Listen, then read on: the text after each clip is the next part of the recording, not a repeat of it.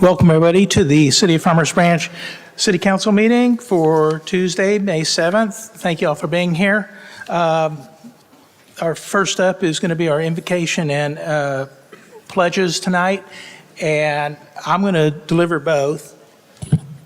But before I say the prayer, I just want to say last week we had the Mayor's Prayer Breakfast that was sponsored by the MetroCrest Chamber, and 4 city mayors got together, as well as some other officials, and Bishop Burns of Dallas, and we were each assigned a topic to issue a prayer on.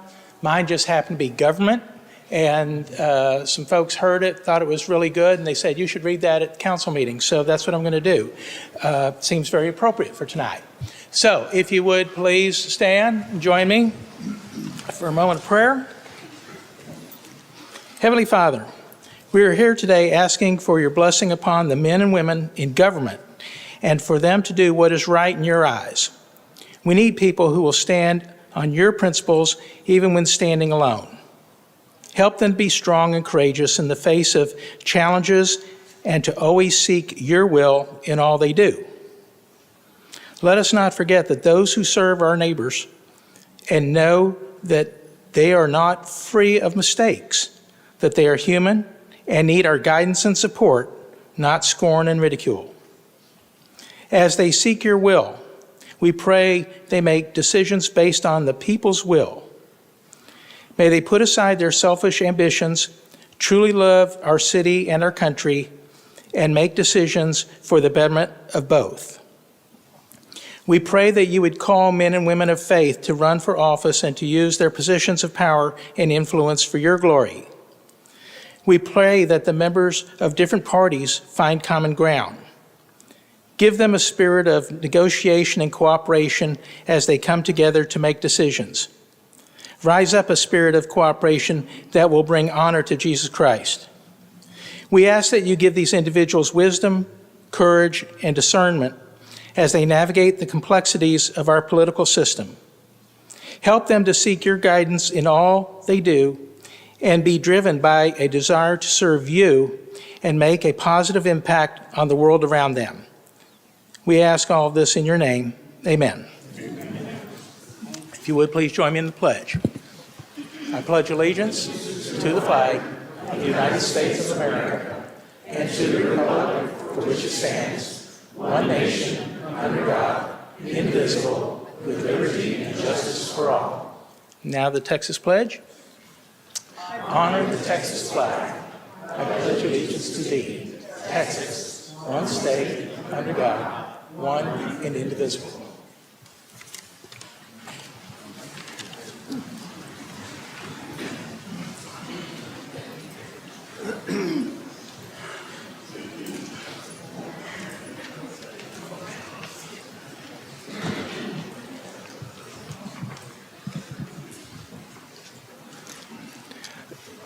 So next up are our ceremonial items, and the first is G1, which is a presentation of ceremonial items and receive remarks from our outgoing city council members. We had elections this past Saturday, and we have 2 council members that are going to be leaving us, and so I would like to invite Councilwoman Tina Bennett Burton to come down and receive a couple of gifts that we got for her.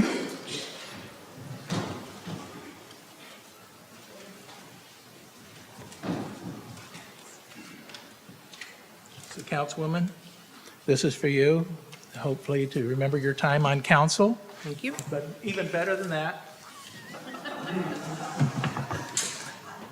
is the street sign. I wish I knew how to twirl it. But look for her. She may be standing outside her business twirling her sign. So, but anyway, if you'd like to say a few words. Sure.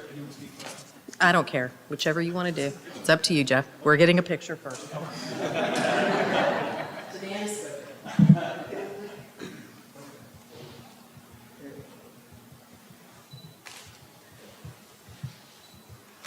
Thank you.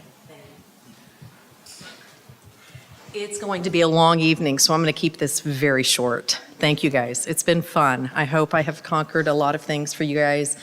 I would like to remind the council and any future council members or board members, we are elected by the residents to represent the residents, not to replace the residents.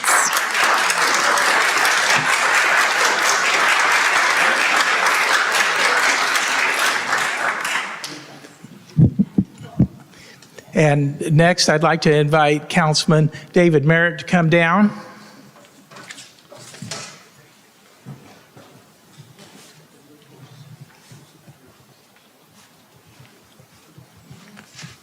So I hope that you'll hang that on your office wall someplace. That looks really nice. I will make room for that somewhere.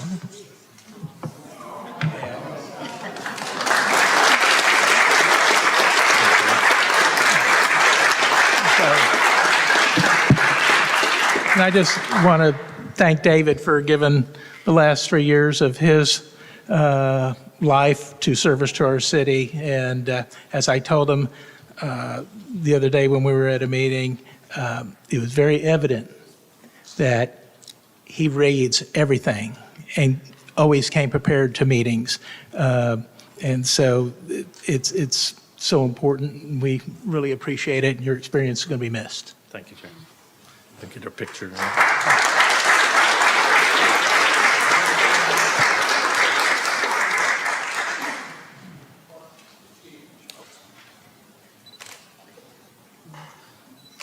Thank you. All right. Let me get my folder out.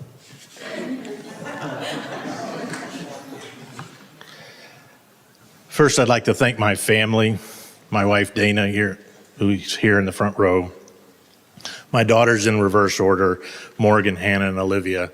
It really does take a family to serve the community. I really couldn't do this without them and their support.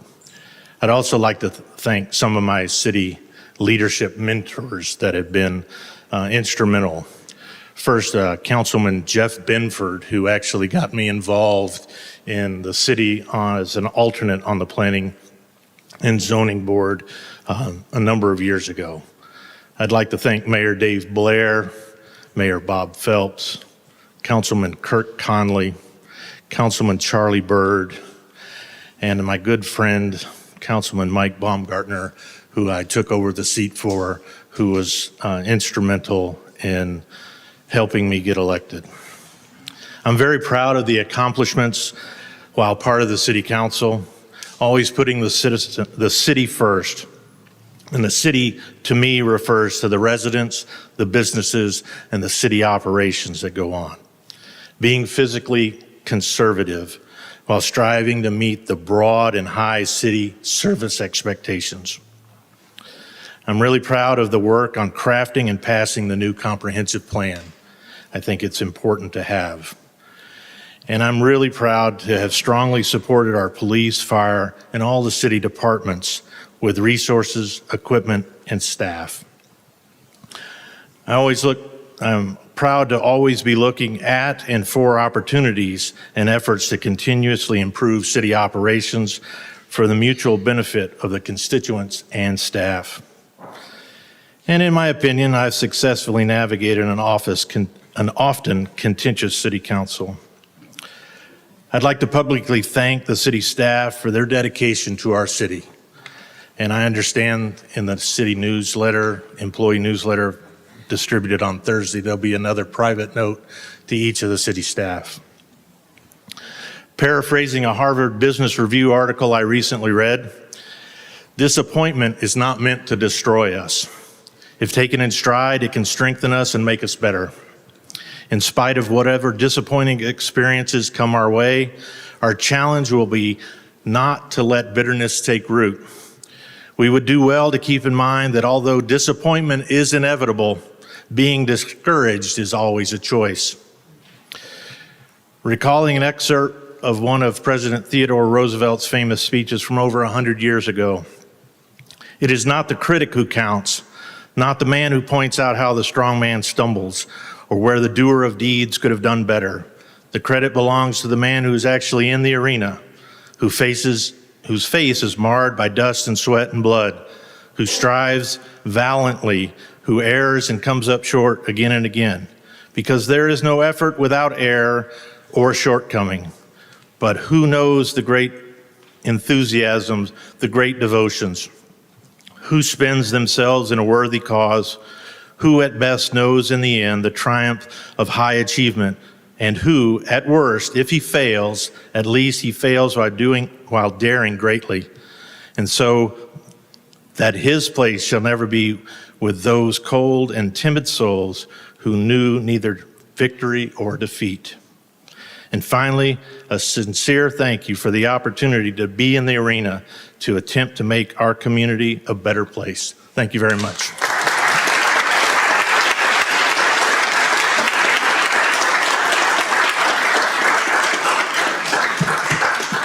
Again, thank you both.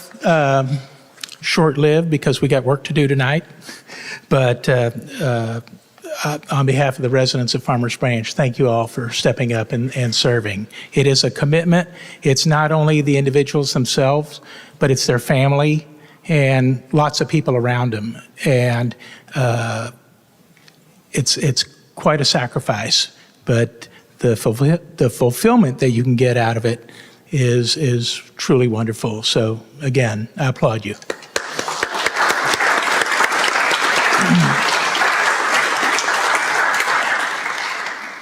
So next up is item G2, which is to recognize the Parks and Recreation employee Roberto Sarabia for his second place finish at the Texas Recreation and Park Society State Equipment Rodeo.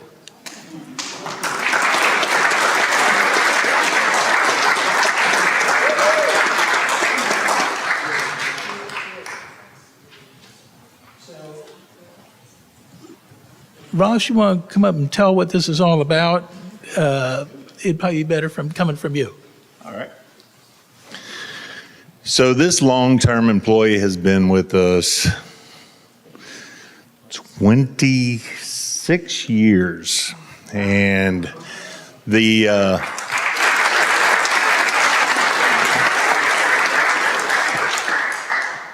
this rodeo is a statewide rodeo. And one of the events is backpack blower competition, and he's actually navigating a tennis ball through wickets over a course, and he got second place for the state.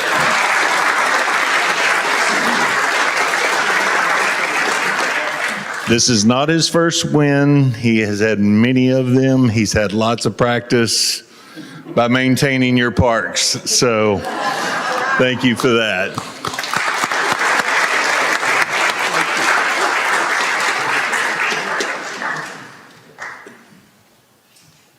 Okay, not his first rodeo.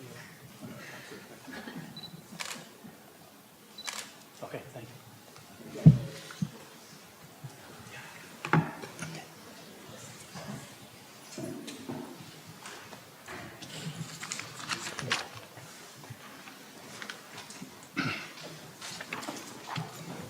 And now we have items of community interest for this council meeting of May 7th, 2023. How do you like the look of our new lobby? We have consolidated services at our new expanded customer service desk where citizens can get everything, almost everything done at City Hall in one central location. Council members will host a grand reopening of the City Hall lobby on Tuesday, May 21st. At 5 p.m., and of course the public is invited. We've also reinvented the seating here in council chambers, as you may have noticed, as an extension of the lobby redesign. These new chairs are easy to reconfigure for meetings, for town halls, presentations, or social events, which has made this council chamber much more flexible. On Election Day, voters approved all but one of the propositions on the ballot. They also selected 2 new council members. All results remain unofficial until canvassed and declared official by this council on May 14th. The new council will be sworn into office on Tuesday, May 21st. Kick off your summer at the Frog Pond. Our city water park opens daily on June 1st. The Frog Pond is your perfect staycation spot, featuring an activity pool for small kids, a lazy river, a lagoon pool, water slides, and much more. To learn more, visit fbh2o.com. The Aquatic Center is also currently offering 2 youth camps, junior lifeguard and junior swim instructor, at a discounted price through the Water Adventure Leader Knowledge or WALK program. Students will learn lifeguarding skills and the proper techniques for teaching swim lessons. Again, visit fbh2o.com. From now through August 9th, our Branch Connection will relocate most programs and activities to alternate locations due to summer activities for children at the rec center and other sites. One of the alternative locations for TBC functions is right out here at the First Baptist Church on William Dodson Parkway. Most TBC activities will resume at city facilities on August 12th, and you can get all the updates at thebranchconnection.com. Make plans for the next Denton Drive Live concert on Saturday, May 11th, bringing a Latin sound to our historical park. We'll have Fusion Latina and Havana NRG. The concerts are always free and open to the public. Learn more at DentonDriveLive.com. You may also have noticed we have a new tab on the home page of our website called Be Informed. It's one of the large navigation buttons that links to future City Council agenda items. There it is, bottom right. Links to future City Council agenda items and a P&Z case tracker so citizens can be aware of items headed to both agendas. The city is also expanding its water rebate program to address outdoor water conservation. Residents who hire a licensed irrigator to inspect their system and submit an application will receive a $50 rebate on their water bill. Learn more and submit your application at farmersbranchtx.gov. Orrin Good Turf has been temporarily closed due to recent vandalism. Damage to the electrical and fence panels occurred sometime last month. Parks crews have begun making repairs. However, an estimated reopening date has not yet been set. Also, residents on the west side of I-35 will now have an additional trash collection day beginning the week of June 3rd. Pickup in this service area will be on Wednesdays and Saturdays. Recycling and brush will continue to be collected only on Wednesdays, and your bulk pickup week collection day will still be Wednesday. For questions, please call 972-919-2613. And as always, you can sign up for City e-News at farmersbranchtx.gov. Mayor? Thank you, Jeff. Councilman Jackson? Thank you, Mayor. I just wanted to take a minute to note that I'm wearing pink tonight to honor my mother and all the mothers in the room and watching tonight as we approach Mother's Day this weekend. And also, we lost a very special lady last week here in our city. Her name is Mary Natho. I don't know if maybe you can see her picture on the screen, but we honored her yesterday, and her favorite color is pink. Beautiful lady, very accomplished pianist. And so she played all of her own music at her funeral. It was beautiful. And I just want to honor her tonight, Mary Natho. Thank you, Councilman. So before I get to the report on study session items, it gives me great pleasure to announce that just a little while ago in study session, City Council authorized moving forward, and pickleball, the National Pickleball Tournament Championships will be in Farmers Branch again November 1st through the 10th of 2024.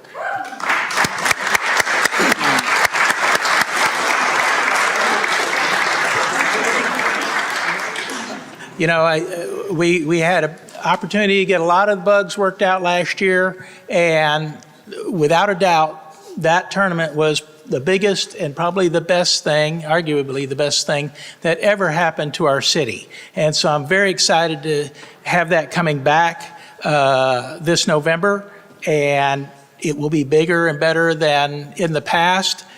There's been a lot of consolidation in the pickleball world, but you'll see the top players here, and so this is a good thing. We're very excited and can't wait to have this event come back. So be on the lookout for that, and of course there'll be information in Branch Bulletin and all of that. We did have our study session earlier today and managed to get through it completely. There were a lot of items on our discussion agenda this afternoon. I'm not going to cover all of them, but we did spend some time talking about comprehensive plan and what our city is going to look like over the next 25 years. And so how are we going to implement the 2045 plan that planning and residents worked on together? And so really important that folks know this is not something that was dictated by staff.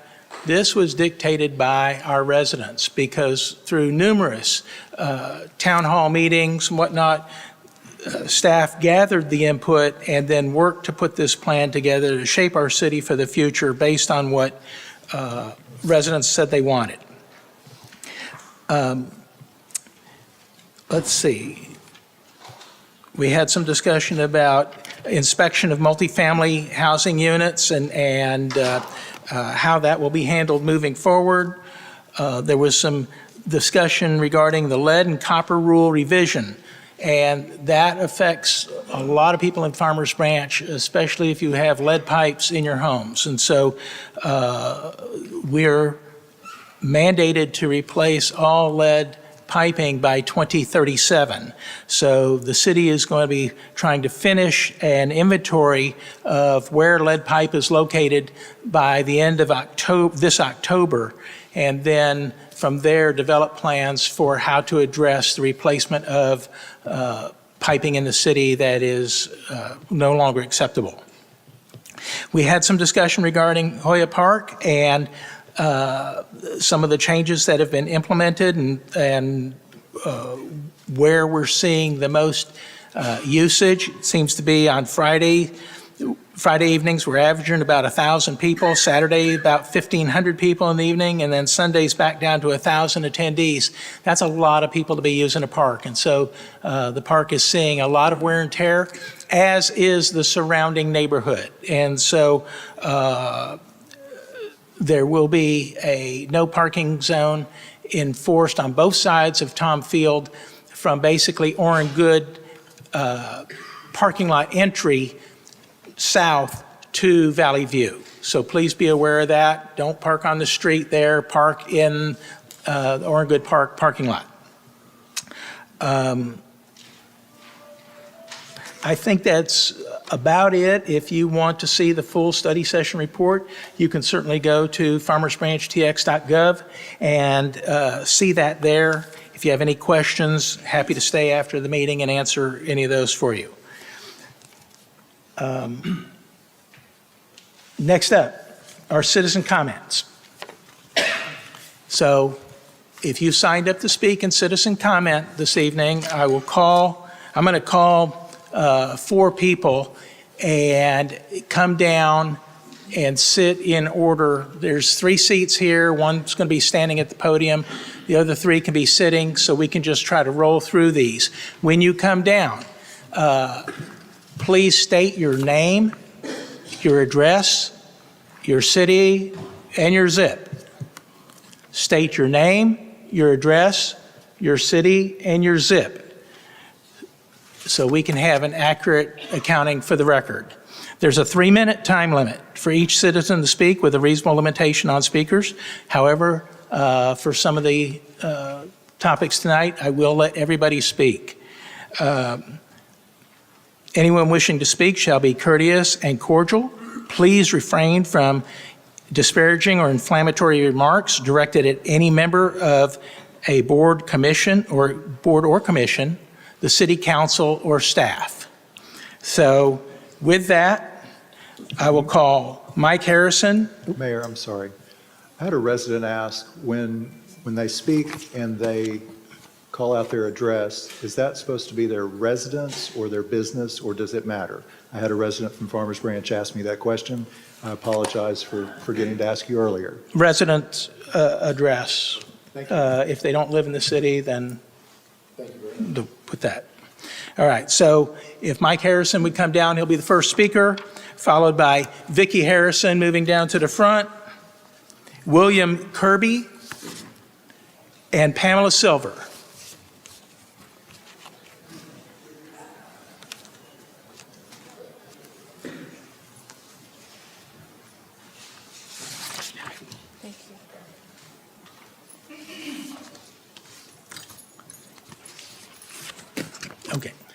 Mike Harrison, 3706 Ridge Oak Way, Farmers Branch, Texas, 75244. I would like to thank the two members of the City Council that are terming out for the service, commitment, and dedication.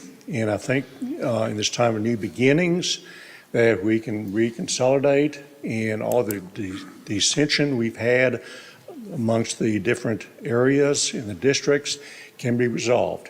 And we can start a new beginning and a better time. I would also like to see better and new town hall meetings where all the areas can get together just to have a general one-on-one or group discussion instead of having a 3-minute limit for citizen comments. But I'd like to thank you two for your service and dedication. Thank you very much. Thank you. Next up is Vicki Harrison. Vicki Harrison, 3706 Ridge Oak Way, Farmers Branch, Texas. Members of the City Council, I am speaking to express my deep disappointment and concern regarding recent ethical and moral violations that have come to light within our city leadership. It is disheartening to see those entrusted with upholding the values of our community sometimes fall short of standards we expect and deserve. As a resident of Farmers Branch, I hope to hold our city officials to highest ethical standards, expecting them to act with integrity and accountability in those roles. When these standards are compromised, it erodes the trust, and that is essential for effective governance, and it undermines the fabric of our community. Regrettably, actions of Mayor Terry Lynn have raised serious doubts about commitment to these principles. In light of these concerns, I find myself left with no choice but to file formal complaints against Mayor Terry Lynn. I urge the City Council to thoroughly investigate these allegations and to take appropriate action to uphold the integrity of our city government. Our community deserves leadership that is transparent, ethical, and accountable to the citizens. Thank you for your attention to this matter, and I have a packet and a flash drive to give to the city attorney with the appropriate documents to file. Thank you. Next up is William Kirby. All right, I will keep this brief. 3411 Ridge Oak Way, Farmers Branch, Texas, 75234. My name is William Kirby, and longtime listener, first-time caller. Just wanted to say, first and foremost, thank you. Not only to you, Mr. Merritt and Ms. Bennett Burton, but to all of you. It seems like this is going to be a long night, so hang in there. That said, the reason I am here tonight is to offer the council and whoever will take it a small challenge. And I use that word very intentionally because while I don't think it's particularly difficult, it is not unstressful. So we'll get to that. As you may know, May is National Bike Month. Last year, we proclaimed it, and then, unless I'm mistaken, we proceeded to do nothing about it. So that was a little disappointing, but practicing patience, I know there was a lot going on last year, so since that time, we've finalized the comprehensive plan. We have done the active transportation surveys and studies and workshops. I think we're still waiting on info from Kimberly Horn, but it's going to be a lot of information and a lot of citizen input that you have to sort through.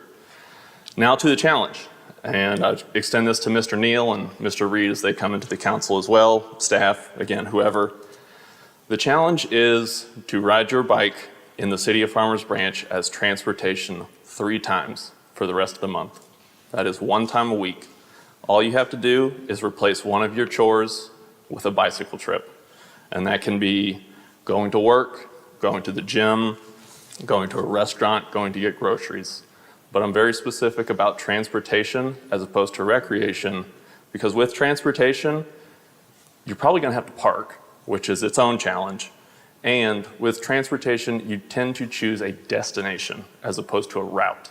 And with that, you can expose yourself to traffic and road conditions that you might not otherwise be exposed to, but that people who have to use a bike as transportation are exposed to every single day.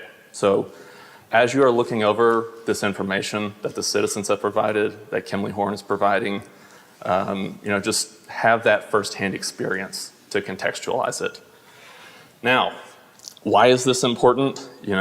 Beyond the health, traffic, environmental, equity, all of these reasons, the citizens want this. And I tend not to like to speak collectively, but the comments in the active transportation surveys, the comprehensive plan comments, people spoke overwhelmingly positively about active transportation in the city. They want it.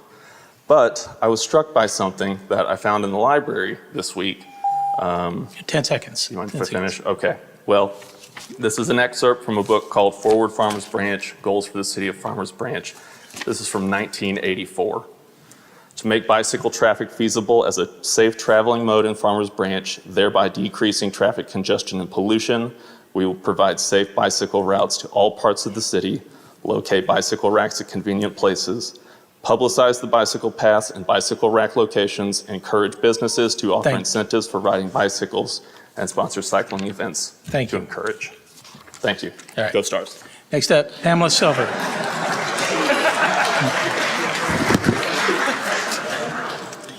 First, I want to say thank you, Tina, and thank you, David. I know that both of y'all care about this city. I know all of you do care about this city, but here's what's particularly important about that, is you listened to me. Terry, you listened to me from the very beginning with our whole wall screw up, okay? You stood there and you advocated for us in your previous position as a council person. And I'm very thankful for that. Thank you for your service. That said, and thank you very much for getting the code passed. And I know there's a second wave coming to deal with other issues with neighbors who are running businesses from their home. I burst a blood vessel today at lunch because we are still having difficulty identifying them as breaking the code. So I'm going to invite each of you Thursday morning to join me in my front yard at 7 o'clock to see how many employees show up. There's usually anywhere from 3 to 6. Some of them are now living in the home with this fellow. They show up and they load up, and then they use our circle and street as a means to stage their cars, blocking off our exit access to get out or emergency equipment to get us. I am now a 3-time cancer survivor. I don't know when I'm going to need that ambulance, okay? But if I need it in the morning or evenings when they're staging their equipment, it is a commercial operation. They're making loads of money, and they're paying their people out of a paper bag in the middle of the circle. I don't know what else constitutes an illegal business. So I would like for all of you to show up. I will have Whataburger taquitos for you and coffee. The other thing, and I will say I got a little upset again when I got here this afternoon before the study session because I saw all the code enforcement vehicles outside. Again, a reason for not having people to judge that they're doing this. And then I had an aha in that study session. It dawned upon me as clear as day. We gain a lot more money servicing multi-unit inspections instead of homes.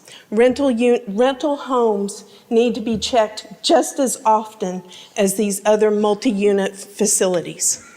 And so now I've voiced my opinion on this whole thing. I hope you are listening to me again. Please listen to me. You don't want to live next to this guy. He is a menace. On that note, I'm also going to take out another point. 10 seconds. We identify this community as the branch. It's a village. I want it to stay as a village. I don't want horrible things coming in after all the good money we spend and good efforts we go through. We have Dallas and Addison as entertainment districts. Thank- We don't need Card House here. Thank you, Pam. Thank you. Okay.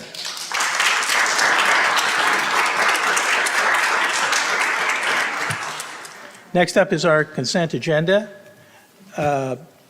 Council, I'll entertain motion to approve the consent agenda. Mayor, I approve the consent agenda as presented. Mayor, I'll second it. Thank you. We have a motion and a second. If you would, please indicate your vote accordingly.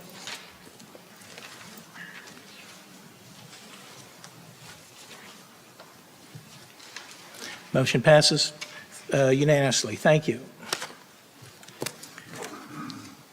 Next up is item L1, conduct a public hearing and consider adopting ordinance number 3858, amending the comprehensive zoning ordinance, or CZO, related to card rooms, and take appropriate action. Thank you, Mayor, council members. This proposed amendment was triggered by an application that the city received for a new and unlisted use for a card room. Sections 2.4 and 6.3 outlines the process for adding a new and unlisted use through a text amendment into our zoning ordinance. Now, through this process, the city council will need to consider a few items. They need to consider the new use.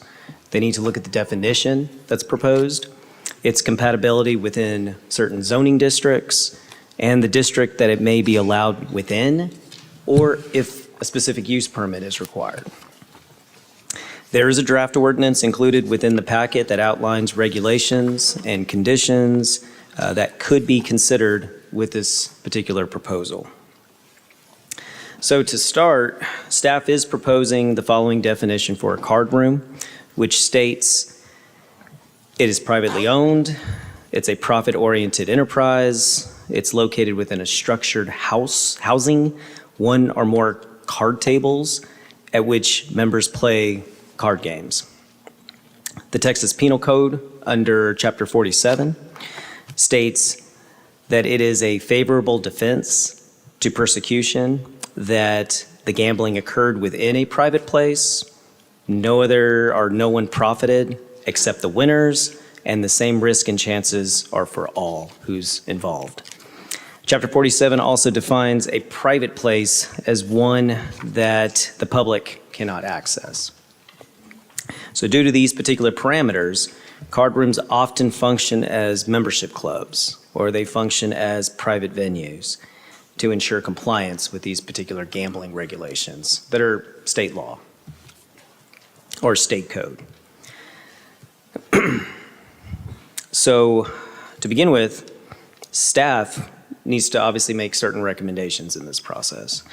And we would recommend that card rooms be limited, or as the ordinance shows that's in front of you, that card rooms be limited to the Entertainment Overlay District.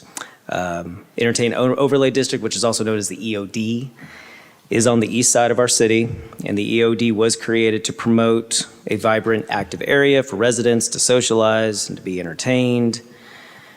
Second, council would need to add this to the use table. Staff would recommend that this type of use require a specific use permit within our Entertainment Overlay District. So there would need to be a specific use permit that's acquired, and it could only happen within the Entertainment Overlay District. And that's all outlined within the ordinance. An SUP, this basically helps ensure certain site design requirements are met. It also helps with the building size, amenities, access is met, and that we're not violating basically the community needs. It's during that process that the city also evaluates traffic, congestion, parking, any impacts. But it also allows for public engagement with the requirement of an SUP. Staff is also recommending that at least one space for every 400 square feet of building space be required as well. It's pretty typical. We typically have that particular ratio for anything that's related to retail. It's a very typical ratio throughout our ordinance. In addition, traffic impact analysis, that absolutely has to be considered as well. If needed, It may be required. It's going to be based on when applications come in. Our Public Works Department determines, or our engineers determine if TIAs are needed or not. So in addition to that, we have something called special performance standards. And so we have certain uses that are in our use table that require these special performance standards. Payday lending, event centers, hotels, motels, they all have these additional special performance standards. And this basically just enables the city to regulate the land use efficiently, and that's basically to achieve certain outcomes that we want. Whether it's protecting, again, protecting health and safety or preserving community character. So with card rooms, we would want them to meet specific development standards. These are all shown on the left side of the screen. I'll just run through these real quick. I mean, you can pretty much read these, and these are all listed within our ordinance as well. But card rooms have to be held within a private venue. No one can be paid for running these games. There's no house bank. Dealers and staff cannot be paid with gambling currency. Games must not favor the house. Card rooms cannot be near schools. We do have a restriction for private schools and public schools. They have to be more than 1,000 feet away. And then city officials also have the right to inspect card rooms as well. And that is another condition that we've added into the ordinance. Card room operating permit would also be required. This is very typical with some of the other cities that allow card rooms. They'll have these additional operating permits. Something like this would have to be renewed with the city on an annual basis. That information is also outlined within the ordinance as well. So the plan does state that the east side will probably remain largely industrial. But it does mention that there's opportunities for creative reuse, and so does the Entertainment Overlay District. It's looking for these types of reuses. And that's why, again, if we're going to see something like this happen, staff's perspective is that we see it on the east side within that Entertainment Overlay District. Notices for this particular public hearing were posted within the Dallas Morning News, April 19th. In addition, staff did send out 952 notification letters to all property owners within the Entertainment Overlay District, as well as 200 feet around that particular district. On April 8th, the commission did consider this request, and they did unanimously recommend denial of the request. Now, again, as I mentioned earlier, staff has drafted an ordinance. If the city council does opt to include card rooms within our use table, and I will continue to stand for questions. Councilman Roman?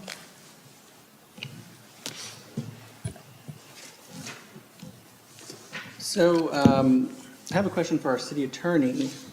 Can you, I appreciate you doing the research, Marcos, on the legalities of it, but I do want to make sure that we involve our city attorney I want to hear what your legal opinion is as you understand the law and whether this type of occupation or business is permitted in Farmers Branch. See, I haven't been asked to research that question. My assumption has been that in the short time that I've been here, that issue was already vetted by my predecessor. I don't know. I mean, if you look at the plain language of the statute, this seems to fit squarely within the prohibition of gambling. However, that's not an issue that we need to be addressing for tonight's purposes. That's an issue that may come down the road in connection with law enforcement. For our purposes, we assume that the proposed use has got to be legal. And if it turns out that it isn't legal, and my recommendation at some point would be to ask for an AG's opinion through the appropriate channels. But if at some point down the road it turns out that it is not a lawful use, like, for example, 8-liners years ago, that's an issue that PD and the AG's office and the DA's office would address, and not us. And so for our purposes tonight, we're really looking at simply nothing more than the clean, pristine question of whether or not this is an appropriate use and nothing else.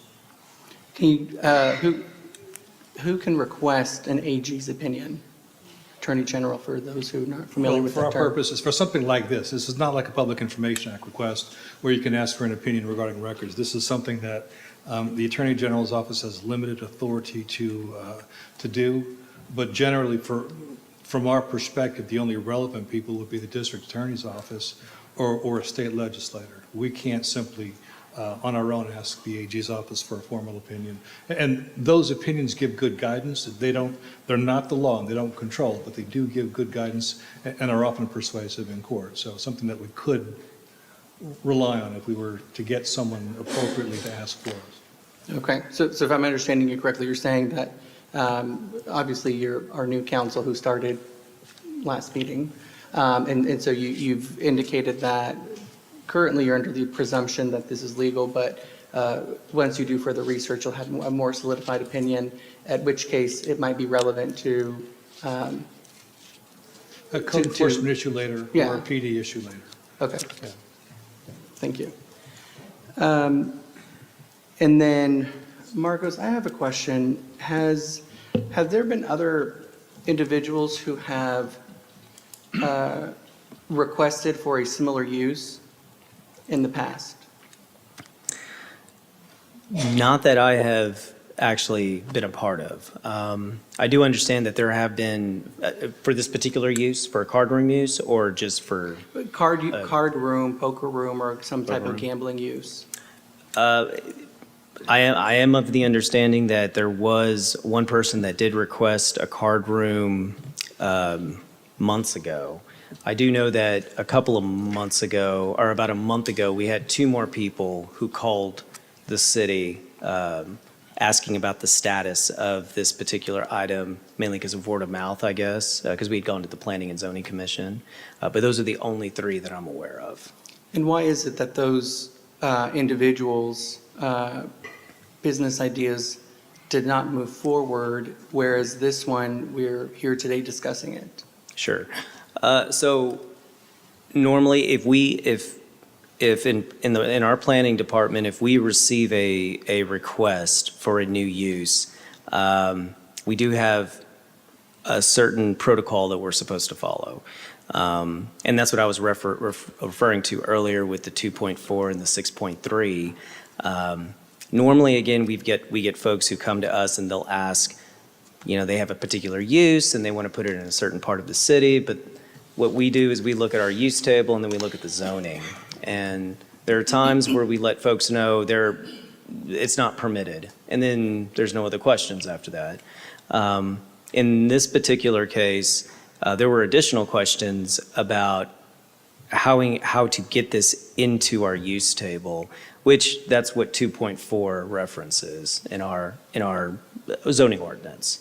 So once you read through 2.4, it crosses over to 6.3 because we're technically amending the text. So both those sections have to be addressed when somebody brings an application to the city, in this case. So I had asked if there were any others that might have come forward at some point. And I counted 4, including this one. One was, it looks like an individual, their name is DJ Draper. And it looks like they were looking to create something similar. The email communication indicates, let's see. Looks like there was communication between staff members where they said, Chet and I have a group that's looking to start a social house in Farmers Branch, billiards, cards, hangout spot. And that was on August the 30th, 2023.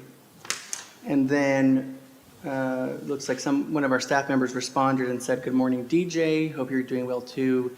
Just wanted to get a little more information. Would this be similar to Texas Card House at 635 and 35 over by Sam Moon?"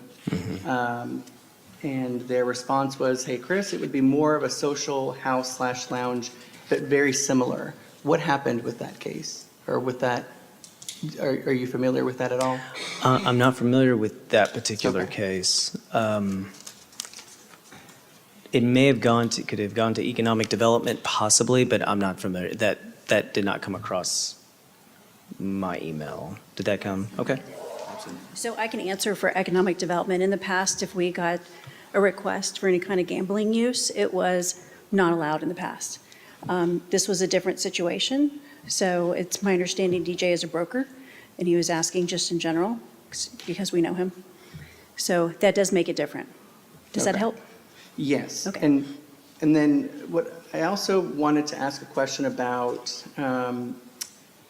there was another project with an individual named Roy Choi, and they were inquiring about a similar use. And on October 3rd, 2023, one of our staff members indicated, I wanted to let you know up front that the gaming component won't be supported by our city council. And then the subsequent email indicates on 10/16/2023, we don't see a space in the city that this concept could improve. So I'm just trying to, it's strange because we have these other instances, and then I have another individual who had called me yesterday indicating that they had approached the city for a similar concept, and they were told no. So it seems very odd that three other people, it looks like the Roy Choi, in one of the emails I read that there was somebody 2 years ago, now it's about 2.5 years ago, and then we have the other individual from, that I spoke to, who indicated they reached out sometime in late July, early August, and now we have, this item here. But out of all of these other ones, it seems like this is the one that had either the least amount or almost no resistance. So I'm trying to understand what is unique about this one that warrants for all of these other people to either not move forward or have their project not given the attention that this one has. Gotcha. Okay, valid question. Well, I do remember Mr. Choi, his attorney, reached out to us in 2022, and at that point, they didn't have a particular site. They were looking for sites around the whole city. They had two options, but they did not own either. And so it was a discussion of, would this be allowed? Is it allowed? We office with planning, so it's a quick 3 steps to ask, does the zoning fit? Historically, in the past, I have meetings every week with the city manager. I keep him up to speed on what's going on. Historically, council has not been recruiting this use. If that changes, you can let me know. But that was in the past. And so that's always been the direction. I can't speak to the use right now. Marcos can. Perhaps the difference is the property owner called, but I can't speak to that particular thing. I can only speak to the pieces that we were involved in the past. And I do remember that. And it started a few years ago, and it really wasn't something at the time that had a specific building owner request information for a use to be adopted in the use chart. Sure, makes sense. I think that's all the questions I have for now, but potentially I may have some more after discussion or maybe any citizen comments if we have any. Okay. Councilman Barrett? Marcos. Councilman Barrett? Yes, thank you. You said on the parking spaces, was it 1 per 400 square feet? Well, it's one parking space for every 400 square feet of building area. I'm sorry? Of building space, Okay. of floor area. So every 400 square feet within that building, I'm supposed to have at least have one parking space outside. And you said that was typical of retail? Or Yes, about- sir. Yes, sir. Typical of like more of what I would consider more of our more intense type retail, not necessarily your mom and pop type stores. That comes with typically a higher ratio, meaning that less parking. But in this particular case, 1 to 400 is just about where we, after looking at all the different uses and then looking at some of how the other cities have handled card rooms as well, we settled on 1 to 400. That can be changed. That is just a general recommendation, just because, again, we really need to address parking also if something like this was to move forward. And what's the ratio for restaurants? Restaurants, it's 1 to 400 also. Same thing. Yes, sir. Yes, All sir. right, that's all I had at this time. Thank you. Thank you. Councilwoman Bennett? How are you? Good, good. So can you tell me, is Dallas still in litigation regarding card houses? That is correct. Dallas is still currently in litigation at this moment. Okay. So my next statement/comment is really so the residents understand that what we're looking at is a CZO, although you're stating that it's for the Entertainment Overlay District, the CZO is a change in the use that applies to the entirety of the city. That is correct. That is absolutely correct. So us changing the CZO, we are changing a use that can affect the general city, although we can add certain parameters within this requirement, as this ordinance does, that it's limited to only the entertainment district. So then why in later parts of our packet this week is there a membership only for the Boardwalk community? I asked this to Ben. Gerari was there on Friday afternoon. Yeah.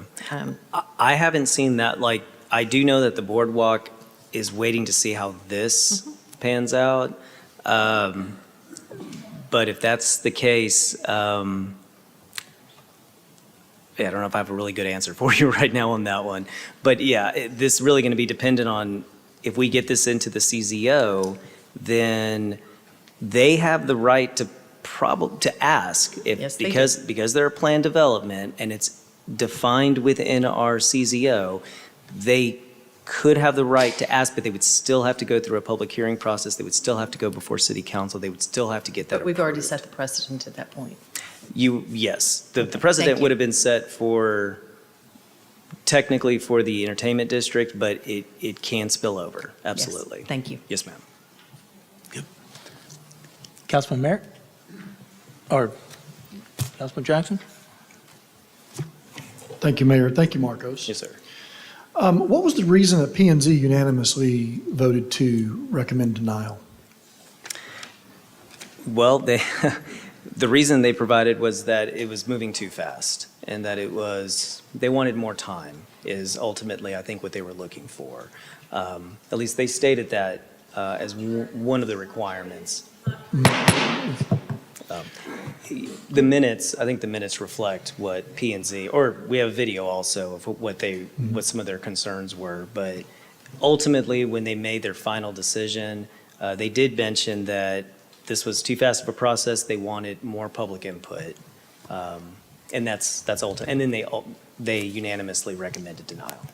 I saw that as well. There was one commissioner that said he felt like things had moved a little bit too fast. Yes, And so sir. that was my next question was, how much time did P&Z commissioners have to study and learn about this item that they were going to be evaluating and before they had to come up with some decision? It was really basically when we sent the packet out, technically. So was that a week? Was that 4 days? 72 hours is our So minimum. 3 days. So commissioners on the P&Z board had 3 days to receive a packet and see a pretty sensitive topic, to learn all they could about it, to prepare to come to a planning and zoning meeting, to ask questions, learn more about it on the fly. Are you a poker things expert? Oh, no, so the last time I was in Okay. Vegas, I saw Celine Dion. And Yeah. I don't know much. Yes. Okay. Yeah. But, I mean, honestly, this was kind of one of these situations also where you have to try to become an expert very quickly. Understood. Yes, sir. We all Yes, sir. live that Absolutely. as council members. So so the second part of that question is, did we seek counsel from outside the city or from someone who might have better understanding of the poker and the laws and whether it's a loophole or gray area or it's black and white? Did we seek? Yes, sir. We did. Who did we seek that from? Kevin Laughlin, our attorney. Okay, so Yes, Kevin sir. Laughlin. Yes, sir. Okay, all right. And Kevin Laughlin said it's legal. We're going to assume it's legal. We heard our city attorney say that earlier, right? Yes, sir. We assume that the business would be legal. Again, we're not looking at a particular business or applicant. We're just talking about, are we willing to add this to our use tables? Yes, sir. Right? That's it. So two different things. It's very important that everyone understand that. Yes, sir. So I've watched the P&Z meeting from April the 8th 3 times.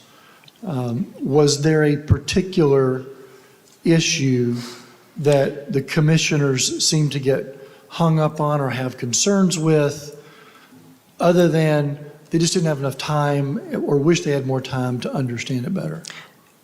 I got the impression that they wanted more time on something like this. And again, like when we get a new and unlisted use, there isn't a study session that's performed. I mean, normally if we're bringing items to our P&Z, it's because they have asked us under the future agenda items when we have our study sessions that they'd like to hear more about X, Y, and Z.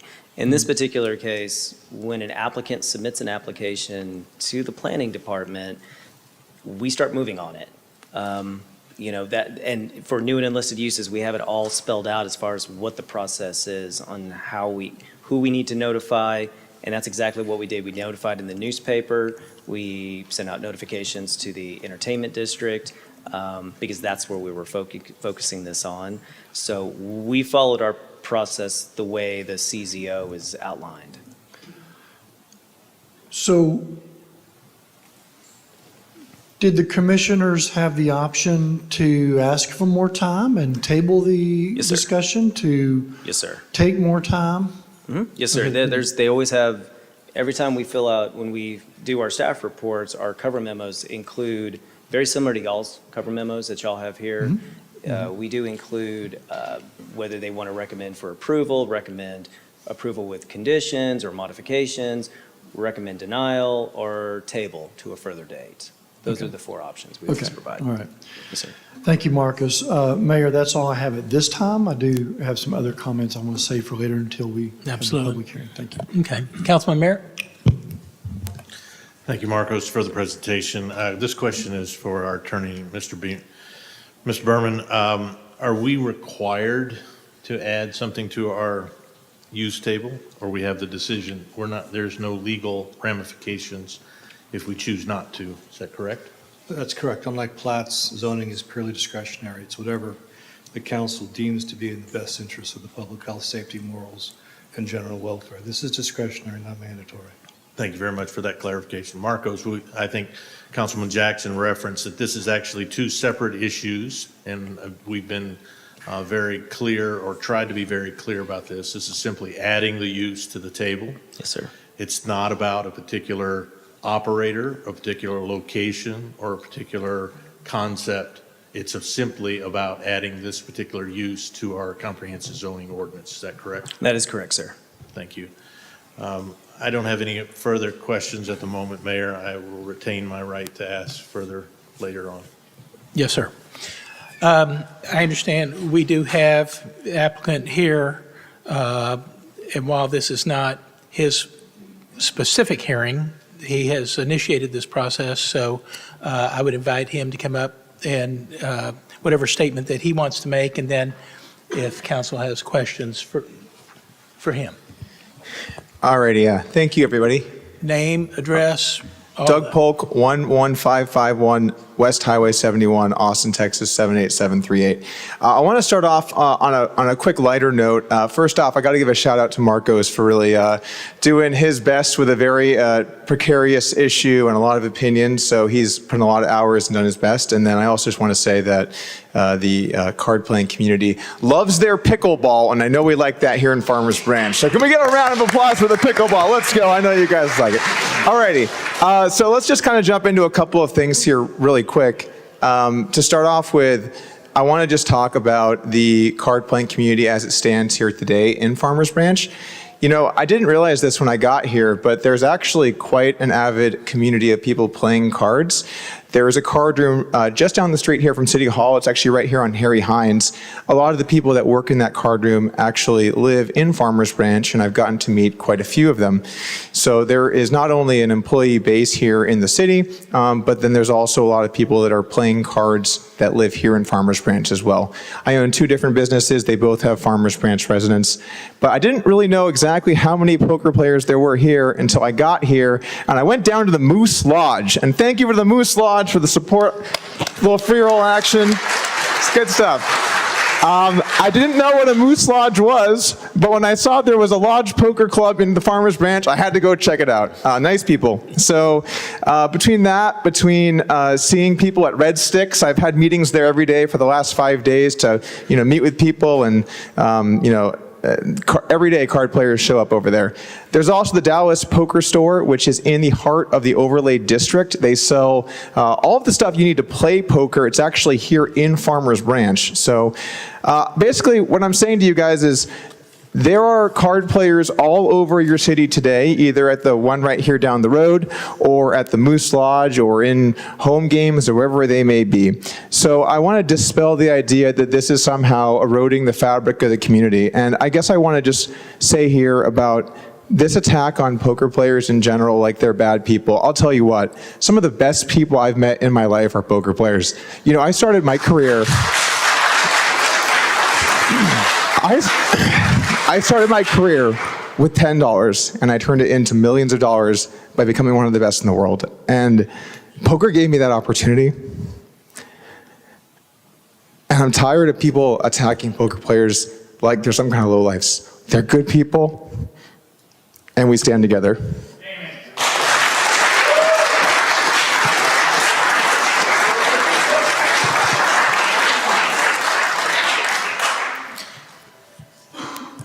So this is a public hearing, and I have a number of people who have signed up to speak. And so again, I'm going to call names. When I call your name, please come down, and there will be some seats here on the first row. Ladies, I'm sorry. I'm going to ask you if you could vote yes, if you don't mind. So I'm going to call 5 names. Please come down, take a seat, and then when it's your time to speak, name, address, city, zip code. You'll have 3 minutes, no longer than 3 minutes. As soon as the light turns red, that's it. Okay? So no extra time on this because we have so many speakers to get through. I think I saw Candace Adams leave, so we'll pass her. I'm going to call Terry Anderson, Linda Bertle, Ron Branson, Talmadge Brown, and Jan Burke. That's the first group.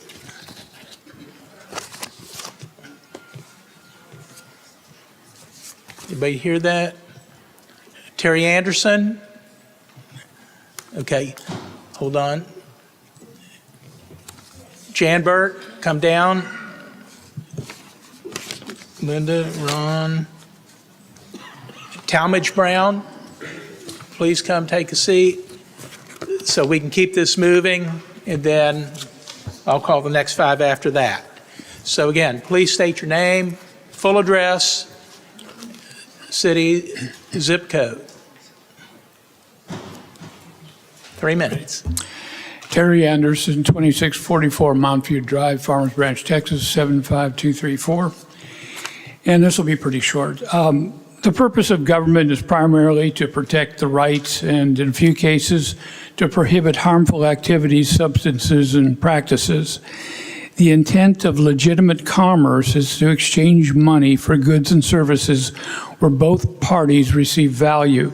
Gambling is an activity where money changes hands without producing a net value of goods or services. The product of gambling is a winner offset by a loser. A small stakes game in a home for the purpose of recreation is a safe and adequate venue for Farmers Branch residents.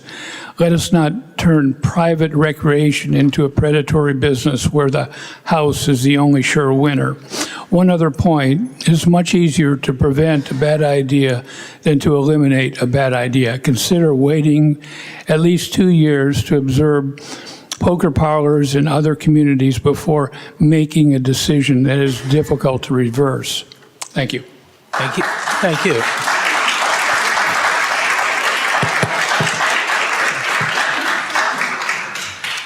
Linda Bertle, 3646 Janelin Lane in Farmers Branch. So first of all, I'm on my way over here and I call my son, who is a gambler, who is a addicted gambler, who lives in Arlington and frequents a card house.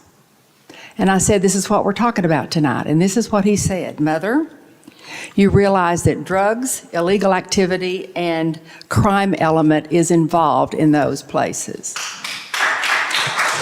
This is from someone who is in these and has lost thousands of dollars in one of these.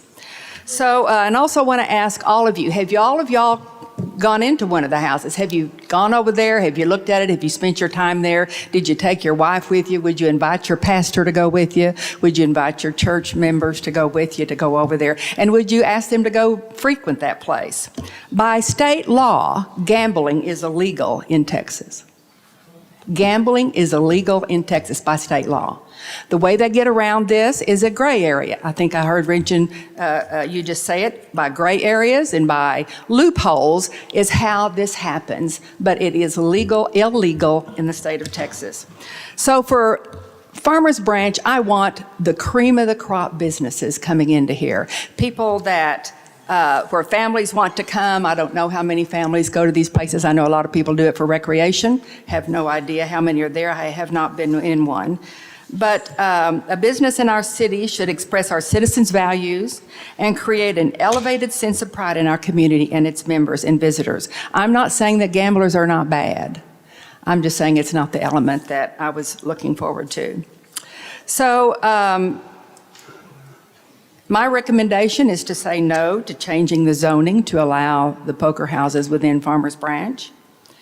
And I want the business to reflect my values and the Farmers Branch values, and this is what I'll end. Let us set the bar higher than surrounding cities, and the house that's over here, the one that was mentioned on Harry Hines, is in Dallas and has been in litigation for quite a while. There's a lot of them in Dallas, and they're trying to reverse what they did in the first place. That's why all this litigation is going on. If y'all have done the research on it, and I have. So let's set the bar higher than surrounding cities and lead the way to unwavering excellence for our city of Farmers Branch. Thank you.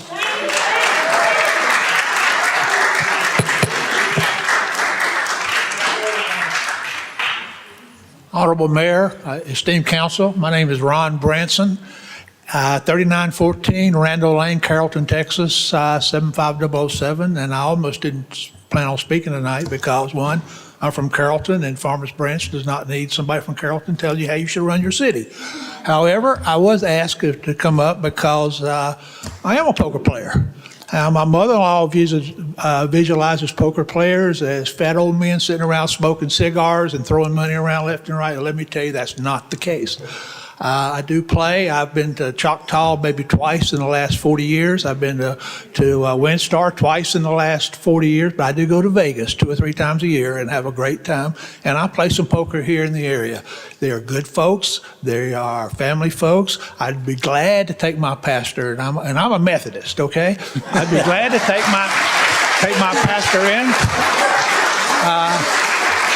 I take my wife in. She doesn't play, but she'd play once in a while just for the fun of it, and that's what it is, because I can go in and I can win a little bit of money. I can lose $50 in about 4 hours worth of enjoyment, have a great time, which is less money than if I go into a movie and taking her out to eat. So thank you very much.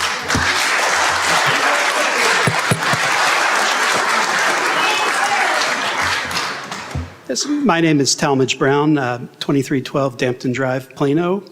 I am a poker player, and I just want to respond a little bit to what I've heard.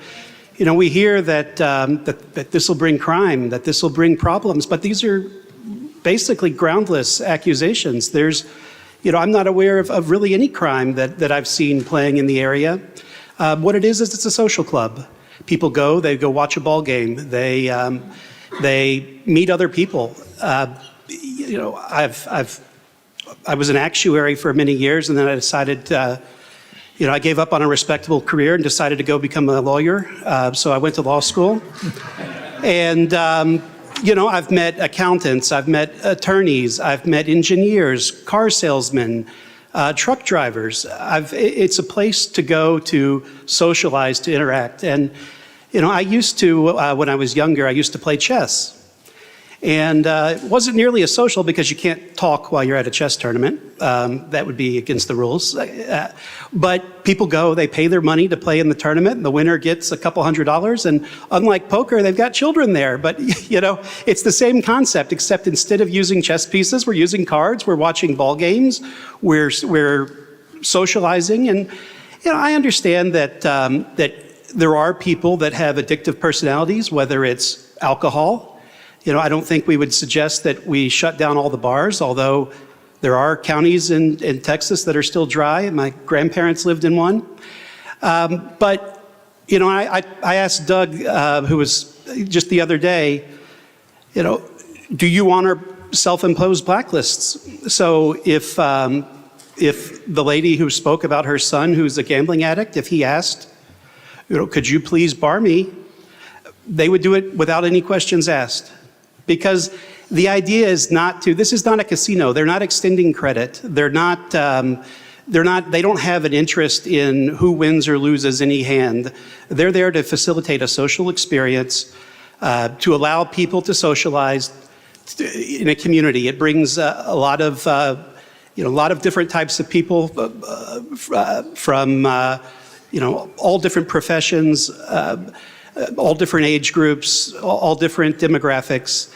And it's really just a pleasant way to go and, spend a Saturday. If this summer my kids are going out of town to visit their grandparents, I'm going to go play some cards. And, that's what we're trying to do. We're trying to socialize. We're in a community. It's not about, there's no crime that's associated with this. And if somebody says that there is, I'd love to see the statistics because it's just not there.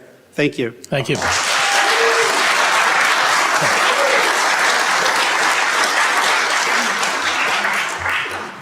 Jan Berg, 3530 Pinehurst Circle, Farmers Branch, Texas 75234. I was thinking about, I did speak at the planning and zoning meeting. I said, this is moving too fast. Dallas is not a conservative city. Farmers Branch is.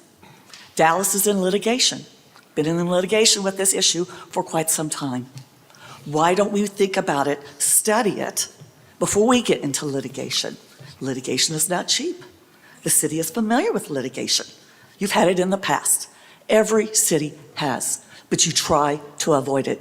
Sir, that's why we hire you as a city attorney, to give the advice. We don't want to make assumptions because we know what assume means. It's important. So why don't we wait to see what happens in the litigation involving Dallas already existing facilities versus rushing in? 4 other people, sorry, Omar, Councilman Omar, I'm sorry, I don't remember how many have applied. But why are we rushing through on this one? Seriously, why? The citizens, we're not saying you can't do that. Just go over to Dallas and do it. Go to Choctaw. I don't care. Maybe Garland wants to have it. Go apply at Garland. But it is interesting. Tarrant County, Collin County, Denton County has ordinances that prohibit this type of activity. We ought to think about that. Just consider it, but I do ask you to hold off, do more further research before we rush into potential litigation. That's costly. Thank you. Okay. The next group, Brenda Broderick, George Broderick, Janet Bird McCarthy, William Cashin, and Young Choi.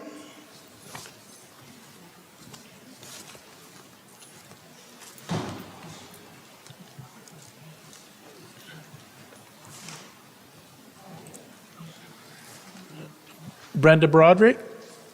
Oh, there you are. Good evening, Mayor and Council. Brenda Broderick, 13531 Rawhide Parkway, Farmers Branch, Texas, 75234. First and foremost, Mayor, I need to apologize to you because I circulated some information that was bad news about you and I did it mistakenly. I sent a forward that I didn't know was that forward. So I publicly apologize to you. I respect you, and I lift you up. I'm not here to tear you or anyone else down. I'm here to lift the city up. Okay. This day, our city becomes unified. I am not a poker player, and many of us are not, and we are good people too. And we love our city, and we are unified as they are unified. I believe that good is going to come to the city and not evil. That which will make a positive impact. That which will procure its betterment. Prosperity will come to the city through businesses that are respectable and upright. We want businesses to come that will serve us and enhance the world around us. We as a city stand strong and courageous in the face of challenges, and we push back against darkness. We will seek God's will in all that we do. My biggest issue is if somebody went to this poker parlor and came out penniless and goes home, then into his wife and children, penniless, then whose fault is it? It's his fault, and it's our fault for being accomplices to his demise. So we don't want to shoulder that responsibility. Mr. Doug Polk, although you're a very nice man, you can pack your bags and go home.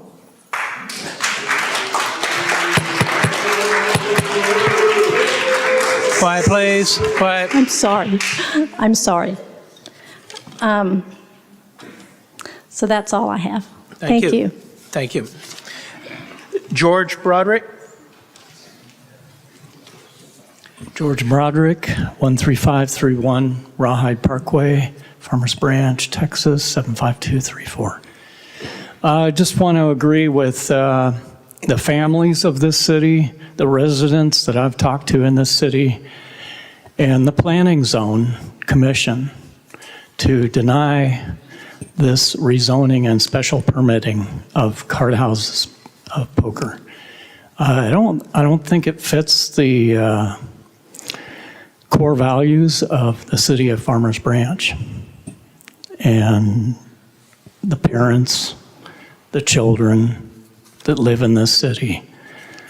So I'm trying to represent those that want to raise families here in Farmers Branch and not poker houses. Thank you.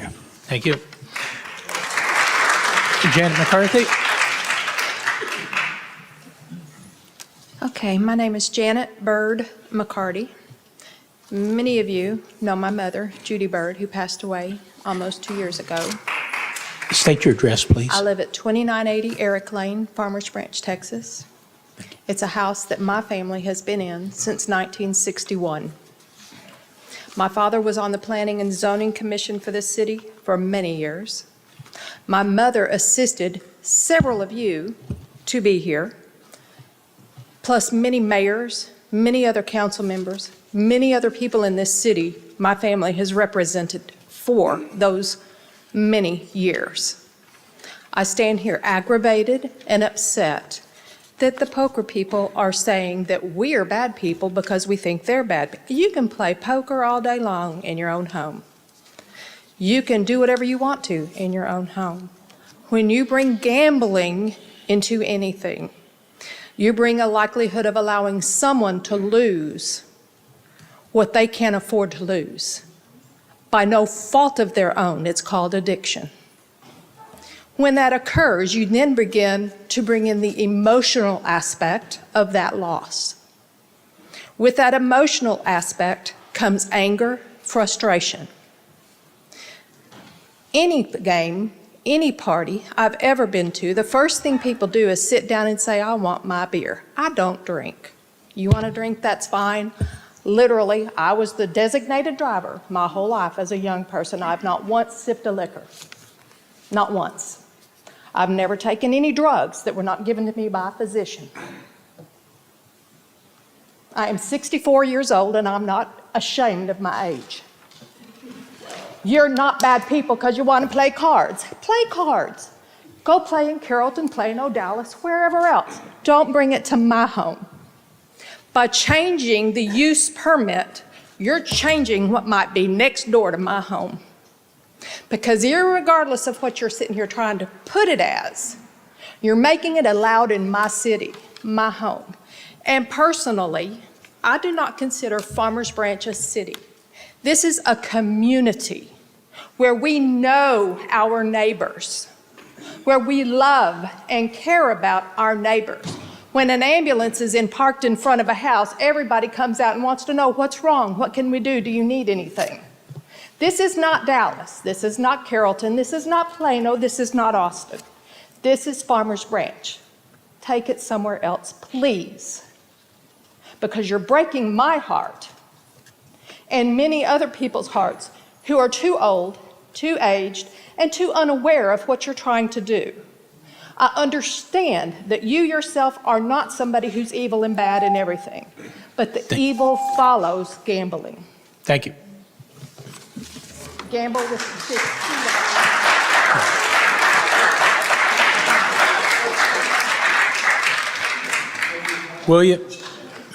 the William Cashin. Yes, sir. William Cashin. I live at 13318 Cinco Street here in Farmers Branch, 75234. Thank you to the city council members for the time tonight. I'm one of the aforementioned poker players. Me and my wife moved here in Farmers Branch 3 years ago. Not much of a public speaker, so I'll keep this brief. We just had our firstborn son last week. Very excited about that. I think this is a wonderful city to grow up in, and we're very excited about it. Thanks. Again, not much of a public speaker. I will just speak to what I know with me and my friend group and about the community that Doug talks about and how everybody else here has talked about in the poker community. Just like any type of activity, there's always going to be the bad eggs that cause issues. It doesn't matter what you're talking about. But I know personally that me and some of my closest friends have always played poker together. It's always been very healthy, and the community that we've built together is something that I'll carry on not only for me and my friends, but it's something that I hope that I can instill in my son later on, responsibly, of course. But that's why I stand here in support of the card room today, because I think that, despite maybe some of the descriptions that poker players may have or some of the prejudices that might come with that, the community that I've always met and talked to, always supportive, and it's always a great time. So that's why I stand here in support for the card room. Thank you. Thank you. Okay. The next group will be Tommy Cox. Oh, I'm sorry. Got ahead of myself.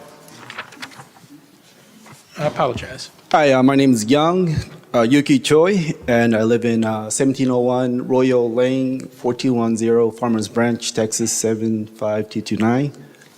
Opening up a new social club, a poker card room in our city will bring many positive changes to our city. One, I'd like to talk about employment opportunities. Two, due to the reputation of the operator, Doug Polk, and his track record in the poker industry, we can expect increase in inbound poker tourists into the city, and of course, tax revenue. And three, I'd like to talk about what I love about poker. So just to recap, opening up a new poker room will bringing hundreds of new employment opportunities to the city. I can look around and see my fellow poker players, and maybe some of you can use a job. The caliber of the owner and operator of the card room, he is a world-renowned name in the poker industry. It's sort of like Michael Jordan in basketball or Lionel Messi in soccer. So let's say if you think about them opening up their soccer club or a basketball club here in Farmers Branch, imagine what that will do.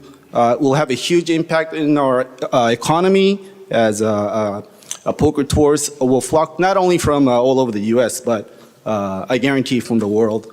And so this will mean more businesses for the surrounding restaurants and hotel and lodging industry, no pun intended. And will increase foot traffic for the surrounding businesses. That would increase tax revenue for the city, which we can reallocate the resources to where it needs to enrich the lives of the residents here.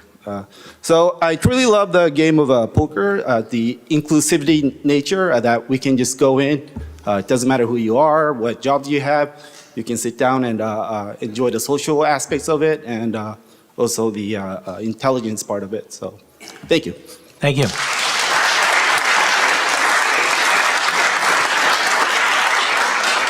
Okay, the next group will be Tommy Cox, Dora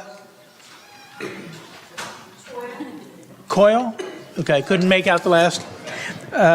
Justin Custer, Sharon, Sharon who lives on Golfing Green. Can't make out. Dales? Davis. Okay, come down. And Chris Davis. So Tommy Cox.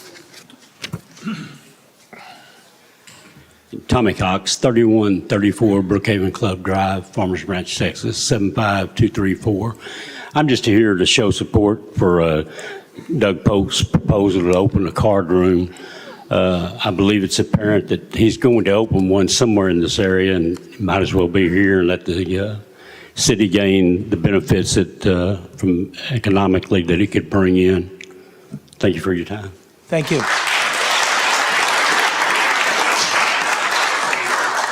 Dora? Yep. Hello, thank you for letting us talk, and I think this process is amazing. Name and address. I am Dora Coyle, 4547 Woodsboro Lane in Plano, Texas, 75024. And I am a 60-year-old conservative Christian poker player. So I'm part of this community. This is my family, and poker and family have gone along with me my whole life. As a matter of fact, it's how my family started. My mother met my father at a home game on a Friday night in 1945 and were married 7 days later. They were together 54 years when Mama passed away, and poker was always part of our family gatherings and things like that.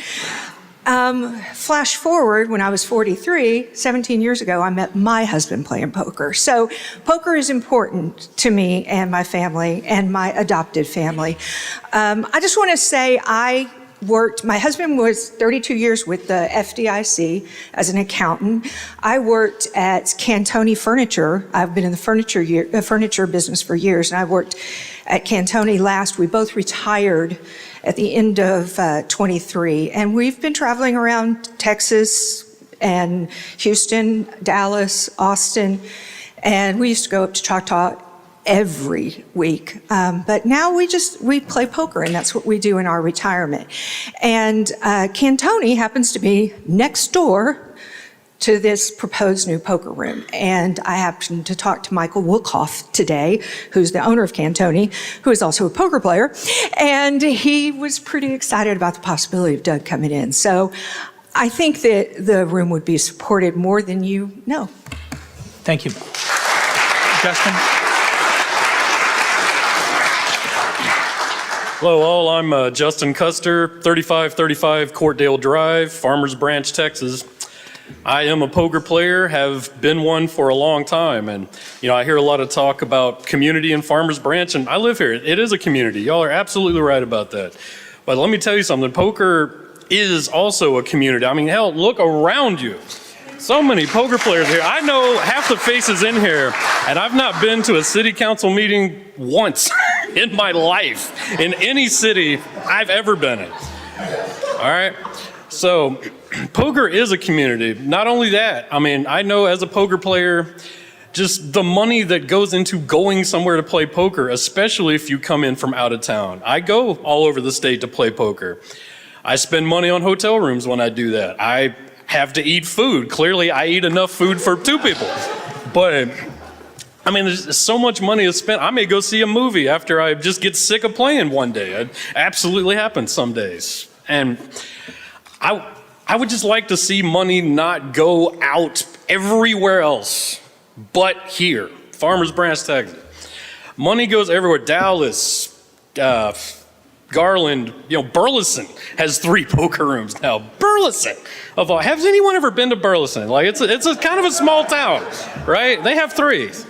I mean, and as far as I know, Burleson has yet to be overrun with, packs of crime-committing marauders or, drug pushers or, whatever else, can be out there. I mean, I don't know. It's kind of like Doug spoke to earlier, like, poker players get a bad rap for being, criminals, drug users, whatever you want to do, But you can have that kind of thing with any business you open, and anybody that doesn't believe that has never seen anybody, doing cocaine in a bathroom of a movie theater. I promise you it happens.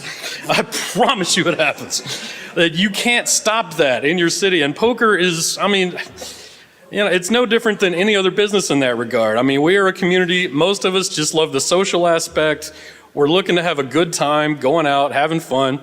And yes, I do also bring my wife to poker rooms. I would bring a pastor if I went to church, absolutely, 100%. It's like, I have no issues with poker. I just hope you guys will consider just the potential benefits and the tax revenues rather than just looking at the negative side of, things that people bring up. But I don't know, I didn't really come prepared, but thank you for listening. Thank you. Thank you. Sharon? Hello, I'm Sharon Davis. I live at 3254 Golfing Green Place, Farmers Branch, Texas. That's 75234. And I'm listening to both sides of the, arguments or what people are presenting. I like to play poker too, but that doesn't mean I want it in my city. I was raised, literally, I don't. I moved to Farmers Branch in 1982, bought my first home here, raised my kids here, my grandkids here. And I just don't feel that we need to have this in our town. I agree with the lady earlier who expressed that there's litigation in Houston, there's litigation in Dallas. When I had trouble with the Airbnb across my house, when I came to talk to y'all about it, y'all said, we're gonna wait till Plano does this and this and this, and we're gonna see what the litigation is, and we're not gonna make a move, and we're not gonna do anything, so why do we have to rush into something like this?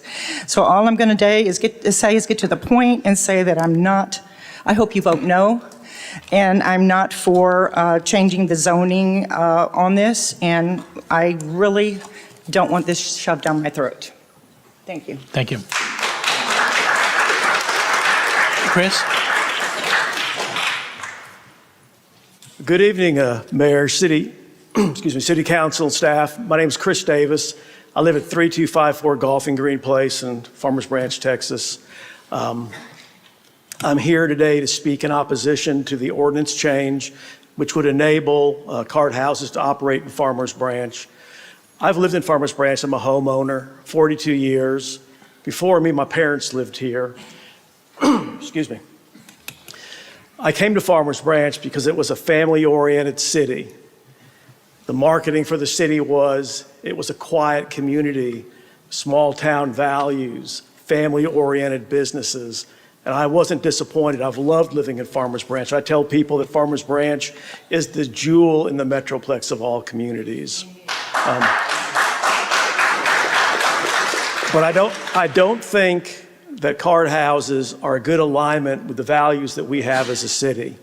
I have concerns. I'm concerned that they do operate in a gray area, taking advantage of a loophole as a private club. I don't feel they're that private if you can go down there and just buy a membership, if anyone can do it for $10 and pay a simple fee to play per hour. I go to the movie theater and pay $10 for a movie. I don't feel like I'm a member of that club. I'm worried that if we allow card houses in Farmers Branch, that we'll have a proliferation of those types of businesses. And I'd like to see more family-friendly types of businesses in the community. I look to Dallas and the litigation they have going in Dallas, and I don't think we should follow them. I think we should apply the same logic we used for the short-term rental ordinance, where there was litigation going on all around the community. And why do we want to step out there and get involved in that? Let's let the dust settle, and then we'll go ahead and we'll create a plan at that point. I don't think we should replicate the mistakes that Dallas feels they've made. I'm concerned about business is being detracted from coming here because of the card houses. I watched the Planning and Zoning Commission meeting where they had speakers come in to speak to it like for and against. There was a business owner that came and spoke out, didn't want it, said he didn't like his business aligned close to that. I took the effort to go down to the card house on Harry Hines 3 times, not to go into it, just look at the parking lot and stand out there. I got to tell you, if I was a business owner looking to open a business, I wouldn't put it down there. It was kind of a sinister feeling to me.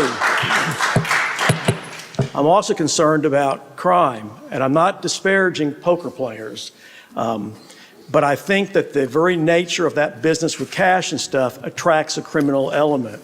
And a simple Google search, you can look and see that there was a big problem just last year in the Houston area with Texas Card House, with a big shooting in the parking lot and people being injured. It wasn't the first time it's happened to them. Thank you. Thank you much. I ask you to oppose it.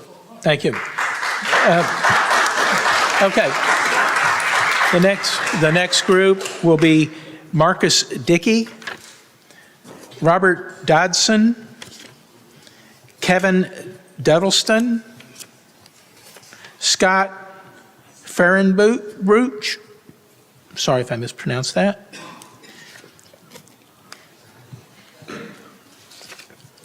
and Ben Friedman.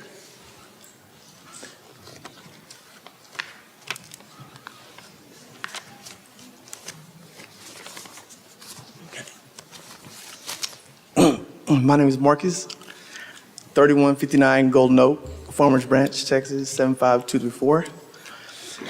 I grew up here, went to McLaughlin, Vivian Field, Turner. My son goes to Farmers Branch Elementary. As someone who has played poker professionally for years, I would love to see a card room in Farmers Branch. For years, I would go up to Carrollton to take a bus up to WinStar every single day, and that costs money, and I'd like it to be here locally. I know a lot of people here, they see movies where you go into this dark poker room or whatever, but it's not like that. If any one of y'all went into a Texas Card House, or y'all would see that, everyone's friendly and nice, and it's a fun environment. So I ask that y'all support the poker room. Thank you. Thank you. Robert Dodson. Robert Dodson. Kevin Duddleston.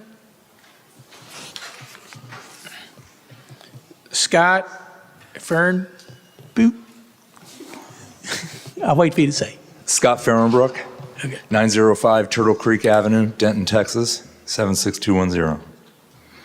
I'm a Texas business owner, also a Marine Corps veteran, and I support the poker community. Poker houses around Texas are similar to country clubs. They are private clubs. You join the club. There's no other money exchanged within the club. I've been playing poker for over 20 years, all over the world, actually. But I also support local businesses, and a lot has been said about the business and economic reasons why I think a poker room and a poker business here in Farmers Branch would be beneficial to the city. But most importantly, I want to bring up and re-endorse Doug Polk's reputation as owner of the Lodge Poker Club, or Card Club rather, in Austin, Round Rock rather. And just him and his business partners, their reputation, the quality of business that they run. I run a business. Everything is about integrity, serving our customer, and growing our business. They're looking to expand their business. They're business owners in the state of Texas, and I think there's a benefit to that as well. Hey, listen, I'm a father, 4 kids, I've got 3 grandkids now. I understand the moral and ethical stand that a lot of people have spoken about, and include especially the residents of Farmers Branch. I don't live here. I'm just here to support Doug and the business proposition to the city. And thank you for your time, and vote yes. Thank you. Dan Friedman? Good evening, board member or members of Farmers Branch. Ben Friedman, 3658 4 Circle, 75234. I'm in support of the poker room. I'm an avid poker player. Don't do it for a living, or else I'd not be able to pay my rent. But I do enjoy it for the social aspects and the camaraderie. Where this poker room is going to be potentially located is it's not in a residential area. There are no houses around it, so if you don't like poker, don't drive through the neighborhood, I guess. There is a good barbecue place though right around the corner. But I'm here to support Doug and his problems from a crime standpoint. Very well guarded, lots of security, and I think when you have that kind of presence, then it keeps the wrong people away. And if they happen to find their way in there, they're probably going to be taken care of real quick. So I thank you guys for your time, and I am in support of the poker room. Thank you.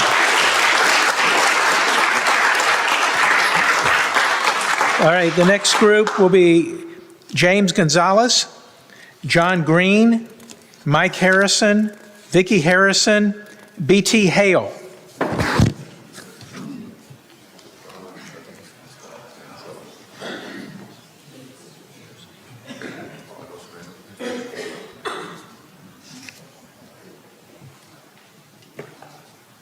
Hello, council members. My name is James Gonzalez. I live at 2719 Mark Twain Drive, Farmers Branch, Texas, 75234. I've heard a lot of people speaking about what they don't like about it, what they like about it, and I think, excuse me, a lot of people don't understand what poker is. They group it in with casino gambling, which I'm adamantly opposed of. We have a lot of things going on. We're getting a big push from these casino corporations trying to come in here and basically rob us, which is what I think the casinos do. Poker has nothing to do with that. Poker changed my life in a big way.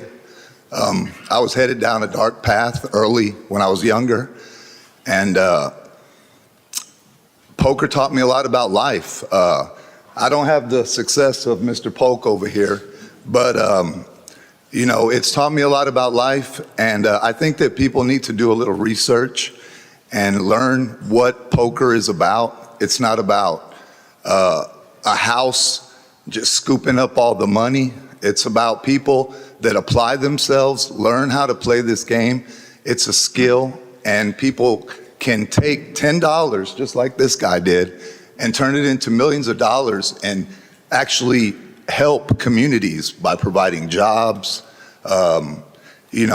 Poker it's unfortunate that it's grouped in a basket with casinos, but we don't live long. None of us can live to 200 years, and we don't know what we don't know, basically.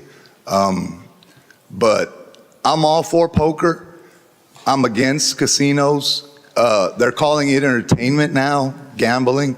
I'm not with that, but poker is actually a game of skill. We wouldn't try to bar a chess club or anything. And I don't really drink, but I don't know if there was all this opposition for all these new bars that we built here, which is with people with addictive personalities are gonna drink, but bars have a social aspect as well.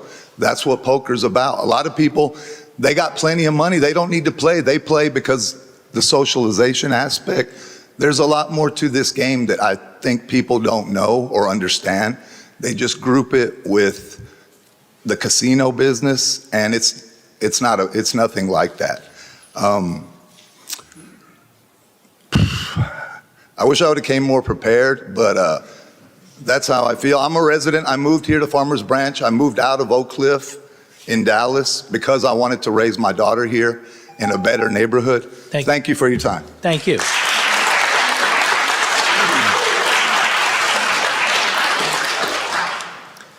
Good evening, Mr. Mayor and councillors. My name is John Green, 701 Brandon Way, Austin, Texas, 78733.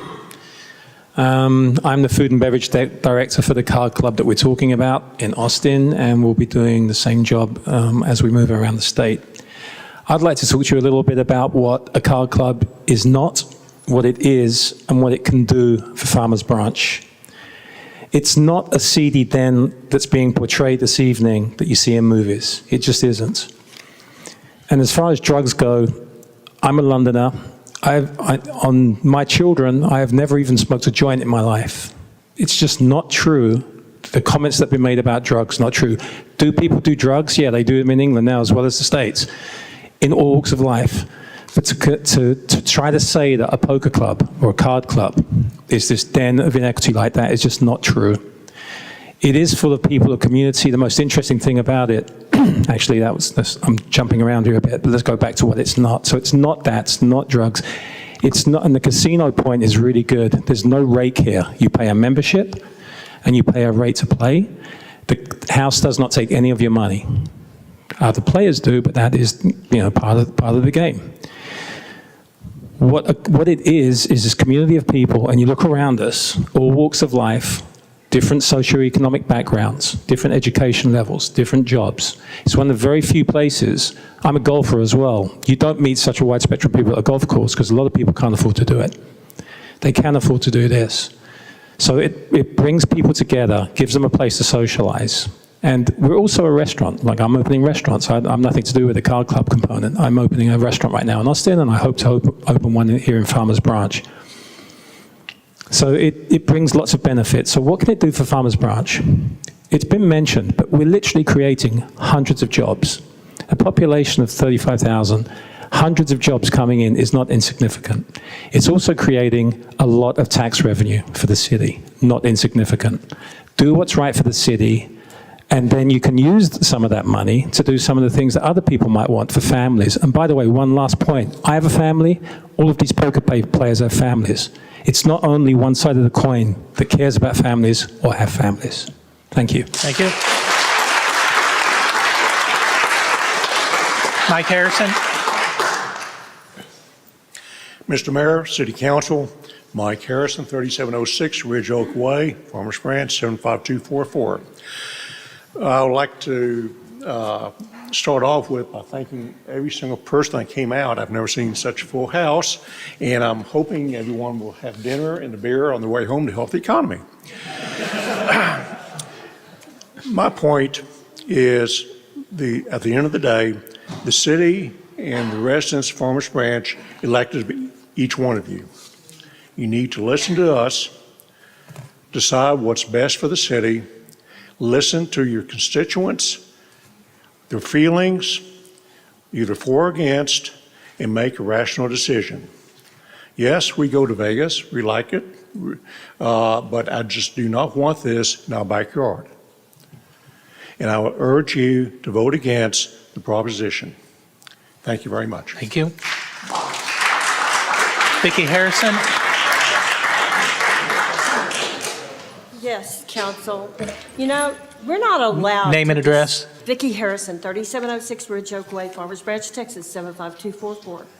You don't allow us to disparage people, but you're allowing these people who don't live here to berate us, to characterize us. First of all, why aren't you listening to residents instead of spending all this time listening to people who don't live here? A lot of them are not in this state. Why isn't this? You were elected on the basis of transparency. It wasn't transparent if you were taking political donations from them. It wasn't transparent when all of these negotiations were going on before you ever told the citizens you were considering this. We used to have a city where we discuss things openly. That's not what's happening in this situation. And as I said, the very idea that you expect us to sit here and be berated, and they've marginalized us, characterized us. They don't know a thing about how we feel about them, and no one has judged them. They're judging us. So if we don't want a certain enterprise in the city, that's what we should be talking about. And the very idea that we even have a council person who berated the entire Planning and Zoning Commission for a vote and did it publicly. I don't know what's happened to this city, but I do know what's happening tonight is not listening to your citizens. This is a show. Elderly people couldn't get a seat because they were here and they never got to speak. You didn't give preference to citizens to speak. So I don't know what's happening here. And it's disappointing, very disappointing. And there again, we're not supposed to call out people, but a council person can call out an entire board. I think you need to take a long look at the way you're behaving and the things that you are allowing to happen to the citizens. We're the ones that should be discussing this issue with you and not all these other people. And we don't need to tell them, we don't need them to tell us what kind of people we are, what we want to be, the character of the city. No one's trying to control what they do. Let them go do it. But this is disgraceful that you're putting your own city through this. I don't know you. BT Hale. That's going to be a tough act to follow. So I had my kids help me with building some time extension chips to use today, but apparently those don't work here. Name My name is BT Hale. I live at 5400 Chinkapin Lane, Keller, but I did move to Texas originally in Farmers Branch. I lived at 14555 Tamarisk Lane, 75234. I moved here originally to help take care of my dad as he was battling with cancer. And when I first moved here, one of the things that I noticed about Farmers Branch that popped out immediately was how dynamic, as I saw in your opening, how dynamic and versatile your community is. And, you know, because I drove Lyft and Uber to make money because it's flexible. And I went to the community center to play, you know, open gym basketball every single week for three times a week. And it was there where I got to meet the citizens of Farmers Branch and realize just how much they care about each other and how dynamic the community really is. And it reminded me of my hometown. And so I'm from a small town, Stedman, North Carolina. I went to a small Division I university, Campbell University. And today's vote reminds me a lot of whenever I was in school and what Campbell was going through. They were voting to bring a medical school, to expand the athletic program, to have a football team. And the most controversial point was moving the law school from Buies Creek to Raleigh, North Carolina, a 50-minute drive. And a lot of the people that were against it were like, hey, this is going to change who we are as a university, what our values are. And, you know, a lot of people just didn't think that that was a change that we needed to make. As someone who ended up going to that law school, graduating from that law school after it moved to Raleigh, I can tell you change is not always a bad thing. We're not necessarily going to lose who we are just because we're expanding. I just wanted to just point out, don't look at expanding your community as replacing your community. I'll say that. And then I'm here obviously to promote the poker room because I think poker is a very valuable asset. And this vote reminds me of that because it's like, I get it. I understand. I'm from a small town. I get, you know, my mama would probably be here doing the same thing, you know, because she has these values that she holds dear and she is part of this community. But if you look around, I saw it on your video. We want to build a dynamic and vibrant community. If you look about the people that are here to support, that have come up here to support, even the Farmers Branch residents that have come up here to support, they are a vibrant, dynamic community. That is what you said you're trying to build. So don't hold people's ignorance, not for lack of a better term, respectfully, it's ignorance of what poker is. Sorry, it is. Order. And to finish my time, poker players often know folding the best hand is one of the worst things you can do. In Farmers Branch, you guys are being given the best hand by being able to work with these people. Do not fold it.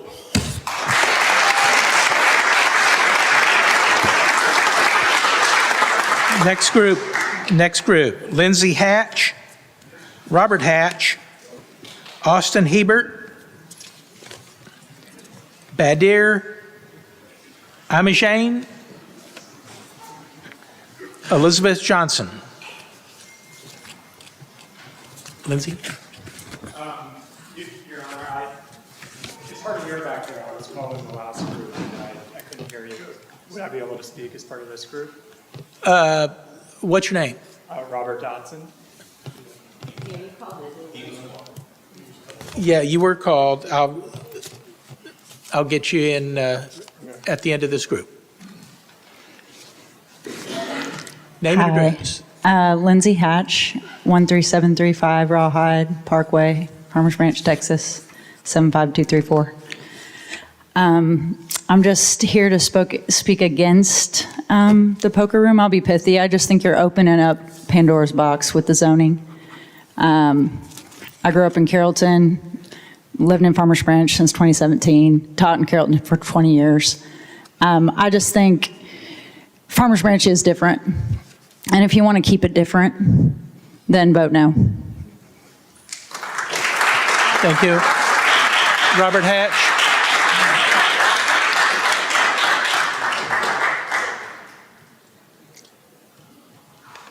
Yeah, can I? Okay, yeah. Robert Hatch, 13735 Rawhide Parkway. I've been in Farmers Ranch, like my wife said, since 2017. And when we bought our house, or when we moved into our house, that house was $180,000. Just last year, they built a house on our street for $1.3 million.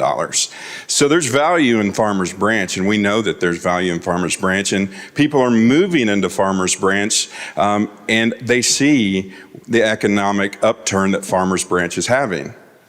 And there's opportunity, obviously, that people are seeing here in Farmers Branch. And I don't want to disparage that, but I just want to say that we know our city. We know what our city's about. We love our city. And like my wife said, this is a Pandora's box. This is one thing that could tip a set of dominoes. And I just want to encourage you that this is an opportunity to vote no to this, because what the future holds is more important for us right now. And I also agree with some that spoke before us. I do want to see economic opportunity in the city. I really do.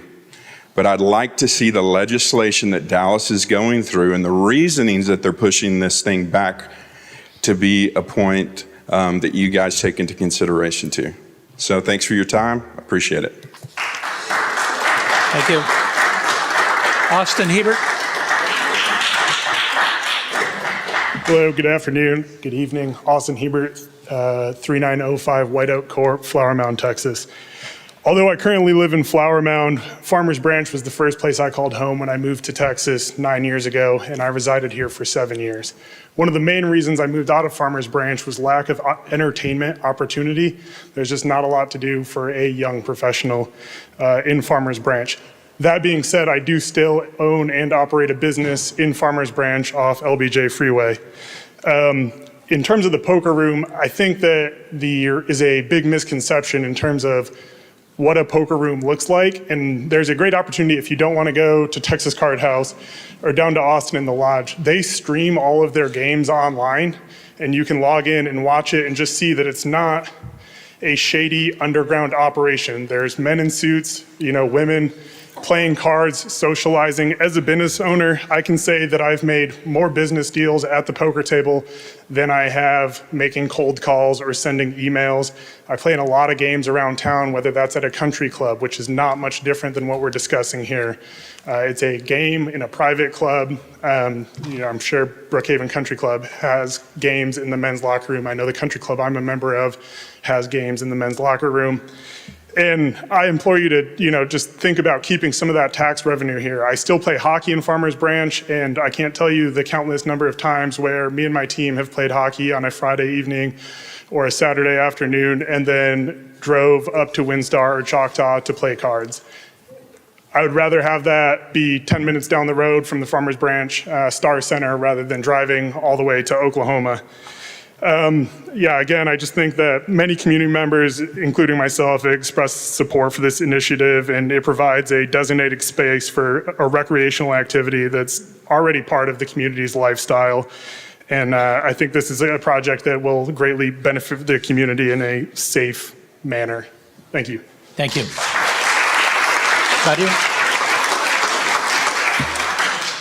My name is Badar M. Jain. I live in 11900 Commerce Street, Farmers Branch, 75234.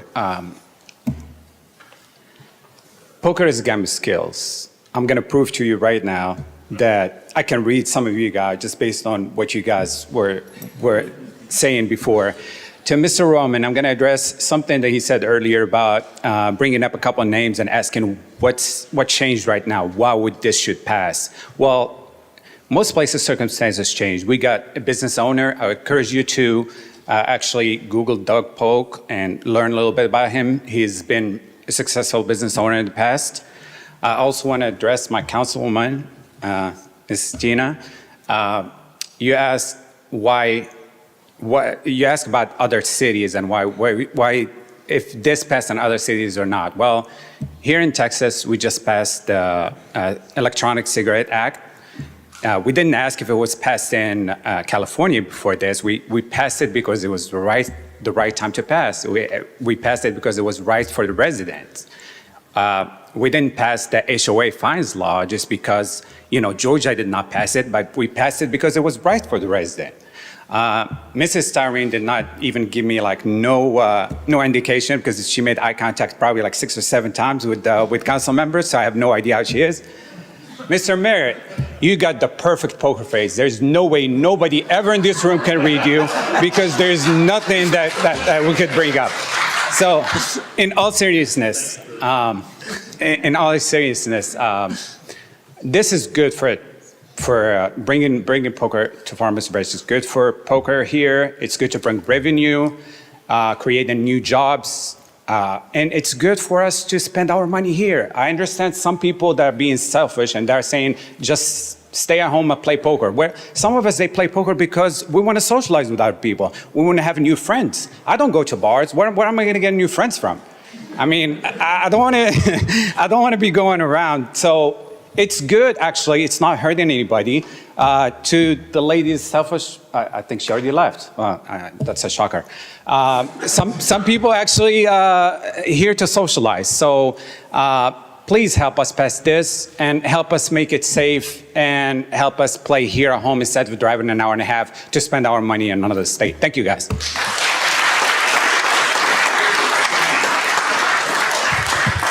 Tough to follow. Well, good evening, City Council and fellow residents. My name is Robert Dotson, Pepper Ridge Street, 75234. Farmers Branch is the only town I've lived in since moving to DFW. I love this town, and since I've been here, the improvements that have been made have been remarkable, from the parks to the new commercial area, the farmers market. We've seen some incredible investments the past few years, and it makes me excited to live here for the years to come. I'm working on building a house here. Tina, I think I'm in your district. You've done an amazing job. I'm a business owner. I co-run and own an autism therapy company. We serve kids with disabilities.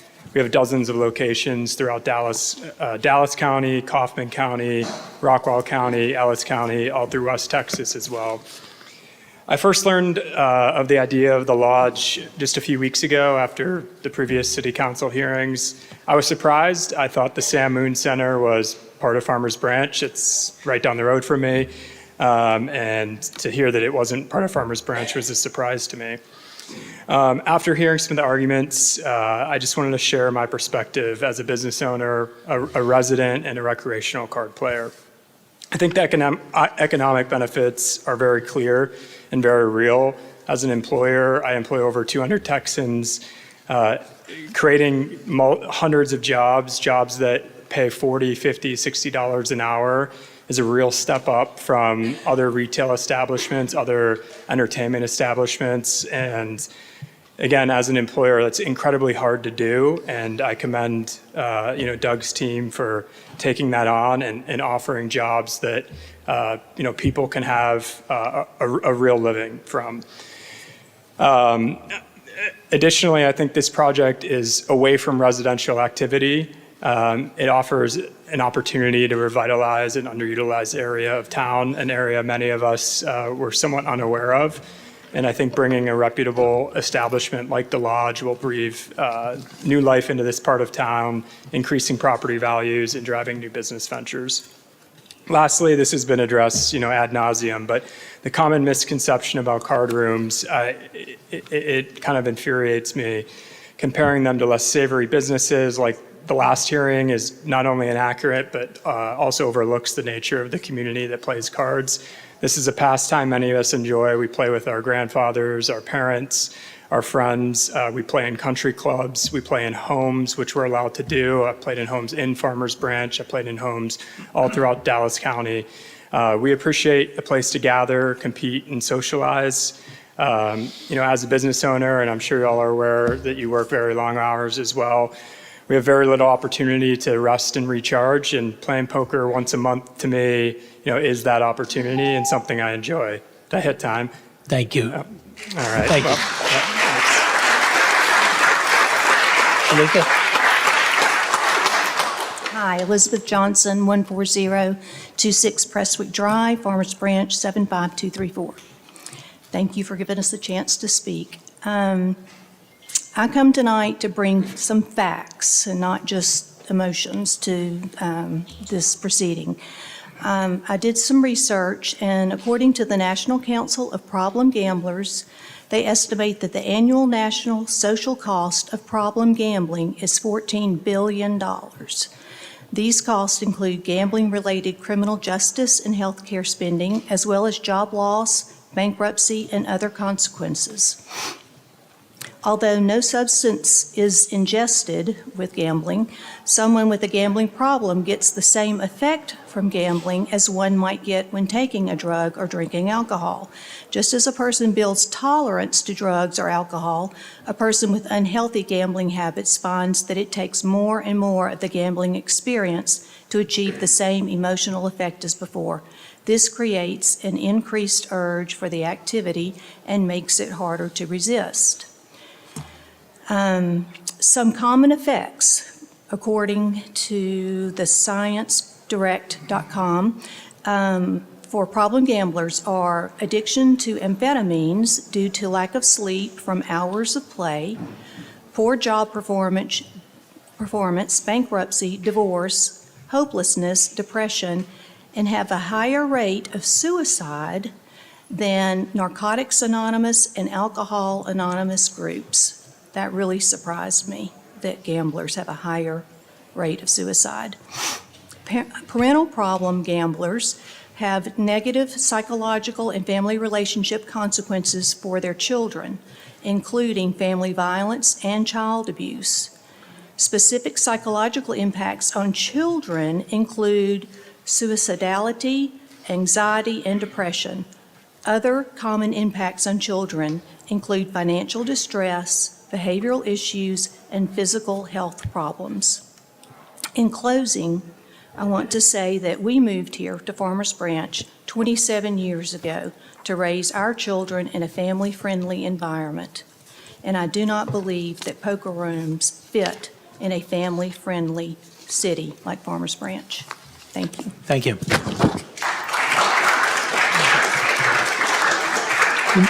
The next group up, Ricky Johnson, Tommy Mann, Gary Maroulis, Paul Mathers.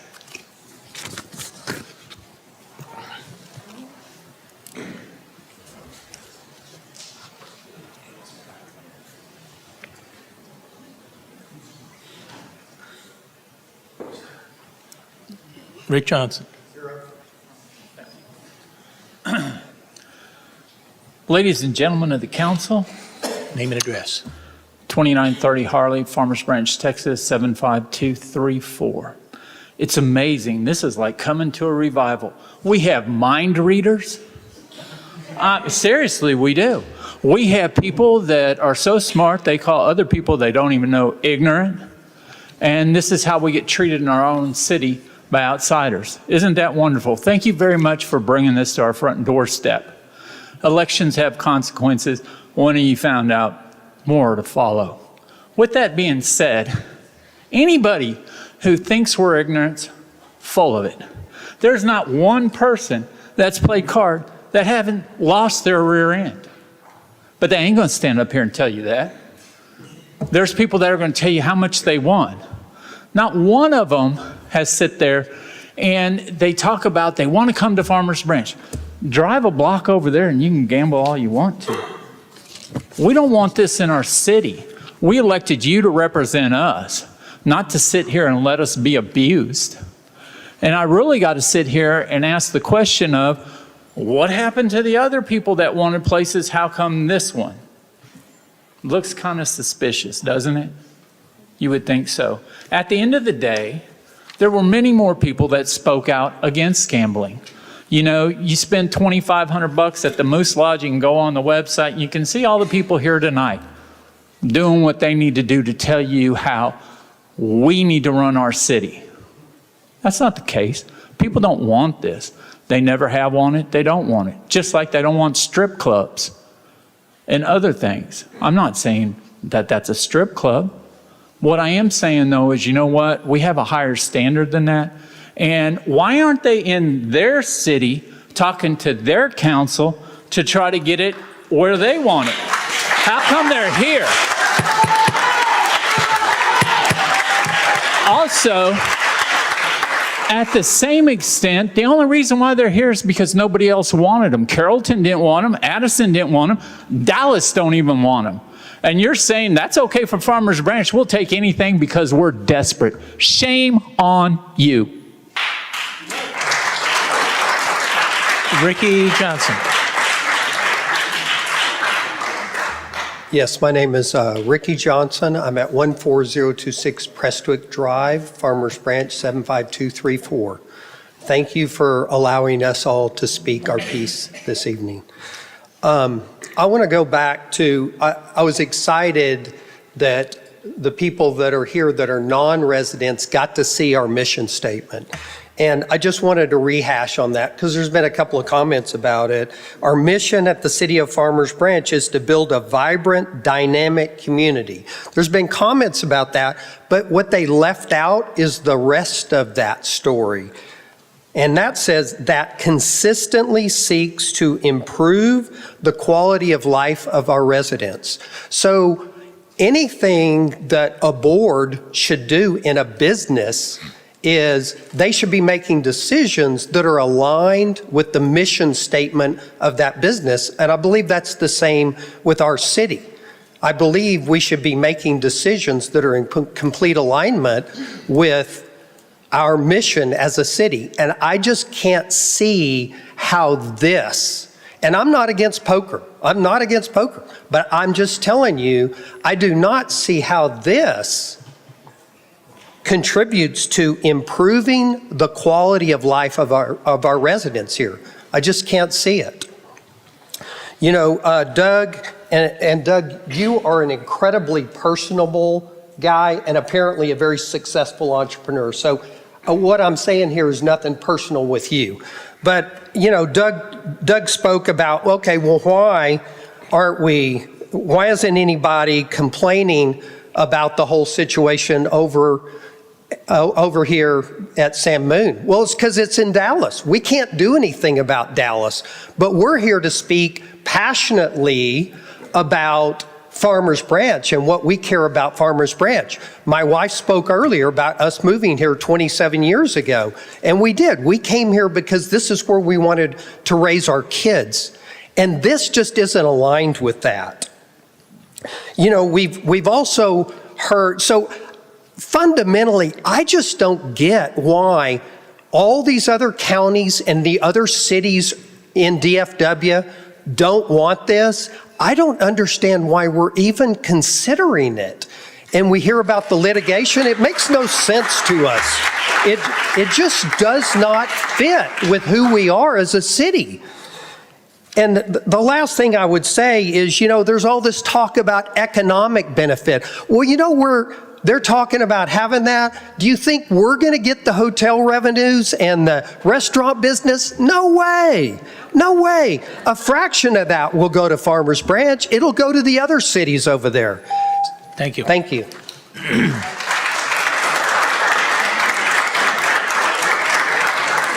Tommy Mann? Tommy Mann, 500 Winstead Building in Dallas. I'm zoning and land use counsel for the lodge, and I've been engaged on this for about a week and reached the inescapable conclusion that it needs to be postponed, and I'm going to explain why. First, I believe our use is allowed by the existing zoning, and my client has made application for a certificate of occupancy this afternoon.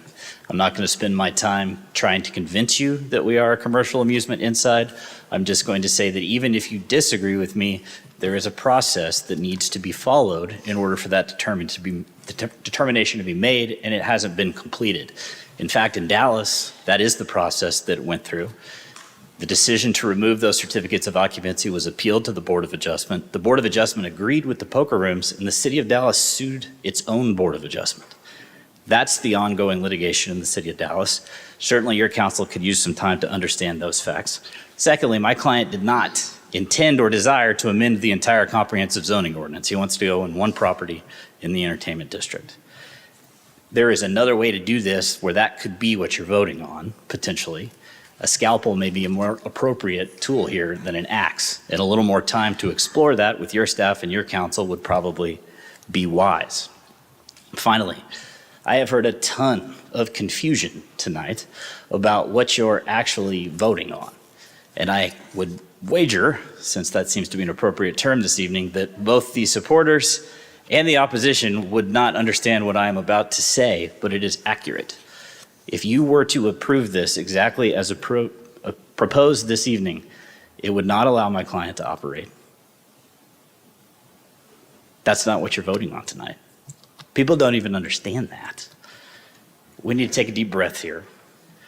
Sit down, see if we can determine there's a better way to do this. Make sure everyone at least understands what's being proposed before we take action. And there is not a hurry to take action tonight. And my client is a much better poker player and entrepreneur than he probably is a zoning attorney, and certainly did not intend to prompt an amendment of the zoning ordinance. So we would request that you just give us time, take a break, even if it's a few weeks, to sit down and see if we can come up with a better way to propose this for you all to consider. Thank you. Thank you. Gary? My name is Gary Maroulis. I'm a business owner and a property owner, 4455 Alpha Road, Dallas, Farmers Branch, Texas, 75244. I've been in business for 29 years. The property has been in our family for at least 50 years. I am in the entertainment overlay district. I actually probably within, I don't even know, maybe a half mile of the proposed site where this would be. I've loved Farmers Branch. You guys, I mean, it's such a gem. It's such an amazing place to do business. The city services, the police, every department has just served me so well. I feel so fortunate. I always tell people, I'm so glad I do business in Farmers Branch and not in Dallas or not another city. And I really think that this is going to be a change in that. This is going to change what's happened. When I first heard about this, I went on Google and I did a review, look at the reviews for the Lodge Card Club.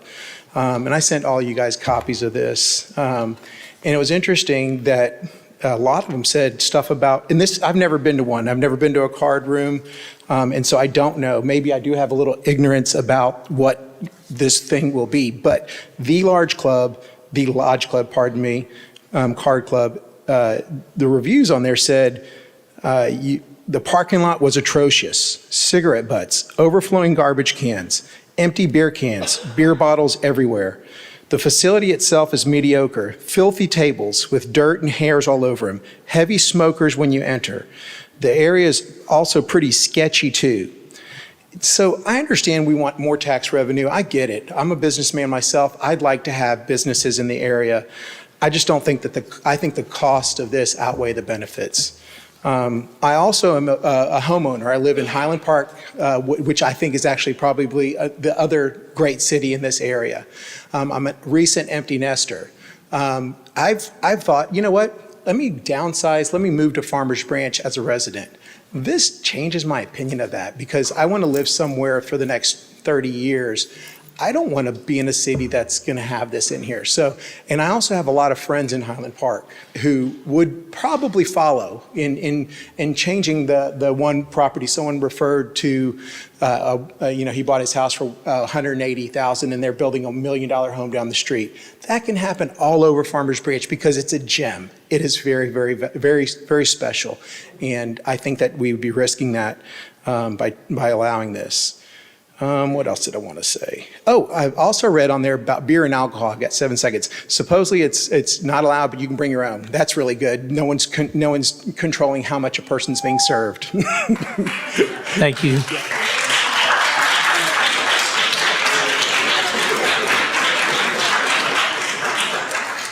Ladies and gentlemen, my name is Paul Mathers, 9515 Smith Road, Royce City, Texas, 75189.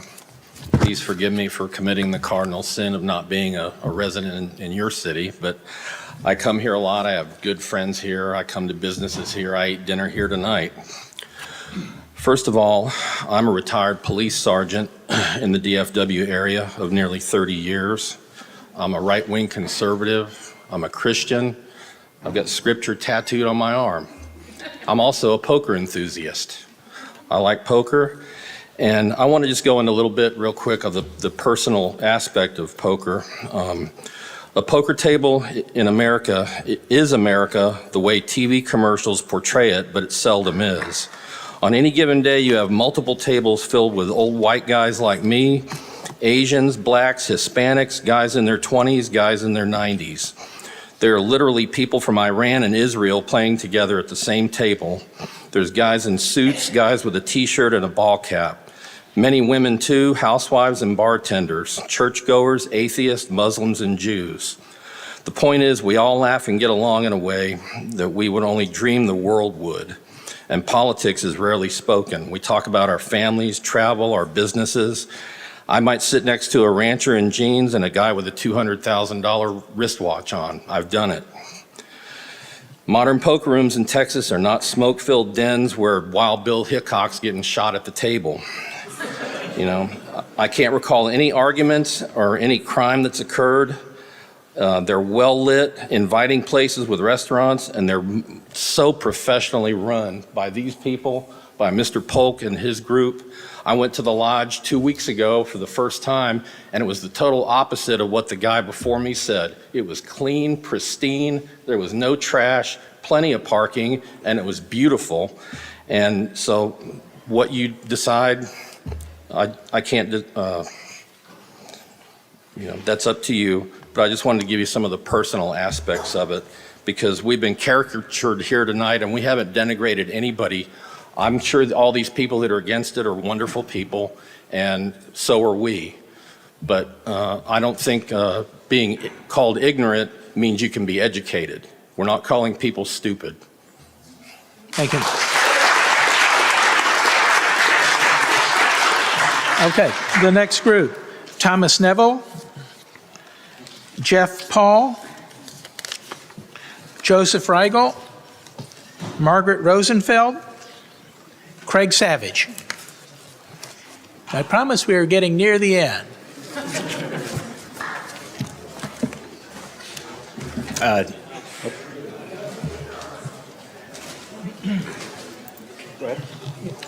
Jeff Paul, 1713 Marquette Drive, down the road in Princeton, Texas. Just real quick, since I know a lot of people here are talking about how gambling is evil, I agree with you. I'm actually here as a kind of a subject matter expert. Somebody was talking about it earlier. When I lived in Louisiana, I worked in the casino business for 15 years in operations management. I've also run charitable poker tournaments in the state of Louisiana, and actually spent the whole last summer in Las Vegas covering the World Series of Poker as a media member. So I have some expertise in this field. So to anybody here that's saying I'm against casinos, I agree with you. Casinos are built to take money.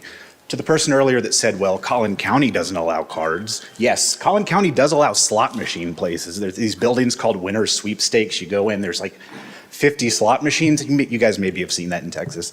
I'm here to tell you, as someone that has worked in the business, slot machines take 8 to 20% of all the money that you bet in them. If you bet $100, it will take 8 to 20 of those dollars, minimum. In Texas, slot machines aren't regulated, so they could be whatever they want, right? In Louisiana, casinos answer to the state police, and that's great to me, right? When I go somewhere, anywhere, for any reason, I want it to be well lit. I want there to be security. I want it to be safe. I want surveillance cameras. When I went to go see the Mavs win last Friday, go Mavs, there were plenty of cameras, plenty of cops. I felt safe. That's where I like to go. A place down the road, Texas Card House, they do that. Doug Polk at the Lodge in Round Rock, he does that. People are saying, well, you play games at home. I'll tell you something right now. When I first moved here, I joined a Facebook group called Dallas Fort Worth Poker. And I said, hey, are there any games around? And all the invites I got to were private games that are done at people's houses. Some of them do take money. Some of them do run illegally. That's where the crime happens. I want everything to be above board. I think putting things out in the open is great. I want it to be bright lights. I want to have to turn in my driver's license when I go play. I want people to know who I am. I don't want people to hide. So card rooms, unlike casinos, they are financially incentivized to run fair and morally sound operations because casinos are financially incentivized to offer unfair games. A card room just wants people to play. It's a fair game there. I have some math here that I've done to turn it in, but just from a business standpoint, I know business owners usually don't like to talk about money, but the Lodge has hosted a couple of tournaments over the past couple of weeks, and I can tell you from the math I've done, very easy to do because I've been in the business, I can tell you that just 2 of those tournaments have resulted in over $210,000 of gross income from that card room. There is taxable income to be made here, but not just through a card room. They also give the opportunity to team up with local hotels in the Round Rock area. They could do that here. They could push people into restaurants. There's a local economy. There's a traveling series of poker players like pickleball. They go from location to location around the country, stay in local hotels, stay in restaurants, get out. Just, it's not gambling. And if you are against gambling, also I just looked this up, by the way, your pickleball place is now legal betting as well. They can bet on pickleball in your location. Thank you. Thomas? Hi, Thomas Neville, 3112 Glenmere Court, Carrollton, Texas, 75007. I was born here. I've lived here my whole life. I'm glad to follow the last gentleman because I just want to echo everything that he said. There's a big gap in understanding between what goes on at a casino and what goes on at a card room. I'm also against gambling in its current form and the promotion of it on every social media and stuff, but I'm an avid poker player. I have been for 20 years and love the game. Okay, that's all I want to say. Thank you very much. Thank you.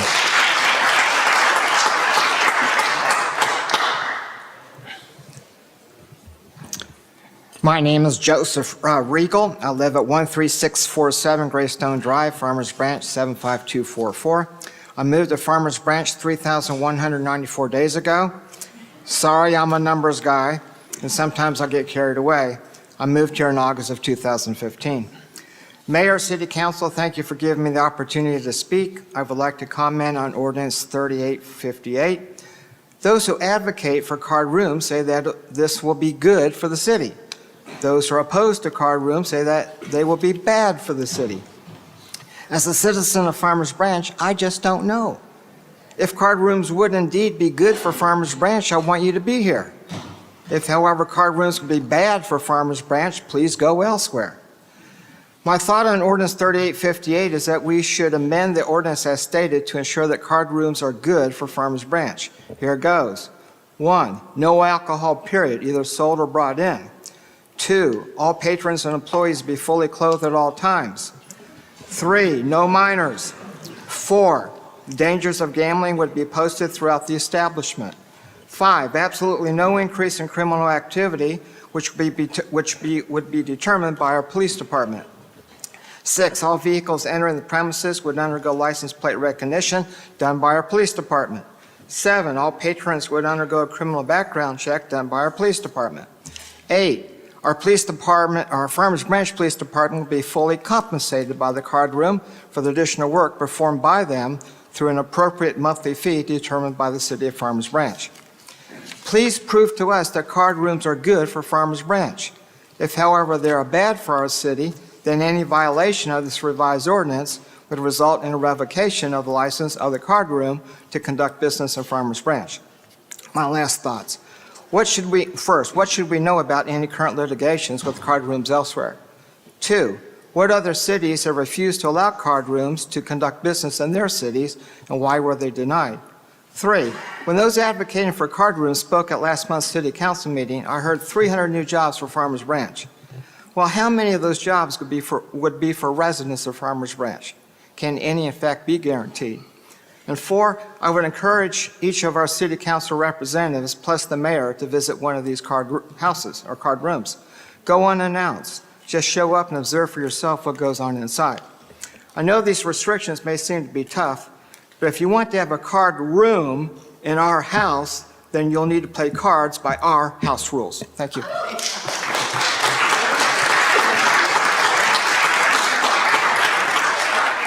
Good evening, thank you. My name is Craig Savage, 13040 Pennystone Drive, Farmers Branch, Texas. I am a constituent voter and resident of Farmers Branch who is an avid poker player and thinks that this would be very good for our community.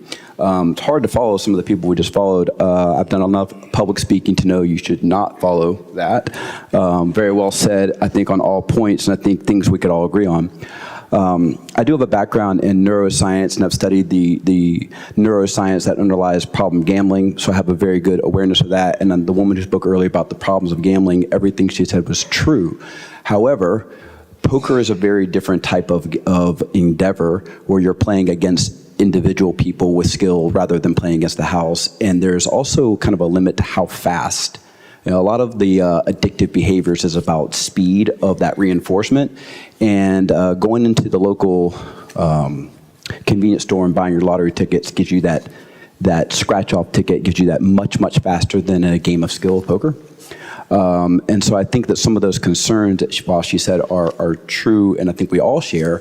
The card rooms and the things we're talking about do not lend themselves to that type of reward system, so I can assure you that. I am a classroom teacher, have been for 30 years, and I'm a card player, and I have been for 20 years. And the last few years, those two things have merged as I have been employed to teach poker. And the types of people who have asked me to teach them to play poker have been as varied as you can imagine, from housewives to grandmas to professionals to lawyers to doctors to athletes. And the idea you've heard a lot tonight is that people who are very unlike each other sit down at a poker table, and at no time in your life would those 8 people or 9 people or 10 people at the dealer ever have a reason to sit at a table together and commune. And it is very good for community building. So that's what I have to say about the matter. And I think also that the location that's picked out is perfect for this. It is clearly away from residential areas, away from schools, those areas that people might, if they are concerned about who's coming in or out, you're not generating a lot of traffic into the residential areas. And I think it would be very good for the economics of our community. Thank you. Thank you. Next group of speakers, Margaret Rosenfeld, David Silver, Jonathan Sisson, Nicholas Splon, Kimberly Stone.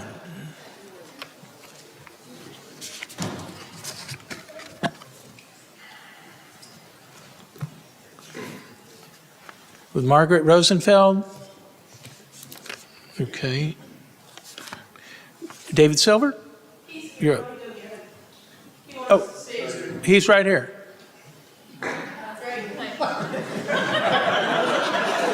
But thank you. Thank you.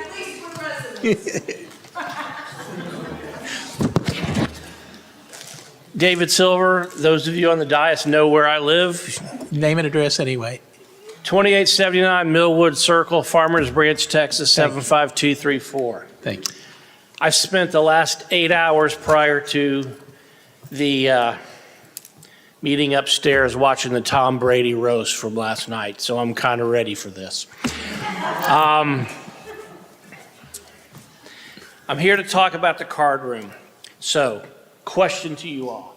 Do we have any indigent people in the room? David, Yes. face the microphone. Do we have any indigent people in the room? Yes. Where? Raise your hand. Okay. Your neighbor right next door. Your seat neighbor. David, Okay. If you live in Farmers Branch, raise your hand. David, Okay. I'm just going to remind you, your I'm comments sorry. are supposed to be to council. I watched the roast. I'm sorry. Okay.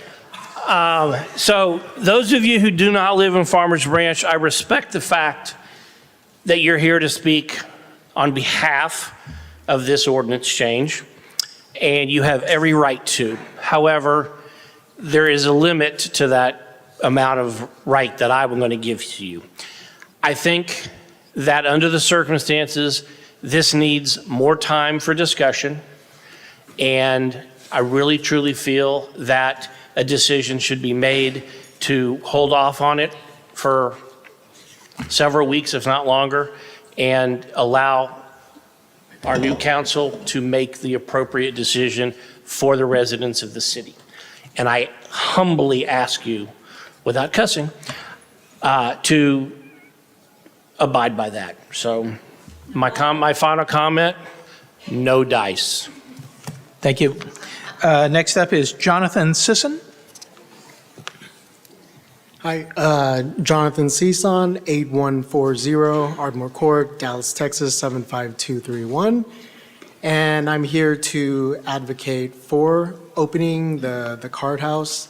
I come from a data-driven background, and I try to stay objective, and I do see that it has three benefits. One being increased tax revenue, another one stimulating economic activity, and the third one is jobs creation.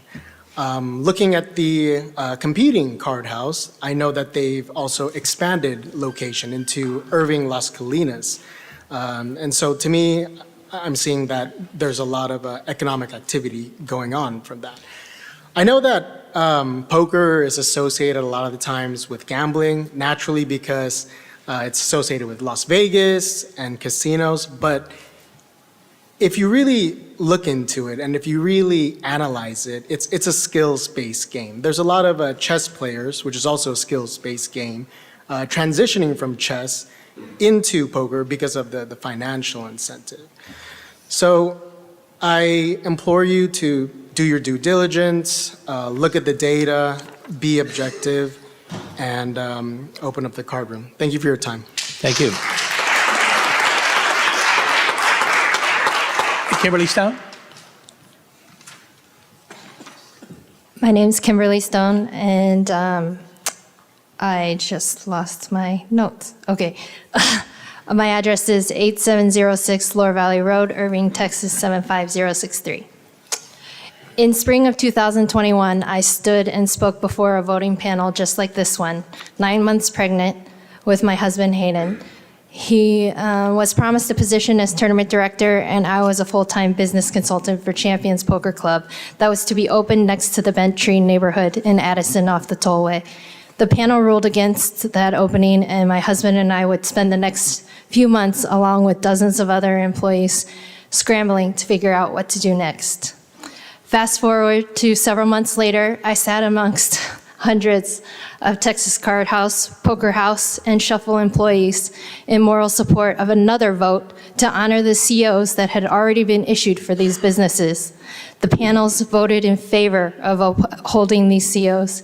This was a moment in time that I captured myself on video that went viral among the poker community, and a victory that was not for me personally or directly, but would greatly impact my career and my family's future here in the DFW area. During the last 3 years, my husband and I have decided to bet on ourselves and play poker full-time as our only source of income, something that we've always dreamed of doing, but up until our move to Dallas, the timing and the location just hadn't been right. Since the loss of our jobs in 2021, we both won significant amounts of money in the poker tournaments hosted by the membership clubs here in the DFW area. We've both final tabled events at the Fort in Aledo. I even won over $80,000 in a 5th place finish at the poker tournament at Texas Card House, Dallas in late 2021 while still nursing my 3-month-old baby. This story also went viral worldwide in the poker community and is one of the most important accomplishments of my poker career because it was proof that winning at poker can be a dream for anyone, even a brand new first-time mom. Hayden and I have hosted and played in every poker live stream in the DFW area, both low-stakes and high-stakes games. Texas Card House Dallas, Poker House Dallas, Poker House Peaks, and Poker House Fort Worth. Just 2 months ago, Hayden final tabled 2 events in the last major tournament hosted by Texas Card House for over $150,000 total. I do not share this with you to brag or toot my own horn, but to share with you a story of a family of 3 that moved to Dallas,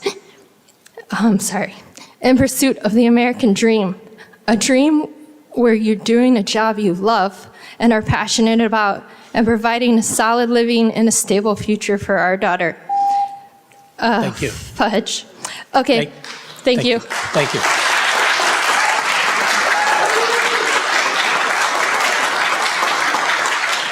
Next group, Nicholas Splon. I called him earlier.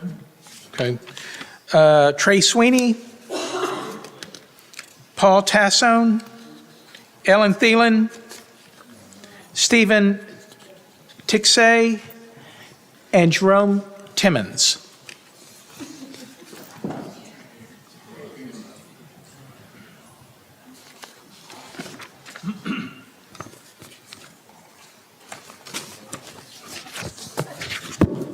Trey Sweeney, Paul Tassone. Good evening, members of the council. My name is Paul Tassone. I live 223 Luna Lane, Lake Dallas, Texas, 75065. My name is Paul Tassone. In 2022, I moved to Texas, leveraging 15 years of professional poker experience to build a new life and start a family here. Today, I'm here to discuss an exciting opportunity for Farmers Branch, the opening of a new lodge card room in partnership with renowned poker professional Doug Polk. Poker is a game of skill. Much like chess, it requires strategic thinking, patience, and the ability to make quick, informed decisions. These aren't just skills for the game, they're skills for life. Why do we need a lodge card room in Farmers Branch? It's simple.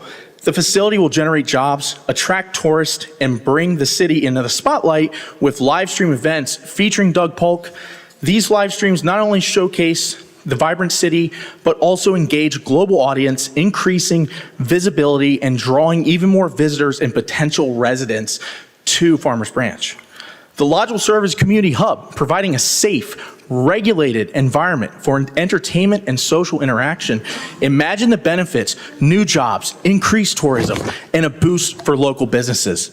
We're not just adding a card room, we're creating a destination that will draw visitors and locals alike, enhancing our vibrant community. Let's embrace this opportunity. Let's welcome Sorry to interrupt Lodge you. Card. Yeah, sorry to interrupt you. Okay, I'm going to ask that the signs come down, okay? We just don't need that right now. Let's let these people talk and be courteous and respect their time to speak. Please continue. Thank you. Let's embrace this opportunity. Let's welcome the Lodge Card Room to Farmers Branch and invest in a future that promises growth and excitement. Let's make poker great again and keep it here in Farmers Branch. Thank you for your time and considering this beneficial addition to our community. Thank you.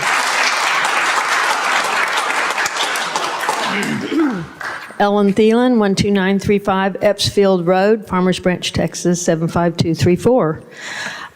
First, I want to say to the gentleman that spoke earlier about how we didn't really understand what is being discussed here tonight, I just wanted to tell him that he has underestimated our intelligence, our determination, and our passion, because postponing this is not going to change the way we feel. We're not going to, it's not for Farmers Branch. Thank you all for coming tonight, all the poker players. I love poker. I play it, but it's just simply not for Farmers Branch. I went to the P&Z meeting where I wanted to take exception to what Mr. Narvaez said about P&Z panel members wanting more time. I have spoken to several of them since that time, and I had never ever talked to them or met them before, and every one of them was solid that had they another month, they were so determined that this was not for Farmers Branch. It wasn't an emotional decision. It was a concerted and determined decision. And so now this is the third council meeting that I've been to where I've heard all these passionate pleadings by citizens of Farmers Branch. This is the first time that I've come and I've heard citizens from Farmers Branch that actually want a poker room. So what I'm asking the city council is, you have heard dozens upon dozens upon dozens of citizens pleading with you not to have this in our city, and now tonight for the first time we have heard a few citizens of Farmers Branch that say they want it. Well, we've got the Moose Lodge, we've got the nearby Sam Moon thing. Why in the world would we need a third place, a poker room? We're gonna have to make a movie called Leaving Farmers Branch pretty soon. It's just, seriously. So I just ask you to remember what my wonderful city councilwoman said tonight, is that you are elected to represent us, and I ask that you do so and represent us and not the people that are visiting here from outside of our city tonight. Thank you. Stephen? Jeremy? Council members, I live at 2001 Whittington Place in Farmers Branch. I'm a professional poker player who lives in Farmers Branch, but I'm not just a professional poker player who lives in Farmers Branch. I live in Farmers Branch because I'm a professional poker player. I moved here from McKinney to be closer to the card rooms in Dallas. Poker isn't the seedy, smoky backroom game it was 40 years ago. I spend my days chatting about sports, politics, and families with radiologists, surgeons, teachers, lawyers, small business owners from all around the Metroplex, while playing the most American game that exists. It's friendly, it's competitive, and it's a community. Please offer your citizens the respect they deserve to make their own decisions. Please allow me to do my job in my own city. Thank you for your time. Thank you. Next group up, Stephen Tixay. Okay. Kay Trapp. Sasa Wilco.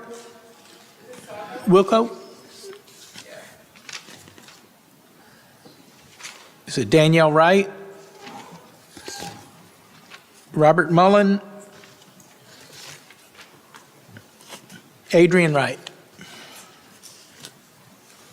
Kay? Hello, I'm Kay Trapp. I live at 1750 Brighton Place, and my zip code is 75234. And Tina, we're going to miss you. You've been a terrific council person. So.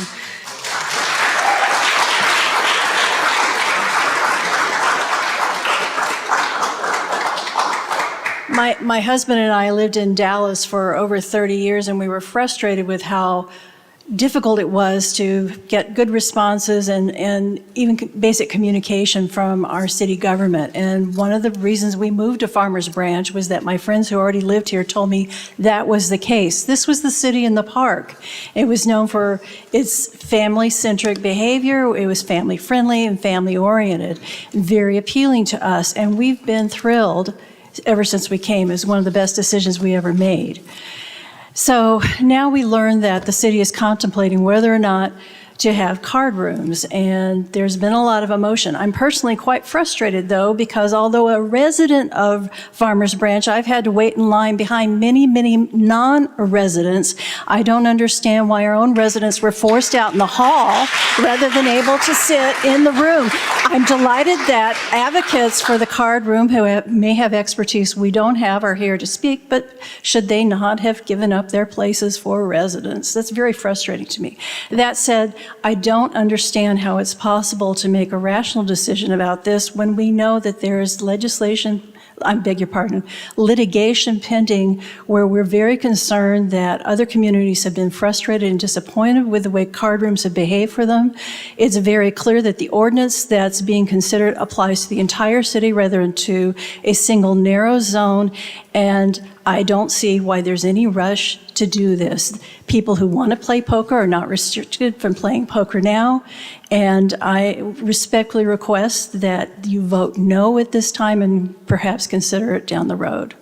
Thank you. Saga?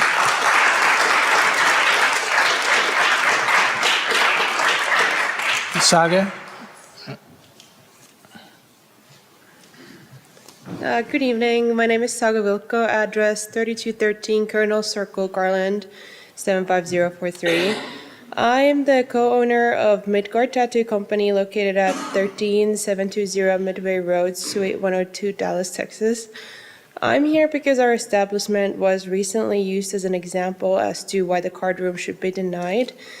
We are a family-owned business. I'm actually a recent mom of two. We provide high-quality tattoos, micropigmentation, and luxury piercing services. We did apply for and obtain a special use permit to be able to operate here in Farmers Branch and have been very proud to be able to call ourselves the first and only tattoo studio in Farmers Branch. We pride ourselves in being a clean, quiet, spa-like, inclusive environment welcoming all walks of life. My partner provides pro bono reconstructive micropigmentation for breast cancer survivors, amongst many other reconstructive tattoos.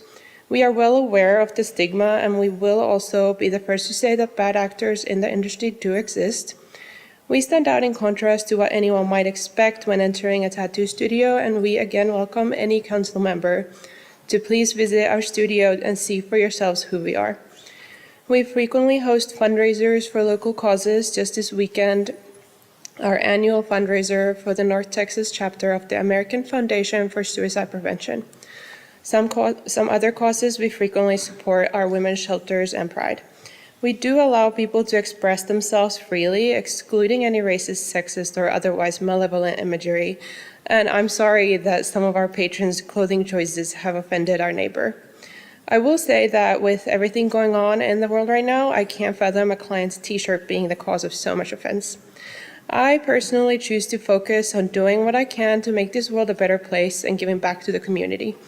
The council's goal, as we understand it, is to provide Farmers Branch with an upscale entertainment district. Countless people play cards, and while there is an aspect of chance and exchange of bets, it is a social pastime. To immediately paint such an establishment as an unsavory gambling venture full of low-life characters is a statement that is riddled with prejudice, bias, and a lack of social awareness. We feel that a tasteful entertainment district is in the best interest of the city of Farmers Branch, and will continue to provide revenue for the city as well as positively impact the citizens and businesses of Farmers Branch. All of that to say, I wanted to come up here today to remind everyone that prejudice helps no one. We are happy to be doing business here in Farmers Branch. We did live here up until recently. We moved to Garland. We believe diversity is an important part of any community, whether it be businesses, patrons, or service providers. Thank you for your time. Thank you. Danielle? Danielle Wright? Okay. Robert Mullen? Good evening. Thanks for taking our feedback. 64, Bob Mullen, 6404 Royal Lane, 75230. A little over 31 years ago, my wife and I were looking for a place to move our business. And we settled on Farmers Branch, and it was because it was a family-friendly, safe, conservative place to move to. So we bought a building, a 12,000 square foot office warehouse on Gamma Road.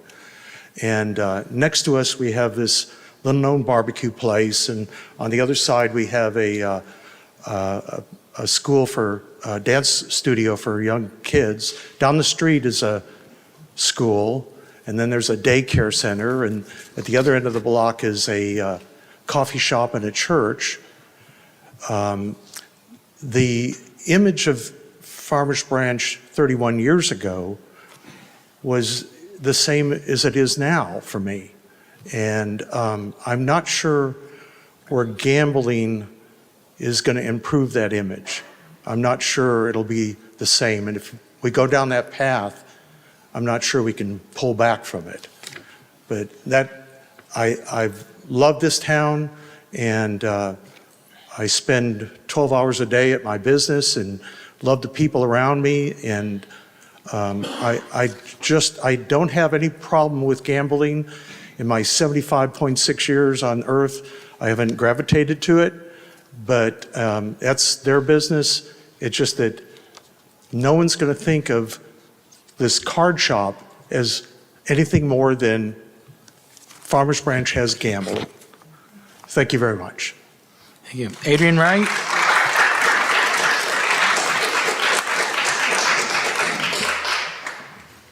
Hi, I'm Adrian Wright, 2633 Farmers Branch Lane. So I was one of several people that attended the Planning and Zoning meeting on April the 8th. I believe that 16 people spoke, some of which I've never seen at a meeting before. All the residents and the business owners of Farmers Branch were all opposed to a card house. It was unanimously declined by P&Z, or the Planning and Zoning Committee. I stand in agreement with that decision that Planning and Zoning made that night. And I do not believe that it fits in with Farmers Branch's vision or our branding of being a city in the park. My first question is, how is the city profiting from this card house? My brother-in-law plays poker, or played poker, for a casino. His first question to me when we told him about the card house was, how are they making money? Money is not made at the poker table, it's made in the back room. So that poses a question, what's happening in the back room? At the last council meeting, which I believe was on April 16th, several employees from that card house spoke. They mentioned several things that then posed more questions in my mind. They discussed that employees would be hired, and I believe the number I thought it was 200. I heard the number 300 tonight, so I'm not sure. My first question is, do we even have parking for all the employees, not to mention those who are going to go and play cards? They discussed security. Well, the entertainment district borders other cities, so if a crime were to occur, that criminal is in another city before security can even be alerted. It is no longer a Farmers Branch problem or accessible. They discussed bringing businesses and restaurants and hotels. Well, which restaurants and hotels are they going to frequent? Are we sending them to Addison? One of the most important things to consider is Texas has not legalized gambling. Dallas has card houses, and they have spent hundreds of thousands of dollars in lawsuits.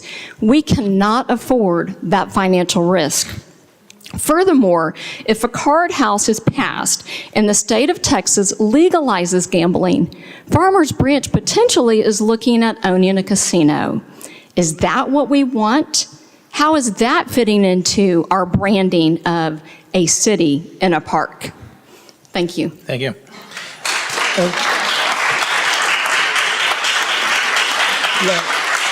Next up, Dora, and I cannot read the last name here. Dora Flores. All right, and then Sherry Burchett. Yep. Okay. All right. Flores? Yes. Okay, my name is Dora Flores. I live at 3990 Spring Valley Road, Farmers Branch, Texas, 75244. Hello, I have been a resident of Farmers Branch for 23 years. I grew up here. It was the dream of my father's heart to buy a house here in Farmers Branch. And when we moved here, it was the dream of my heart.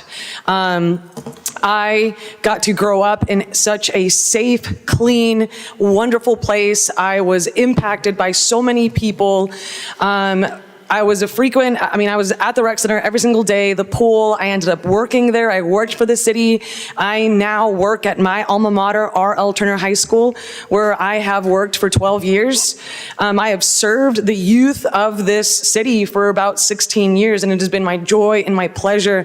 And what I want you to think about when you're making this decision is how it's impacting the next generation. How is it going to impact generations after you are gone? And this isn't about, oh, card rooms bring in this type of people, or no one's judging that. It's the fact that over and over, citizens have come up here and said, look, this just isn't Farmers Branch. This just doesn't stand for our values. This doesn't fit with our mission of quality of life. It doesn't fit with City in a Park, okay? So I want you to think about that. Like I said, I've worked with kids, I've worked with families in this city, and time again, it's about those activities. It's about those decisions that the city makes that fosters those relationships and within families and community. I was so thrilled with the different things that we've done with the park, that we just built. Or I'm there at every single park opening. I mean, I'm not on the Parks and Park, board yet, but I'm always there because I love it. And I love what we do for kids and families and the activities that bring families together. Because you know what? In this nation, there are enough decisions that are being made where kids are not at the forefront, where families are not at the forefront, where no one is thinking about the next generation. And I just want you guys to think about the next generation, how this is impacting families, and realize, hey, those of us that live here in Farmers Branch, we were here, our parents moved us here because they wanted to raise their families in a great, clean, safe environment, and we want that to continue in this city. Thank you. Sherry? Hi, I'm Sherry Burchett, and I live at 12232 Eunice Street in Farmers Branch. We've heard a lot of things tonight, a lot of outsiders, a lot of insiders, a lot of this and that, but I want to touch on family. I want to touch on ministry. They said they'd bring their pastors. I'm a pastor's wife. We have 9 children. We're a foster adoptive family. We help people out of addicting circumstances. We foster children whose families have fallen apart because of gambling, because of alcoholism, because of drug addiction. I do not see one single solitary thing that's been brought to the table that would be positive for our community tonight whatsoever. And I'm just really asking you guys to really think about that. You've heard so many of us, we don't want it here. It's not befitting. It would not behoove us to have this come to our beautiful city, just to be like Dallas is 0.13 miles under the bridge on Harry Hines, where you can go play. They can go wherever. There's a lot of places to go. They don't have to bring it here. There's not one solid reason that anyone has brought to the table that it has to come to Farmers Branch. The community of Harry Hines, I say the community of Harry Hines because if you've been here as long as I have been here, I'm 50, I've been in DFW my whole life. My dad's family business, or our family business, is off of Harry Hines. Various establishments are off Harry Hines, Shady Trail, Northwest Highway. Nothing positive at all. We see, as ministers, we see the broken families, the torn apart lives, the ill health, the poor choices, and it's a domino effect. The kids suffer, the wives suffer. When are they going to be home? Is he going to come home drunk? Is he going to beat me? Those are valid things. It is a domino. It's a domino. Please think about the children, the wives, the elderly of our community. This is a family community I've been a part of for 28 years, and I really would love for it to stay this way. Thank you.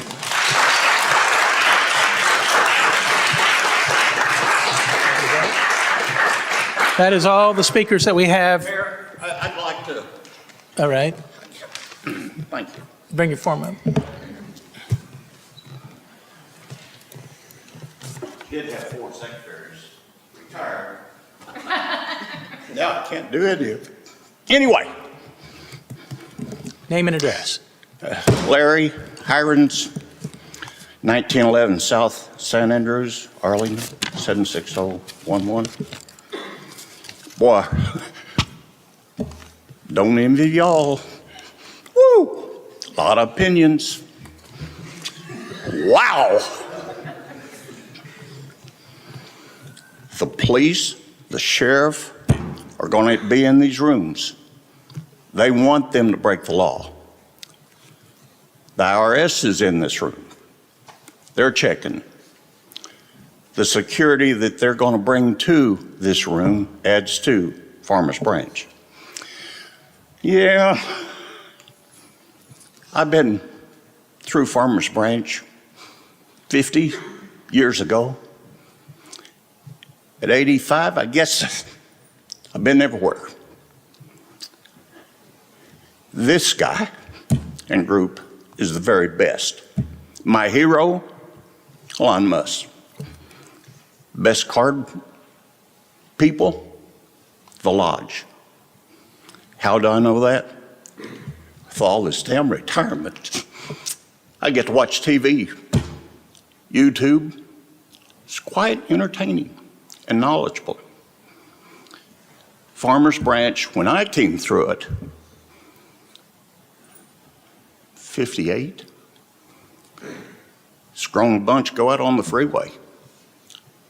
People came here then, what it is now changes. Guys, catch up, bring the very best of the best for entertainment, for income, for security, and not be a tribal about this or that. Just pure business logic. It will help the community, and there's no guidelines. Thank you. Thank you.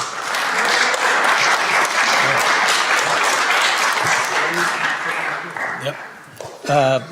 I'm going to close the public hearing at this time. Nobody else has signed up to speak.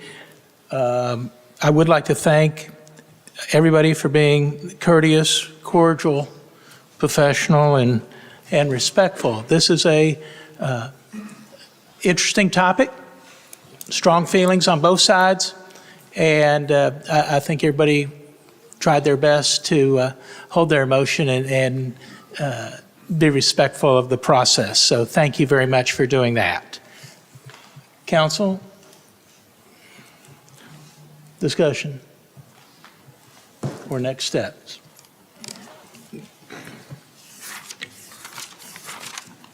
Mayor, thank you, and I'd like to echo your sentiments. I think I learned more tonight than I've learned in the last week and a half of all the research and studying that I've done and all the input that I've asked residents on my own. This is a difficult subject. I'm not a poker player. I'm not against poker, so I don't know a lot about it. But one of the things that came very clear to me was there's a difference between the game of poker and then what you see in casinos and the way casinos operate.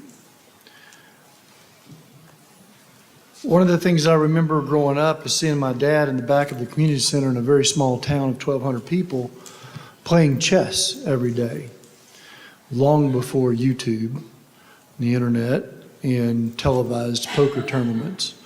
Later in life, my dad would watch poker tournaments on TV, play some poker online. It was never an addiction. It was an entertainment. It was a game of skill. It was a game of challenge that my dad very much enjoyed and never took advantage of. And I'm really disappointed tonight to hear so many voices that say, well, poker's bad. Poker people are bad. We don't want bad poker people in Farmers Branch. I don't want bad poker people in Farmers Branch either, but I don't want bad people, period, in Farmers Branch. And just because you play poker doesn't mean that you're bad. My dad wasn't bad. My dad was very good. So I take some of those comments very personally. I'll also stand behind my comments regarding the P&Z meeting from April the 8th. The purpose of a Planning and Zoning Commission is to make recommendations in connection with development and use of private property.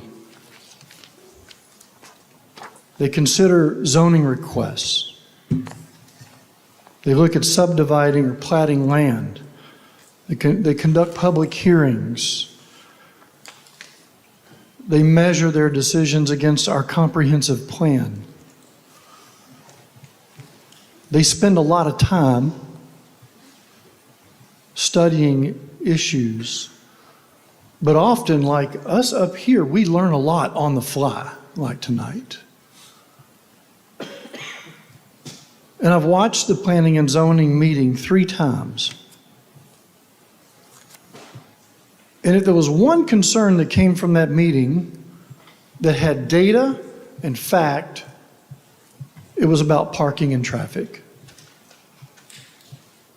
But that wasn't a reason given for giving the denial. In fact, there was no reason given that night for the denial. And as I mentioned earlier, one commissioner actually said, I wish we'd have had more time. And as Marcos confirmed tonight, they didn't have much time. And they didn't have much consultation or access to consultation on a very complex subject. So I stand behind my comments that our Planning and Zoning Commission missed an opportunity to say, let's pause this for a moment so that we can really understand it better. I stand behind those comments strongly. I didn't berate our Planning and Zoning Commission. And contrary to what one of my fellow councilmen posted on a social media post yesterday, I appreciate the time and the commitment of our commissioners and all of our board members. That's a sacrifice for them and their families to contribute to our city. And I'm very appreciative of their efforts and their sacrifice and their commitment. But that doesn't mean that they don't make mistakes. We make mistakes up here too. Fortunately, our system has some balances and checks built into it. That's what tonight's about. Even though the Planning and Zoning Commission unanimously denied approving the use case or recommending the use case to council, council has the opportunity to decide otherwise. I'm not ready to decide yes. I'm not ready to decide no. I think we need more information. I think we need additional consultation on this that isn't so emotionally involved or necessarily personally involved. You have the motion of residents that strongly oppose, and then you have personally involved players and lovers of the game. And so each side is going to argue their points and try to win. I've done a lot of research. I couldn't find crime that was unique to poker. I made a public information request of the city of Round Rock, Texas, for all crime incidents related to the Lodge card room since 1/1/2023. Might have been 2022, I don't recall. I got the report yesterday, and I asked Chief McCoy to interpret it. There were no incidents on that report that related directly to poker. There were incidents on that report that we find right here at neighborhood Walmart in the parking lot. And I am aware of one resident of Farmers Branch that was followed home from the Texas Card House and robbed by a person with a gun, and that is sad, and I'm very thankful that that resident is okay. That resident was an employee of the Card House. They probably left that job with the same amount of money they walked into that job with, or even a little bit less. It's not a crime specific to a card room. If that's the case, we should ban all the ATMs in Farmers Branch because people follow people home from the ATMs and take their money. So I'm trying to be rational about how I think through the proposal before us. I don't believe that the ordinance proposed has enough teeth in it, so I'd like more time. And I simply don't think that there's a reason to rush, as many of you have said tonight. And in fact, in the P&Z meeting, one resident recommended a feasibility study. Another resident said that they would be shocked if the topic was decided in one meeting and recommended P&Z take their time and conduct studies around crime, stability, traffic, safety. But P&Z didn't take these residents' requests into consideration. Very quickly after the public hearing was closed, the motion to deny was made, a second was made, and then a commissioner said, I really wish we could have had more time with this. There was an opportunity right there to say, tap the brakes. Let's get more information before we take a firm decision to our council.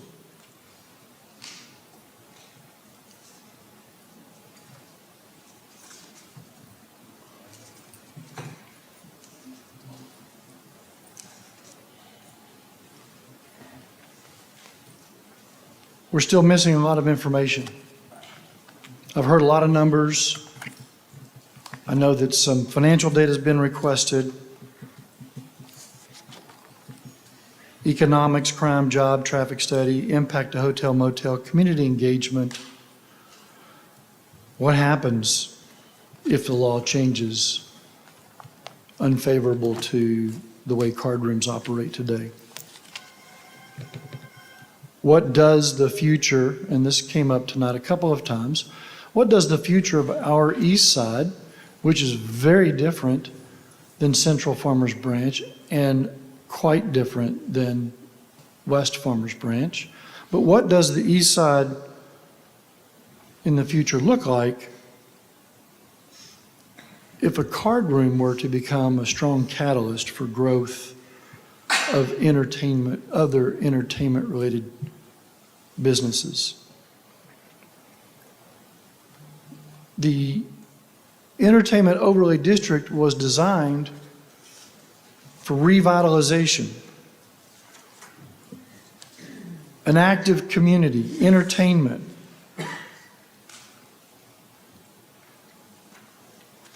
Those are pretty big categories, broad categories. Does that include card rooms? I don't know.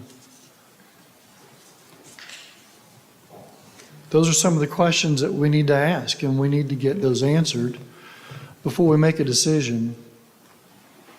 Somewhat locks us in, whether it's one way or the other. Thank you, Mayor. Thank you. Any other comments? Councilman? Councilwoman? Well, I've been looking at the facts and the data. I was the one that asked for the certified financials, Mr. Polk. And you did send us some numbers. And so as I looked at those numbers and I looked at their entirety, I did ask our Tammy Zimmerman over our finances exactly what that economic impact was to us. And basically it's a penny on the dollar.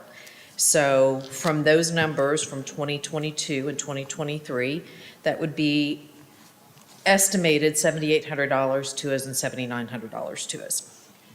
So we would really have to lean into our hotel motel tax. And as I Googled where those hotels are, we have 3 in Farmers Branch, close in proximity to where you are, and another 6, 7 on the other side where basically all the restaurants are. So if we're looking at the economic development component, I hear a sales pitch, but I haven't seen a business plan. And that's the business owner in me coming out. So I'm not inclined to wait. But there's another component of that. If we say no, you still get to come back. And I think people haven't spoken to you enough about that. A no is not a solid no. You still get to come back to us. You just get to come back with more information for us. So please don't take that personally. And I think that needs to be said even for the 41 townhomes. People got really intense about that. The no is not a definitive no that they can never come back. They do get to come back to us. They just have to come back to us with more information. So on that, I motion to deny ordinance number 3858. Mayor, may I make? Well, we're not finished with discussion. Can we wait till we all have an opportunity? Yeah. I apologize, but I'd like that opportunity. So, we good? Okay. Councilman Merritt. Thank you. I'll jump into the fray here. So thank you all for participating in this process, and it is a process. And I thank you to understand how this is being applied. And I think the gentleman who may have been representing, there he is right there. I'm sorry, I didn't catch your name. I was delivering a paper to the back. I apologize. I believe you hit the nail very much on the head, sir. This is about adding a use to the table. This is not talking about Mr. Polk's operation. And we have to separate those two things right now. It is super, super important.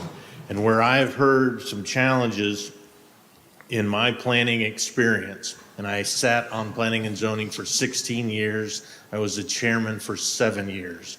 So I know how these processes work in this particular city. So understanding the limitations of how these particular projects would operate in our city is paramount. Understanding how we perhaps, as my peer to my left here, Mr. Jackson said, the ordinance may not have enough teeth in it to protect the community going forward. That's not necessarily an inducement on my part that I'm for this. I think it lends itself to too many open-ended questions that we haven't answered yet. So P&Z makes a recommendation, and I don't believe that we have the opportunity to really second-guess them. And Mr. Jackson, I'm just going to oppose you. They are smart enough to know what their options are. That was told to them earlier. I think it is, clearly evident it's about a use. We're not talking about Mr. Polk's letter of intent for 4880 Alpha Road. We are not there yet. We are simply not there. The biggest key here, and I've heard many supporters of Mr. Polk talk about he is the very best, and I think his name is well renowned in the poker. Mr. Polk, we have to protect the city for every other operator with these type of uses coming into our city. So this is not indicative against you. It is us having the responsibility to address all card house operators that would have the opportunity to operate in our city. And that's super important. We need not to forget that. And if the decision is not made tonight, I hope the individual sitting in this chair going forward understands the ramifications of that particular action. The litigation that's going on in Dallas County, or excuse me, in the city of Dallas against the car, that's their issue, and we need to understand what factors are there. The research that I've done, and it was referenced in tonight's commentary, that they allowed it, they wanted it back, and they're suing themselves. And so there are some factors there that may not have played out the way they want it. And so I want myself making sure that we protect the city going forward. And that's the most important thing. One other factor we talked about, there are not a lot of residents living over there. We hope with a comprehensive plan going forward, we do have more residents living over there. We already have 2 projects that are in and on the books. They haven't turned dirt yet, but they've been approved. So there will be a residential component. And it overlays, no pun intended, with the entertainment overlay district. We want people to be able to have places to eat and recreate in that area with parks and what have you. This is an important issue that we need to figure out. And I'm not sure that we, and I will agree with Councilman Jackson again, that we may not have all the information that we need to make an appropriate decision on that at this particular time. However, if my other peers wish to make a motion, I want to be clear, and if I vote in a particular way that's different from that particular motion, it's not necessarily that I agree with the direction of card houses, and I want to be clear about that up front. So it's super important that we understand what we're opening up. People have used the term Pandora's box. There are a lot of opportunities here, both pro and con, and I think it's super important that we understand all of those factors, and we may not have that detail in front of us at this particular time. So thank you. Thank you. Councilman Baird? To those of you here tonight for an agenda item that has not come up yet, I feel for you. Way to hang in there. I want to thank everybody who spoke tonight on both sides. Everybody made sense. I can see both sides of the argument. Mr. Polk, you have great energy and enthusiasm. I really like that. I love that we have all of these residents being involved tonight and speaking their voice. I did want to mention that we are held to state laws and we have to let everybody speak. So I know it's frustrating, but Terry did a great job. The mayor did a great job tonight letting everybody speak. I don't even think I think legally he doesn't have to let this many people speak on one topic. And he's been really good tonight and at some previous meetings where he will let everybody speak, and that's a really big deal. I am very tired right now, but I'm glad he did it. So I'm just going to end it there and say, I respect everybody who spoke. I respect both sides of the argument. I don't think that card houses are some horrible thing. And I also think that the residents have spoken and let us know what they think. So I'll leave it there. Thank you. Councilman Roman? I just want to thank the residents for coming out. I think one of the things that sometimes we struggle with in city government, particularly in smaller cities, is having an opportunity to hear from a significant number of residents. And I had somebody message me and said that it was somewhere around maybe 25 or 30 people that had come. And I mean, first and foremost, I'm elected by the residents here, so know that your opinion weighs dearly with my consideration on how I vote on matters. So I appreciate you guys coming out. I appreciate those folks who are not from the city also coming to speak about it as well. But most importantly, I appreciate the residents and you voicing your opinion.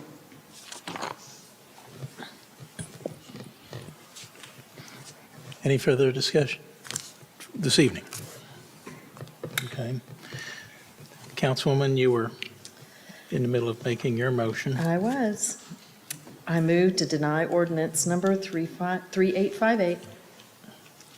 Second. We have a motion and a second. I have a question for the attorney, if I may. Yes. Mr. Berman, what happens, could we clarify what the action pathway is going forward? If, for the applicant, as we touched on it ever so briefly in the discussion, I'd like to hear what that legal option is. Is the question, assuming that the motion on the table is denied, That is correct, yes, sir. the applicant can ask for another text amendment to the zoning ordinance.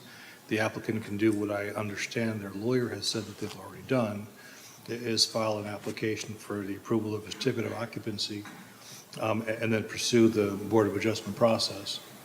It doesn't foreclose the applicant from reapplying for another text amendment to the zoning ordinance or from availing themselves of other processes or procedures.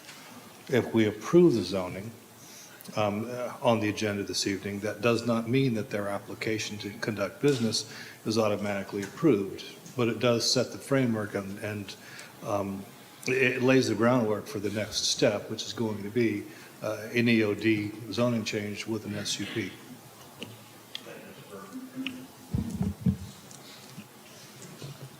Clear on that? Mayor, did we close the public hearing? Just wanted to double check that. I did. You did? Yes. Okay. So there is a motion that has a second. If you would, please indicate accordingly.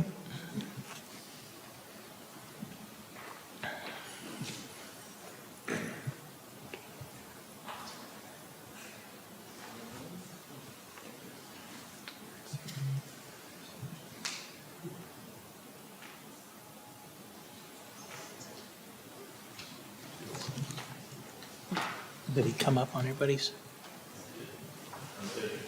Okay. Oh, take your time.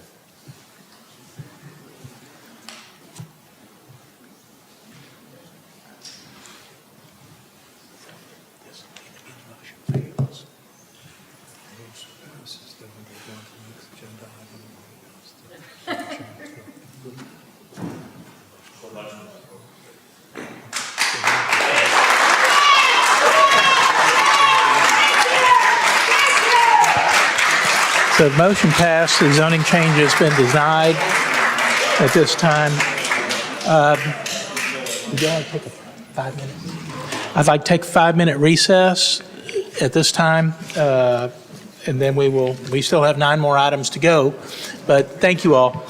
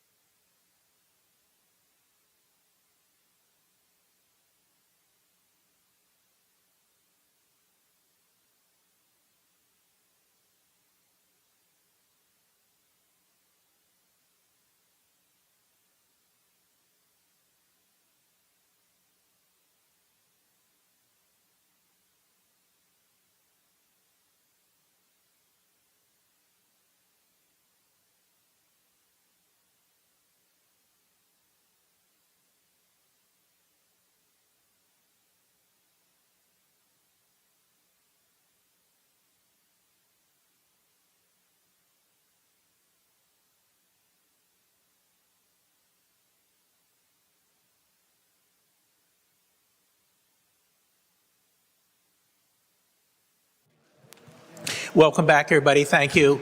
I think we need that little recess there. Next up is public hearing, item L2. Conduct a public hearing and consider adopting ordinance number 3857 for a zoning amendment for a mixed-use development on approximately 10.18 acres located at 1960 LBJ Freeway within Planned Development District number 99, PD 99, and take appropriate action. Sarah? Good evening, Mayor and Council. Sarah Bergman, lead planner. The applicant is requesting to amend Plan Development PD 99 for a property known as the Mercer Boardwalk. The site is located south of LBJ Freeway and east of Luna Road, and construction of Phase 1 of this development is complete.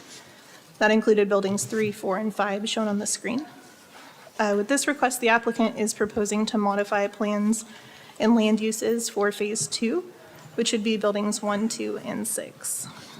Specifically, Building 1 is proposed as a pickleball entertainment venue with 12 outdoor courts and an indoor bar and restaurant. Building 2 is proposed as an event center for private and corporate events. And a new building, Building 6, is now proposed as a multi-tenant building with restaurant and retail use. In addition, the applicant is proposing to add new LED signage along the LBJ Freeway and to request a few other deviations from PD 99, including parking. This is a current site layout that shows the 3 existing buildings here, 3, 4, and 5, as well as the proposed event center, the pickleball complex, and that 6th pad site building. All 393 parking spaces shown on the site plan were constructed with Phase 1, and the applicant is not proposing to install any new parking spaces with Phase 2. Because this request involves new land uses and a new site layout, the applicant did submit a parking study illustrating how this development will accommodate its parking demand. As mentioned in the report, the study does show that there is a deficit in parking based on PD 99 requirements, but it is worth mentioning that the parking requirements in our comprehensive zoning ordinance were updated in 2021, and that actually reduced minimums for most uses within the city.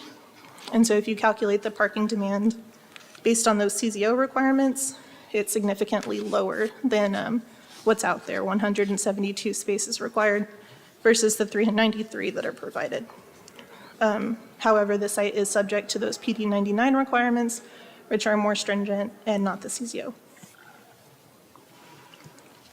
These are the proposed elevations for each building. You can see the pickleball restaurant and bar here, the event center, and the 6th building. These elevations are consistent with the existing buildings on the site, and they meet the PD 99 design criteria. And then this is the proposed electronic signage that would be located along the property frontage adjacent to LBJ Freeway. The sign is a double-faced LED message board with total sign area of 435 square feet for the LED board, and then 6 tenant spaces here. The total height of the sign is 50 feet, which does exceed the maximums called out by the Mercer Crossing Pattern Book in the signage that was approved previously. As I mentioned, electronic signage is not permitted in PD 99, so that is part of the zoning amendment. And if approved, advertising on the sign would be limited to only the businesses and the events taking place on the boardwalk property itself, and no off-site advertising would be allowed. This development is consistent with the Farmers Branch 2045 comprehensive plan, and no public correspondence has been received. On April 8th, the Planning and Zoning Commission recommended approval of this request by a vote of 5-1. And with that, I'd be happy to answer any questions, and the applicant is here as well. Very good, thank you. Council, any questions for Sarah or the applicant? I'll start at my left. Councilman Rowan? Do we know why one of the commissioners voted against it? She did not state a reason with the motion, but the conversation was generally regarding parking. It was a parking issue? That was the main concern brought up by P and Z, but it wasn't specifically part of the motion. Okay. Councilman Baird? I don't have anything at this time, but I'll let you know if I Okay. circle back. Thank you. Councilwoman Bennett? No. Councilman Jackson? Nothing at this time, Mayor. Thank you. Very good. Thank you. Councilman Merritt? Thank you, Mayor. Sarah, is building number 6 in its configuration here, could it be used for a drive-through restaurant? No, that use would not be permitted for this site. Thank you for clarifying that. You said the applicant is present. I do have a mayor's applicant.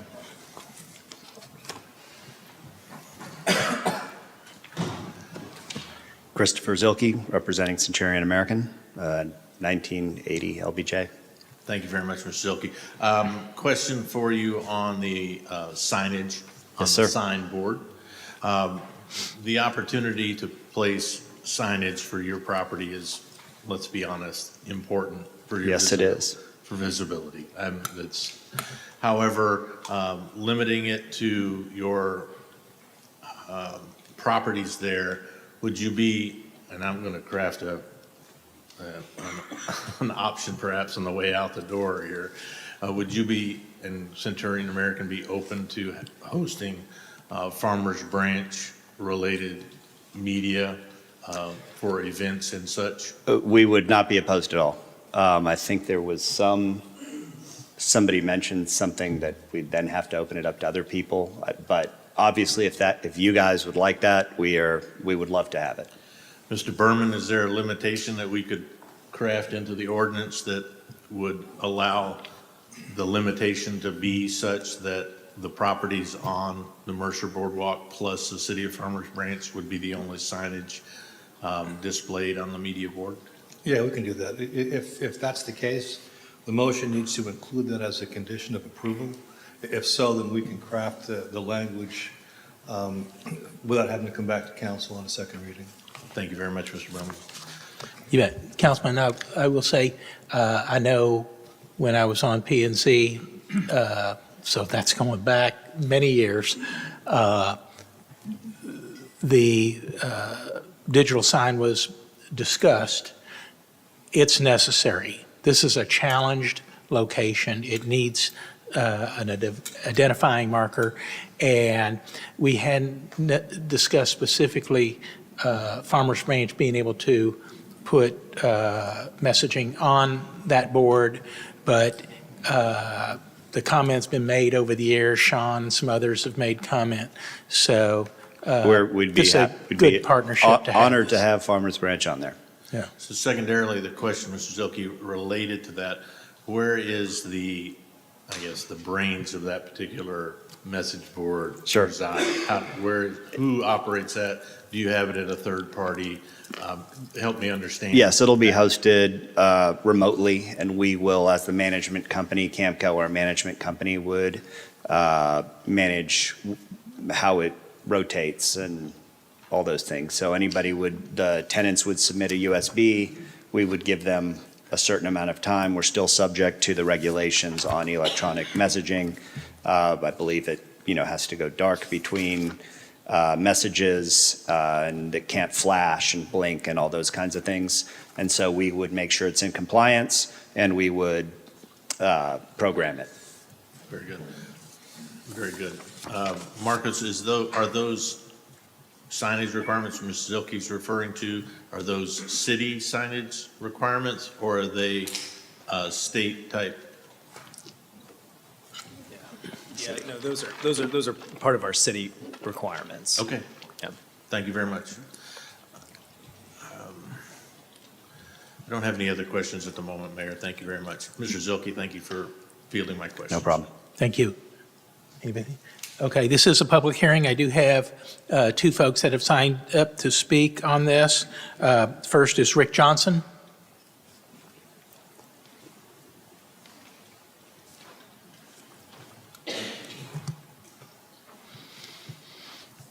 Rick Johnson, 2930 Harley, Farmers Branch, Texas. Ladies and gentlemen, I have a couple questions.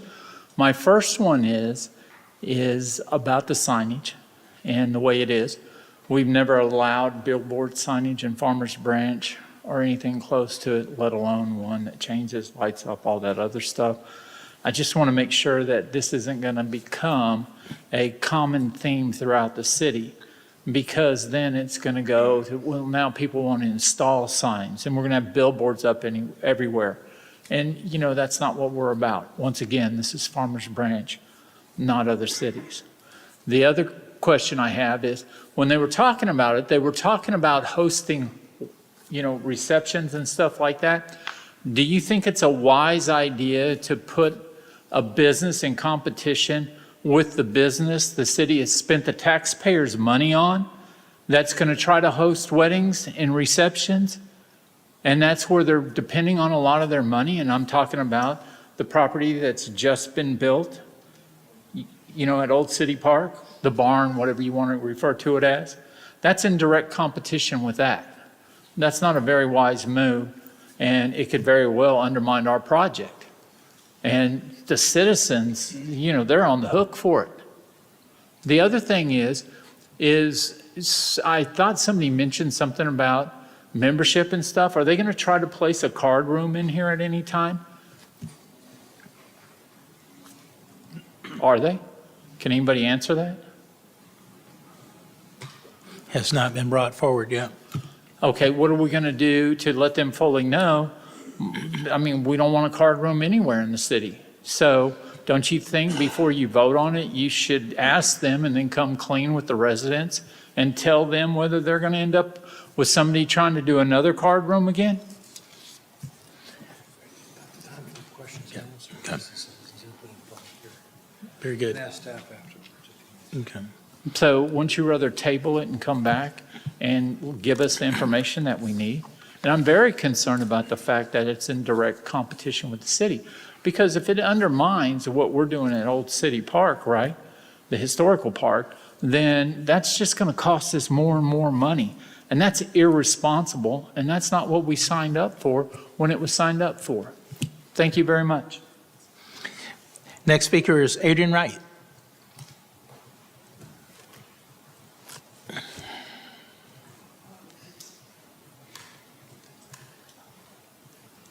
Hi, guys.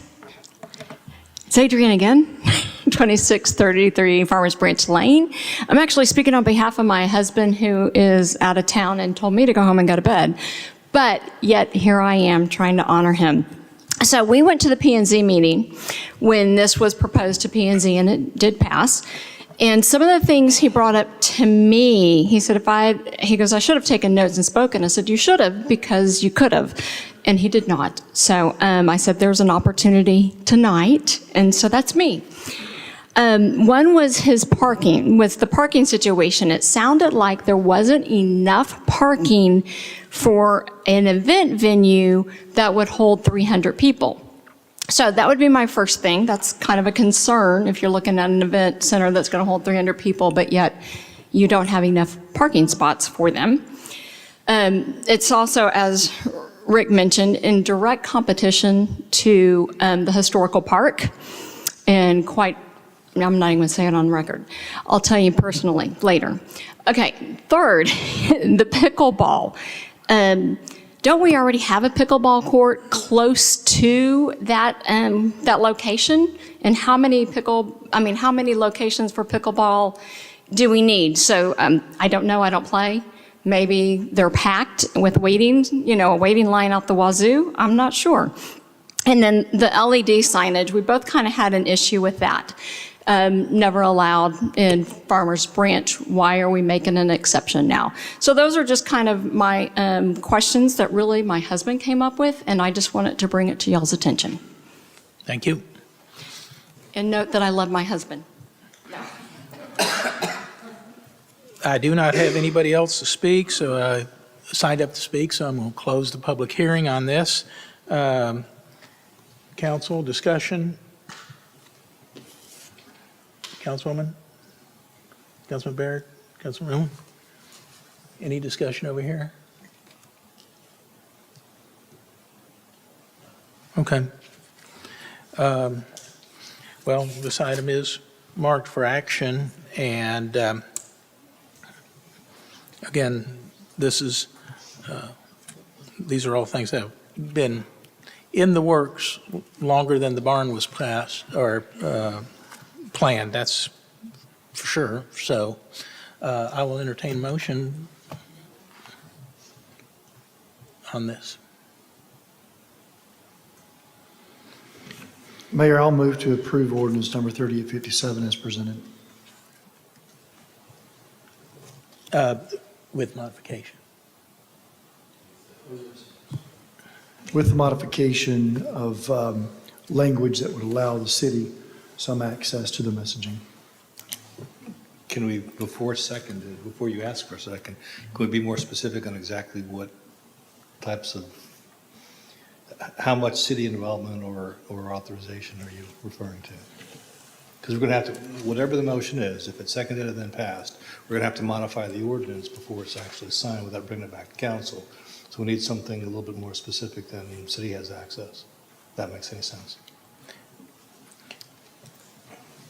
I'm not clear on that level of access. Councilman Merritt requested that be written into the ordinance, so I would ask him to weigh on that one. Yeah, sure. I would think that we'd at least get somewhere between 33% of the advertising space. It'd be advertising space and time. This is more time because the tenant, we're only talking about the electronic. I was only referring to electronic signs. Their tenant signs address the 6 tenants. On the digital sign, okay? The LED sign. I think we need, we don't know what the city's need is at this point. We're wanting to have an inclusion where we have the opportunity to place some city advertising on the sign to promote a city event or something, but not necessarily that we have to, okay, number one. Number two is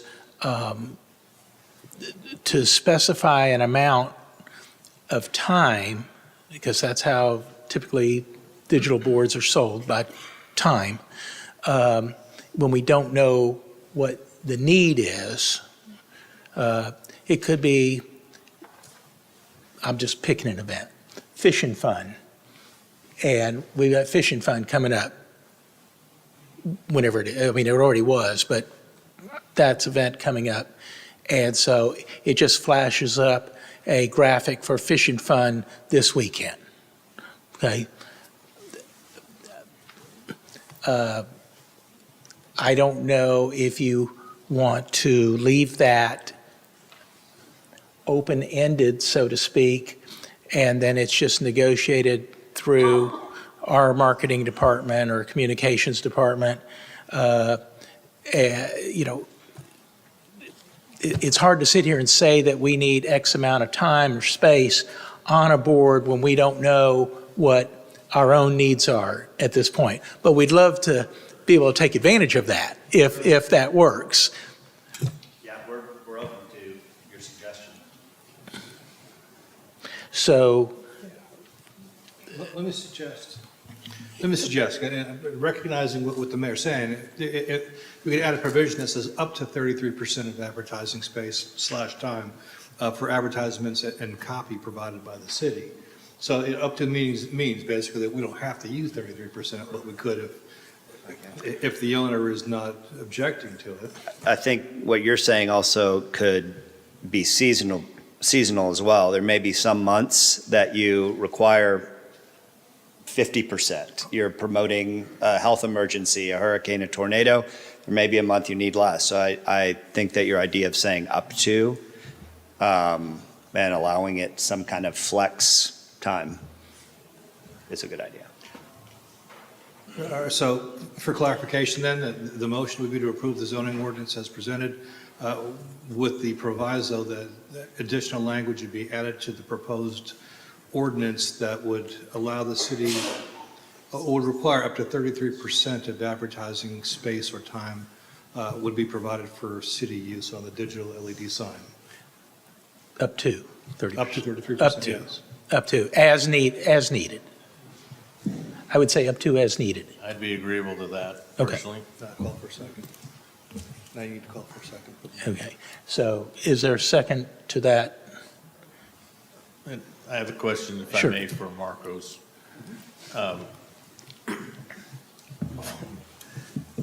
Can we address the fact that we have billboards in the city? We have other billboards in the city. We don't have perhaps electronic billboards, but perhaps we do. I'm not a inventory expert on what we have in signage Right. that is operating in the community.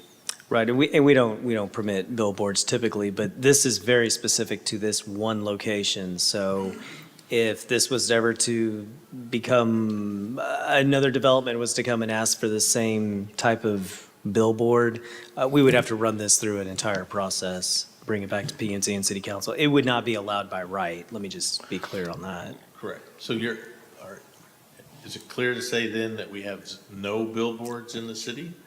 I don't know. If we do have billboards, they're on TxDOT's right of way. No, And they're not. that's yeah, not they're- correct. We have one over at Inwood Road, Inwood and Alpha. It was a leather furniture company, then it's transitioned to a plasma center. It's Oh. a small board that is still up. They never took it down, so it is there, it's operable. It is not operating at the present time, but it is still there. That was grandfathered in because that predated the ordinance that was passed. So that might be the only one. So we have one. Neither did I. So is the concern, I know we're having discussion, we have a motion on the table, I That's okay. apologize. We have discussion that we have signage, we allow for signage. This is signage that is above and beyond the height requirement. Absolutely, yes, this And is. so this is also digital signage, which is different than anything else we've had. Right, the PD does not allow for digital signage. So by approving this is part of the amendment, we're going into the digital side of it, and we're exceeding the height also as well. That's part of this amendment. This is, just for information, this is smaller than a standard digital board, being 14 by 48 usually. So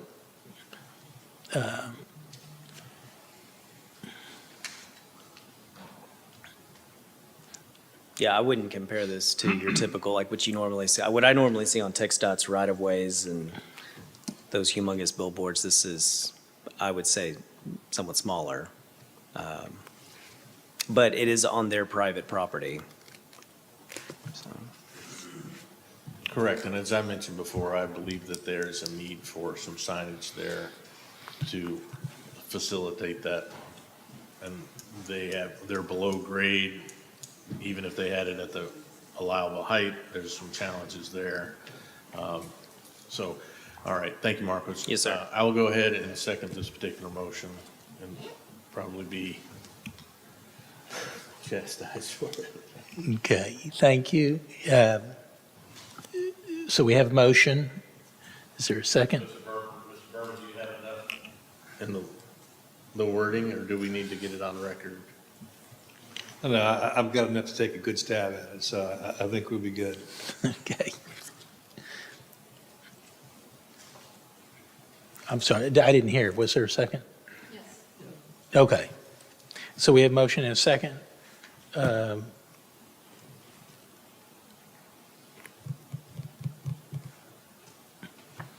Was that vote?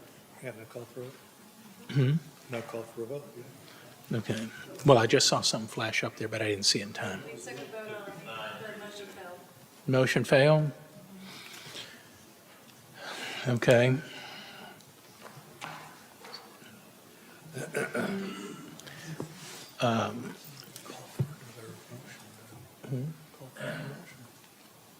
Is there another motion? Okay. Yeah, so I want to make absolutely sure So that motion failed. So would anybody else like to make a motion to approve 3857?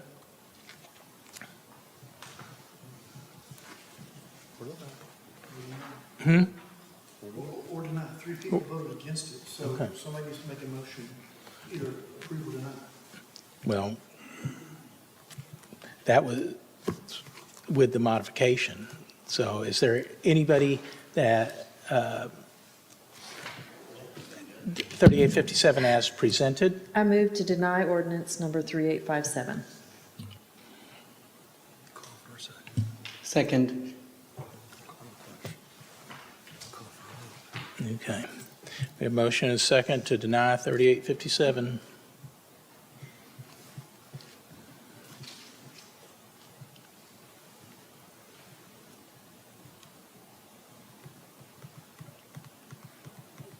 .3857 is denied.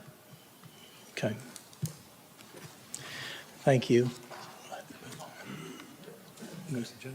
Yep. All right.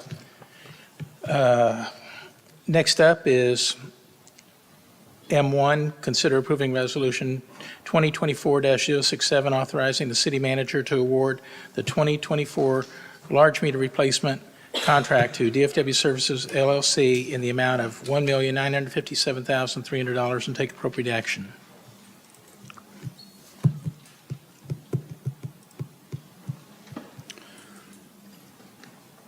All right. Good evening, Mr. Mayor, members of council. My name is Ryan Sauter. I'm the Director of Public Works.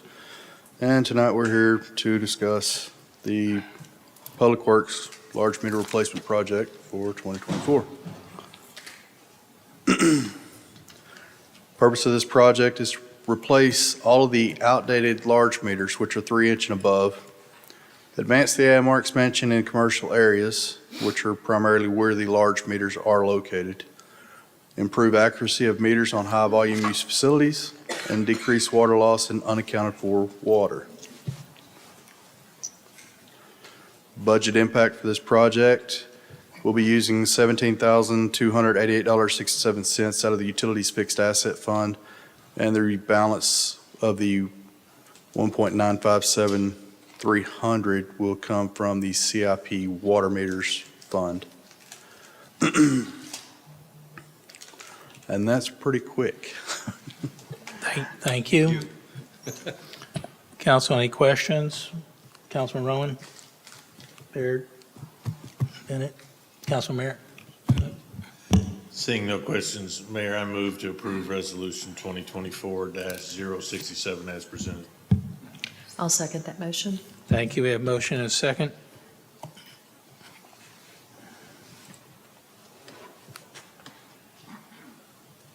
Motion passes unanimously. Thank you. Thank you all. And you get me for one more. Next up. See, that's what I Item like. Appreciate it. M2. Need all the help I can get this late.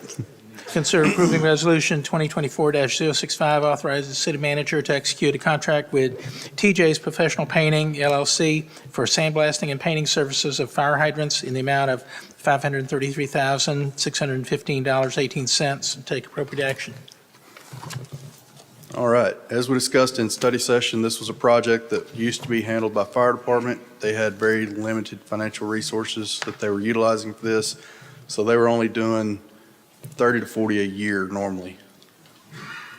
And this year, we took it on in Public Works as a CIP project to try and complete the city and finish this project out in one fell swoop. The purpose of this project is to sandblast, prime, and paint the additional remaining 2,000 fire hydrants throughout the city. This prevents rust and ultraviolet degradation of the exterior of the hydrants, allows to maintain visibility for emergency services, improves the aesthetics throughout the city, and the budget for this project would be the $533,615.18 from Utilities CIP. Now that's a quick presentation. Very good. Any Thank you. questions? Council, any questions? One question for Ryan, if I may. Yes, sir. I didn't see it, and if I overlooked it, I apologize. When do we expect the completion of this particular project? This project will take approximately 18 months, so it will carry over. Thank you very much for the clarification. Sure. Again, I've had many folks ask while I was campaigning when the fire hydrant's going to be painted. So therefore, we now have an expectation of the next year and a half for the remaining 2,000 that need to be done. That is correct. Thank you very much, sir. Yes, sir. Anybody else? Any other questions? Anybody like to make a motion? Mayor, I'd be happy to make a motion to approve resolution number 2024-065 as presented. I'll second the motion. Thank you. We have motion and second.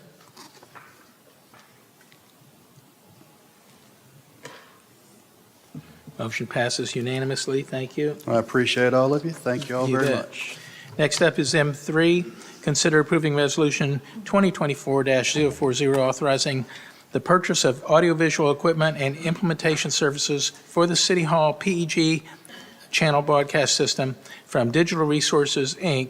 through the TIPS purchasing contract number 230105 in the amount not to exceed $265,200 and take appropriate action. Good evening, Mayor and Council. Good long evening, I guess, for us. Tonight, we're going to talk about broadcast system upgrades. So this project, a little overview here, this is a replacement or an upgrade to the existing equipment that's been in place for about 13 years now. 2011, I think, is when it was installed. Pieces of that have been replaced intermittently along the way, but most of that equipment is original. Basically, it's being used to produce the meeting we are in tonight and other meetings as well. It facilitates that process, controls all the cameras, the recording, the replay of the broadcast, and so on, and I'll go through some of that. But yes, they are produced upstairs. I'm sure you've seen the guys behind the door utilizing the equipment, and this video is made available, obviously, live. It's made available on YouTube. It's made available on our streaming platform, on our website, et cetera. The city receives about $50,000 a year from the cable companies for this purpose. It's called PEG funds, Public Education and Government funds dedicated to this purpose. And these funds must be used for this purpose. They must be used for capital assets related to PEG broadcasting. So as part of this project, not only are we replacing the equipment, if you've ever looked in that space, it's very space constrained. And so we're also relocating them to right behind where this wall is. When we closed all this wall in, we created a space for them that's much wider so they can spread out a little bit. We've got more equipment for room and expansion. So it's kind of two parts. The new equipment will be in place right up above your heads, actually. Like I said before, it's replacing aging technology. It's been in place since about 2011. And it's also going to give us a capability of handling the web meetings a little better. Those can be clunky, as I know, when you bring in Zoom or Teams into the process. The project scope includes new console furniture and equipment racks. It's new production hardware, and that's a lot of stuff.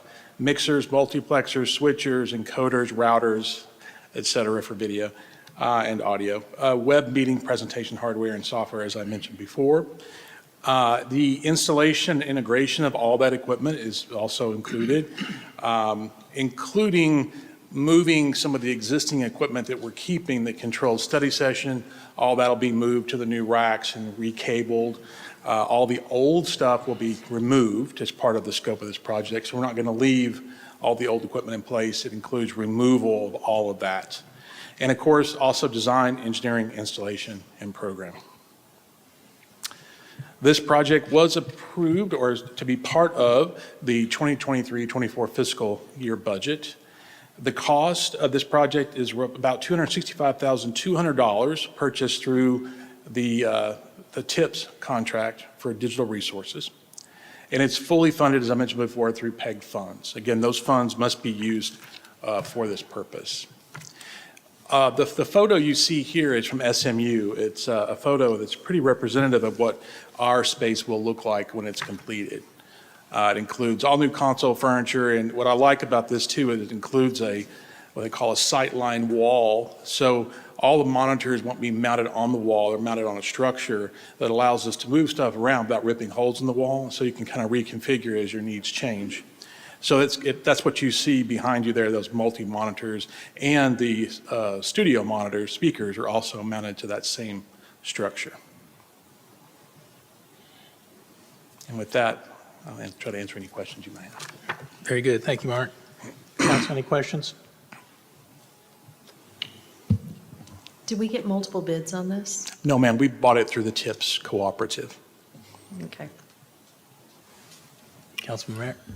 Mark, thanks for the presentation. Quick question. Obviously, this will help us present that. Will it give the viewers at home better visibility to presentations and those type of things? That's, again, feedback that we've heard. Sure. I'm just asking that question. If it does, it's great. If it doesn't, I would like to kind of know perhaps why. And are we looking for something more fancy, if you will, in order to deliver that experience to the end user? I think there will be an improvement in the quality of the video for streaming, maybe. The issue we run into is what the cable companies do to our signal. So we're already broadcasting at a 1080p, I think, at rate. They compress that down, so it looks terrible, not necessarily because of what we're putting out, but for what they're putting out. So they take our signal and compress it and push it out over the PEG channel. They don't give us a lot of bandwidth or space as a PEG channel. It's not just us, it's with any of those PEG channels. So they compress it. But I would say that in the sense of the streaming or on the YouTube, if you were watching the video there, yes, you would see an improvement. Thank you.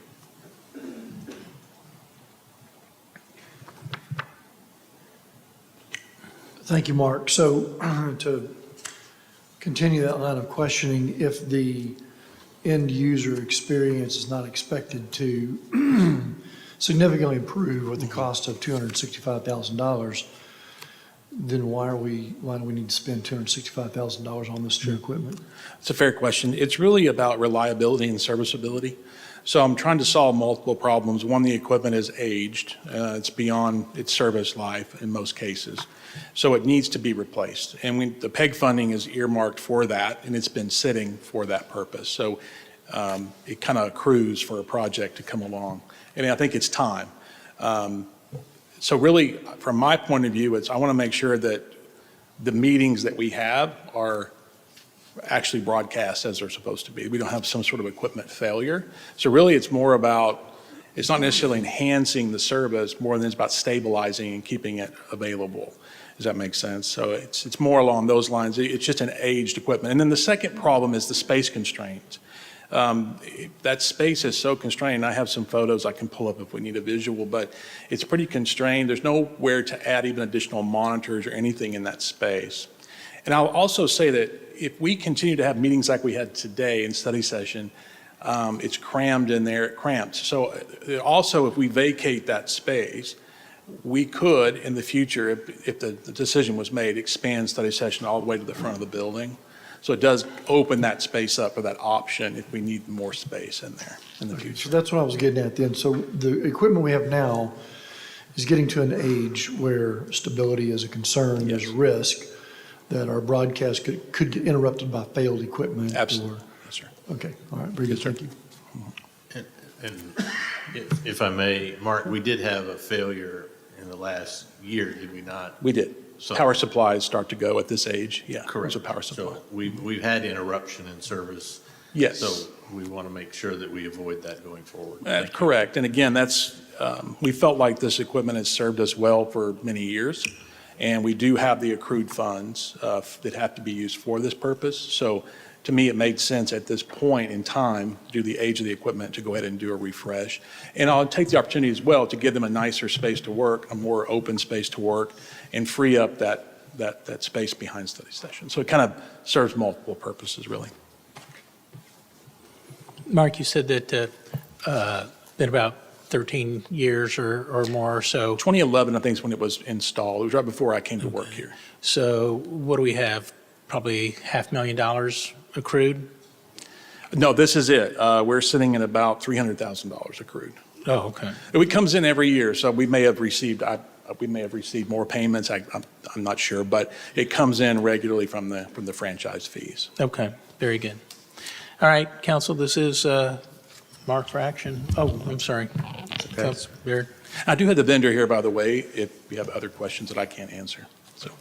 So back to what David was saying, are there any cameras in this? No, sir. These cameras have been replaced in the last 4 years, I believe, so they're still good. Still good. Okay, so as far as what y'all do is zooming in and whatnot, all of that's going to be the same? Correct. The switcher will be completely new, but the camera controller and the cameras themselves are fairly new, so we would not want to replace those at this time. Okay. Are there any other areas we can spend this money on that are video related in other places in the city? No, not that I'm aware of, unless the attorney tells me something else. It has to be, it's earmarked for Just this. to go out to the cable system? Right, the PEG part of it. process, which would be, and we're even careful not to spend it in this room, for example. Like when we do a remodel of this room or AV upgrade, you might see us reference a piece of the PEG fund. Microphones, for example, would be allowed because not only does it help facilitate the meeting in the room, it also is required for video. So you can kind of stretch it a little bit with that, but otherwise it really needs to be related directly to that function. And if we didn't spend all that we have now, what would you propose? Just continue to let do you see anything in the near future, the next few years, that we would need? I don't. Instead of spending most of it now? This would be a comprehensive overhaul. I mean, it really is, including all the playback equipment as well. If you look at the equipment list, it is comprehensive. So if it was not something we felt like was end of life or had a service problem, we're replacing it. So everything else, like the cameras, there's no need to replace these. These are still perfectly good cameras. But most everything else up there, with a few exceptions, it's pretty dated. So we would completely overhaul and re-architect the system as well. One of the other issues we have with the system now is it was architected by a gentleman who actually is a Farmers Branch resident. He's a great guy named Chris Nicolo. He volunteered a lot of his time and services to the community at no cost to us. And I've worked with him since I've been here, and he's fantastic, but he's a retired gentleman who spends a lot of time in New Jersey working for Verizon. So when we have something fail, we're on the phone with him frantically trying to get him to help us troubleshoot, because he designed it, and it's aging. So that's a challenge in itself. So we want to rectify that and say, let's do a complete re-architecture, let's do an overhaul of this thing and make it serviceable so that we can call a vendor like DRI and say, you installed it, you understand it, I want full support on it, so we're not trying to call somebody and hope they can help you. He's a great guy, and he's been a lot of help to this community, but from a business standpoint, from a support standpoint, that's not really sustainable. Okay. I guess the issue I have is just, it's still tax dollars, even though, am I correct in that, or is it not? It's coming from. It's actually franchise fee dollars. So it's not, okay. It's not, although it ultimately does come from our citizens, it's paid through the franchise fees. Correct. And the 1% is then distributed by the franchisees to us. Ultimately, it's not exactly a tax, but it's pretty close to it. Okay. Going through the quote here, I have multiple issues where I think for what we're doing, let me back up. When I look at our YouTube page, I've never watched on cable, but when I look at the YouTube page, I see very good quality, It all looks good. Y'all are doing a good job. And there are multiple things in here that make me stop and say, well, why would we spend that much on that? Councilman, if I could, I'd just like to remind you, we're here to advise policy, not price individual items that are in the bid. We're a policy body. Okay? So if there's an issue with... Can our attorney chime in there? Am I out of line, Counselor? Well, no, not really. Neither of you are wrong. I mean, you can ask any questions you want. And but the mayor is right. I mean, really, It's a broad agenda item. The question being presented in the agenda packet is really a binary equation. It's yes or no kind of thing. You can make amendments to the motion, but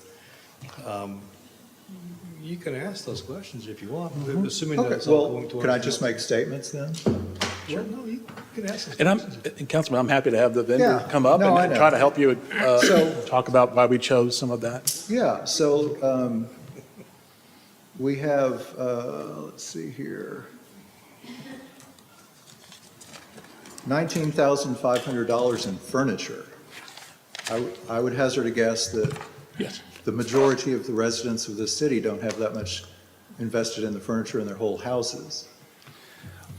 This is broadcast specialty furniture, as you know. understand. And it is a lot different. And it would have to last us for, we want it to last a good 12, 15 years. My history since I've been here for a year is that we spend $1,400 on little tiny touchpads in police training rooms and things of that nature. That's why I asked if it's a tax or not, and you said it is in a roundabout way. I think that we should be spending our money more frugally or more wisely, since it is kind of taxpayer money indirectly. I don't see, as I said, when I compare what you guys are doing, it's very good. When I compare how many people, do we know how many people watch on Comcast? I do not. I don't think they provide that information to us, actually. When I look at the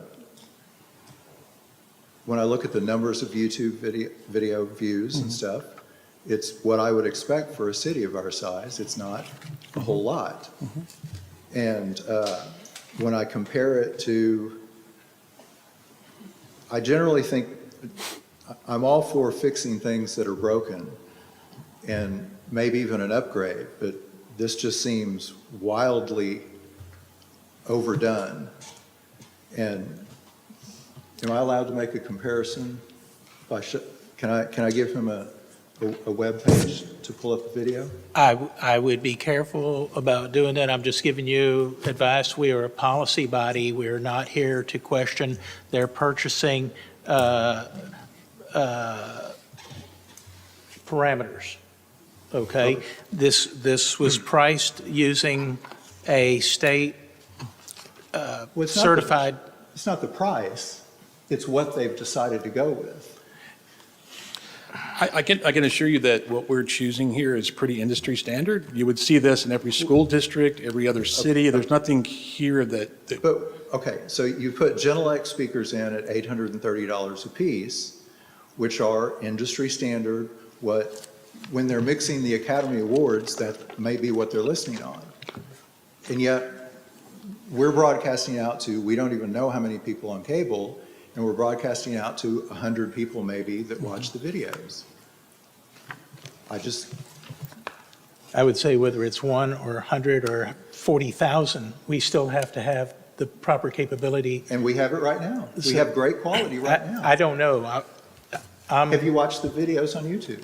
That's all I'm saying. I'm saying that it is a very bad look for our taxpayers, for our residents, for us to be spending $250,000 for basically no improvement per David's question. We're not going to have different cameras, I heard it to be a reliability issue more than anything else. That's what I heard. Okay, let me give you another example. What do we broadcast here? Spoken word, right? But you have a subwoofer for $870 that only reproduces really low frequencies, that voice will never go there.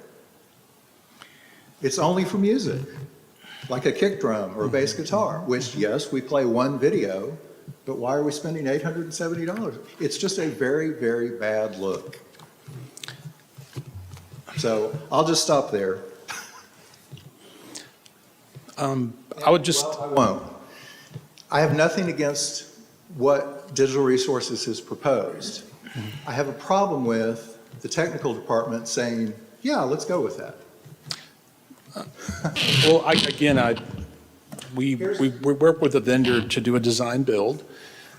We asked them what is standard, what are they doing in other cities, other communities, what is standard? So we are relying on the vendor to help guide us through that process as well. Yeah, the other option is to go hire an AV consultant to come in and spec it out, then go to bid. And we can certainly do that. We've had good luck with design builds with different vendors, not just DRI. We chose DRI because of their strength in broadcast alone. They're really the strongest AV company I know in the Dallas area. So yeah, we relied heavily on them to guide us through the design process. But again, I don't think you would find it to be any different than what's at any other school district or other city broadcast facility. I just don't understand why we don't question things in the bids. We do question things. We don't just blindly accept anything. So I go back to the $2,400 wooden podium in the police room, or a subwoofer that is completely not needed for this. I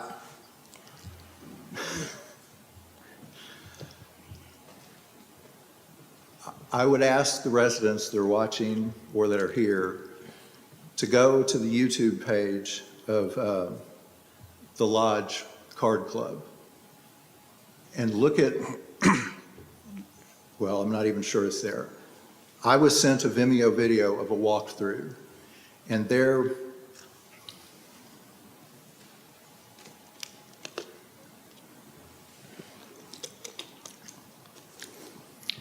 the furniture they have for their equipment is basically a wooden table in a U shape, and they've got 4 people.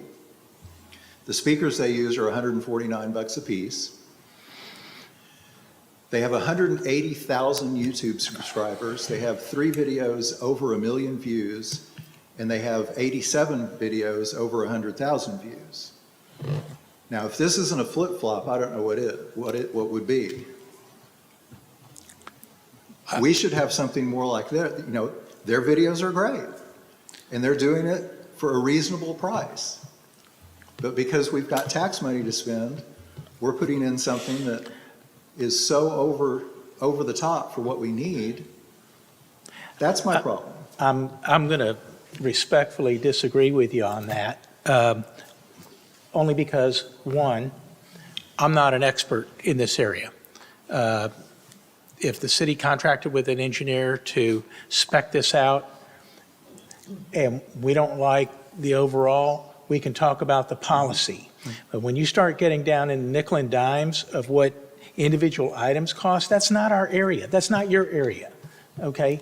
And I think we need to be very, very careful about that, staying in our lane and advising on policy, directing policy, not getting into the weeds of what a speaker costs or a chair or anything like that.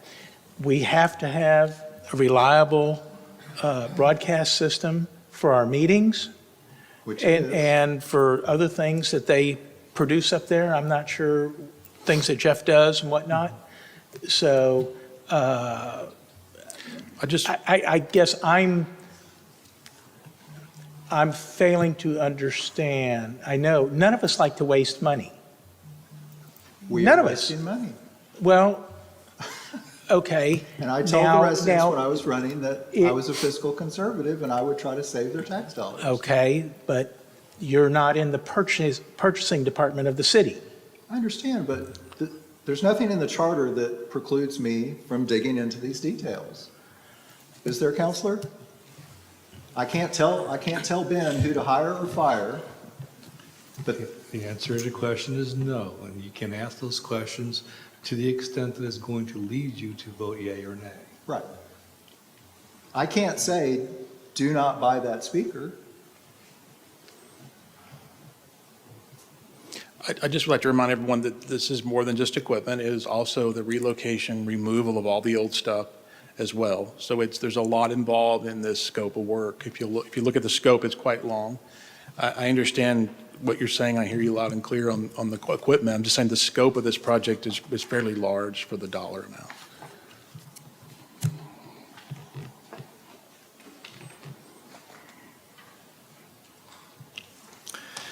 Mayor, I move that we deny agenda item M4. 3. I think we're on 3. Did I need to close anything? M3. M3. I'm Or sorry, skip- M3. Got it circled here, but I move that we deny agenda item M3. We have a motion. Is there a second? Seeing no second, motion dies. We will continue discussion. So, I move that we table the issue for further study and take no action. a motion to table. I second.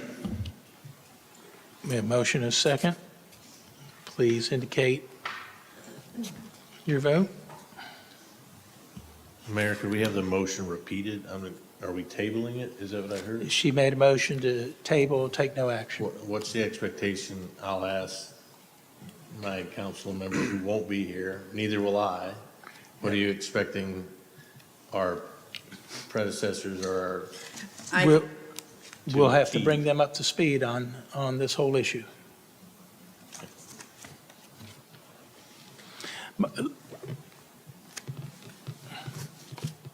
So we have a motion and been seconded.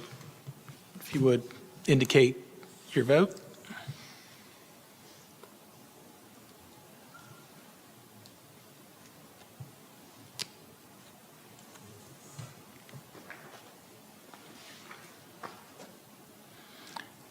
Okay, the motion passes. This will be tabled. Thank you. Take no action this evening. Thank you.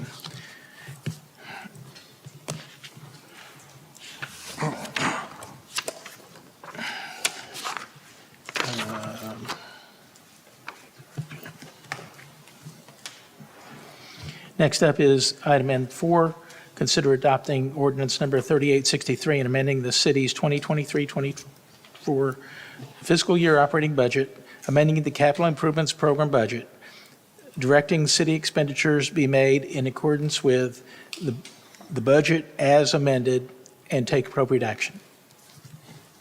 Council, Mayor, Tammy Zimmerman, Director of Finance. I'll try and get through these slides quickly. Just to give you a little bit of background, we did present to the City Council during the study session on the April 16th agenda this revised mid-year budget amendment. And the background is that after we issue our audited financial report, which was done on March 19th, finance staff reviews the fund balances and the 6 months of activity for our current fiscal year, and we perform this mid-year budget review, and we discuss with council some updates that we propose to the operating and capital improvement program budgets. So some of those proposed revisions were already presented to council, and others were departmental requests. And this slide kind of summarizes all of those, and subsequent slides go into more detail. But the council approved revisions were things that we're going to shore up on because the council approved the agenda items or had discussed them previously, and we said we would follow it up with a budget amendment. And that's the STARS Multi-Sport Facility Project, which was a change order. The SECO, which is the State Energy Conservation Office LED retrofit grant, and some additional funding to the Revenue Stabilization Fund. Additional items that departments have brought up was the need for a backhoe in the street department, a Gap Vax, which is a sewer vacuum truck, and OpenGov, some police traffic software, facility major repairs, and an IT access control system upgrade. And again, this goes into more detail, but the first one, the STARS Multi-Sport Facility Project, was a change order. which we need to utilize the interest income that we have from issuing the bond, and we can only use it on this STARS multi-sport project budget. So we're using it to increase the contract price, and we're adjusting also the rent revenue, which we had an amendment to the amortization schedule right before we approved our budget, so we're just catching up. And then the SECO LED retrofit grant, that was awarded close to, I believe, right after our budget was already approved back in January. So we're doing the grant match and putting all the grant expenditures in our budget. The Revenue Stabilization Fund, and I'll just be real brief because I don't have much of a voice, but this was set up in last year's budget where we established this general fund surplus, and it helps mitigate some of the fluctuations with our revenues. And it's an additional savings fund, and it's some of our shortages could be with some legislative changes with the comptroller ruling 3.334, which could affect our sales tax, and Senate Bill 2 cap, which takes our growth in our ad valorem property tax from an 8% growth rate to a 3.5%. We're proposing a transfer of $1.44 million to the Revenue Stabilization Fund.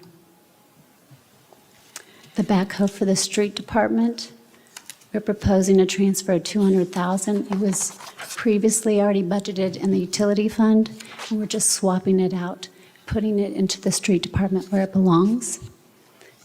We're asking for a GAP-VAX sewer vacuum truck, and this was a loss from another city that couldn't purchase it, so we're saving a potential of $150,000.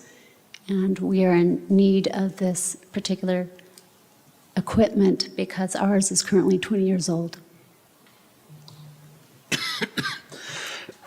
Additional expenditures that our IT department has already discussed with City Council was OpenGov technology software and the PD traffic software. We have major leak roof repairs that are needed at the branch connection and at City Hall, which is about $965,000. And we need additional money for a generator enclosure for the branch connection of $235,000. The IT access control system upgrade, we're asking for $235,000. This is a replacement of an older security and access control software program. And this project was deferred last year. So this particular slide, in a nutshell, we start out with our audited fund balance, our unassigned fund balance of $23.4 million. With all of these revisions in the budget, it gets our general fund unassigned fund balance to $20.285 million, which is slightly above our 90-day target.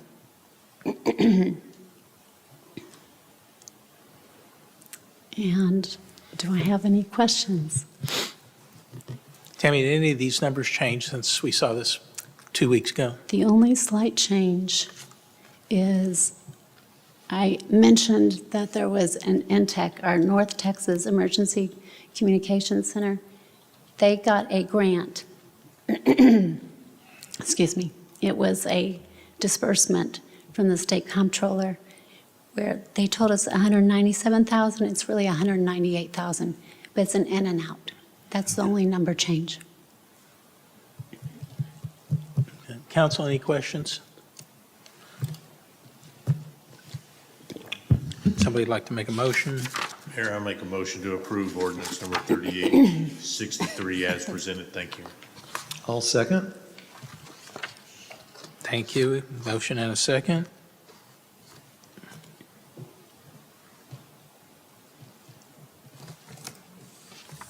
Motion passes unanimously. Thank you. Okay, next up is Item M5, consider approving Resolution 2024-071, authorizing the reallocation of American Rescue Plan Act grant funds and take appropriate action. Tammy Zimmerman, I'm here again. This ARPA fund reallocation, we had previously discussed with the City Council in a study session. What we had identified was one of the projects that was budgeted with ARPA, the American Rescue Plan Act grant, was Mercer Park. So to give a little bit of quick background, the ARPA funds were issued back in 2021. The City of Farmers Branch was awarded $11.9 million, and the City Council back then allocated to 8 different projects. As of now, we've got about 4 projects. Hoya's wrapping up, but 4 projects not yet fully completed. And the grant deadlines are an issue with Mercer Park. So the deadlines in particular, which Mercer Park wouldn't be able to meet, in which we've had conversations with our Parks Director, is that the fact that they need to be under contract by the end of this year. So we still have more design to do with Mercer Park, let alone the construction. So the ARPA money had to be contracted by December 31st of 2024, and the project completed in 2 years' time in 2026. So due to developer delays, we're needing to reallocate this ARPA budget. And we had already identified that the Justice Center, which is funded with $1.3 million of general fund money to complete and ARPA money, we could just do a swap out.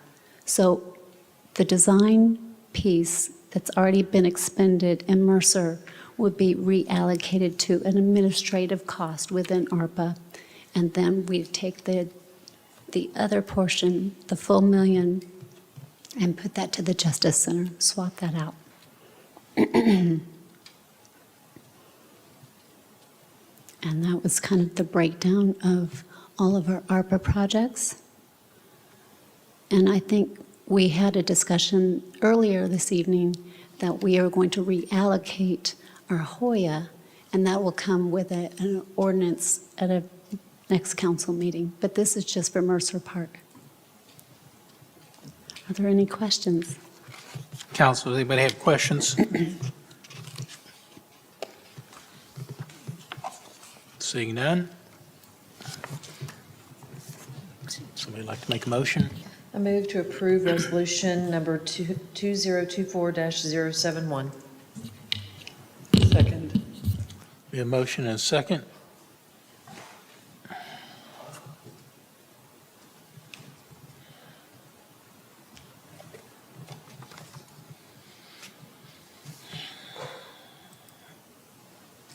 Motion passes unanimously. Thank you.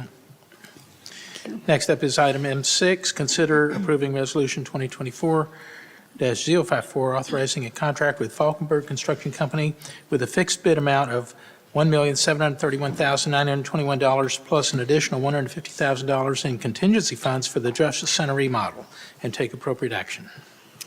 Good evening, Perla Tavera, Deputy Director of Finance Fleet Facility. So we will go over the Justice Center renovation bid. We have our consultant and we have the chief here to assist me. So bit of a background, original bids opened February 23rd. We did have a pre-bid follow-up questions March 1st. We had 18 vendors actually come and tour the Justice Center. Bid closed March 15th, and we only received 4 bids. Out of those 4 bids, here's the low bid and here's the high bid. This was just the base bid, 1.3. Low bid, high bid was 1.8. Base bid and alternatives, 1.7 low bid, 2.3. This does include $150,000 contingency fund. We recommend the low bid, which is Falkenberger Construction, $1,731,921. Again, that does include $150,000 contingency. If approved today, we can start within 2 to 4 weeks of execution of contract. Approximate completion is 51 weeks, and this is a total of 5 phases, including the break room, patrol, locker room, restrooms, evidence room, briefing, volunteer area administration. There was a breakdown of why we chose this vendor, not only because of the project budget, realistic schedules, favorable reviews, and experience with the company and the team. Funding a total of $2.9 million, which is ARPA, and the majority of ARPA. So the recommended is 1.7. Project infrastructure, which includes security, we need cameras, information technology, AV, fire alarm, and inspections. We have a reserve of $400,000 and FF&E of $350,000. Any questions? Council, anybody have questions?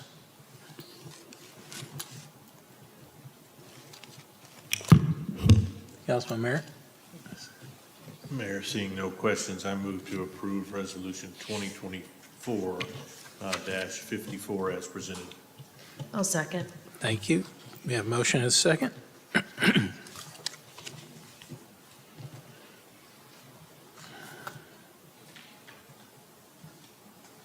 Motion passes unanimously. Thank you.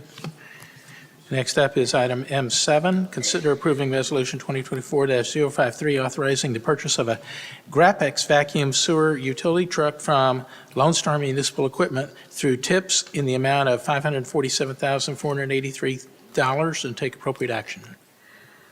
Hello again, Perla Tavera. We are going to resolution authorization of the purchase of GAP VAX vacuum sewer utility truck, with Tammy Zimmerman, our director, briefly discussed. This is at a bargain of a price. In 2014, we purchased utility truck for $200,000. The utility truck in the last 10 years has about $200,000 in repairs and maintenance. Staff came across a sewer truck of another city that could not fund it, starts with an S and ends with an anger. So to better align with the sewer department to avoid disruptions due to repairs, I do want to let you guys know this is only one we have. So when this one goes down, we don't have any other ones, so this was a steal. We were able to get this with all the alternatives, everything that we need. And this is our current truck right now, which will be going out for auction, so anything of that would be returned to the sewer utility fund for purchase of future vehicles. Any questions? Questions? No questions?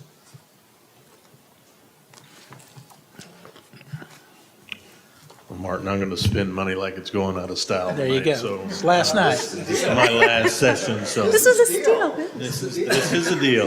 You're This is- but welcome. It's just letting you know we're spending $547,000. Yeah. Just letting you know. All right. But We look spent at it. 1.7 a moment ago, so we're just. I love a sale. All right, very good. So, Mayor, I'd like to move to approve resolution number 2024-53 as presented. Thank you. I will second that. The motion and a second.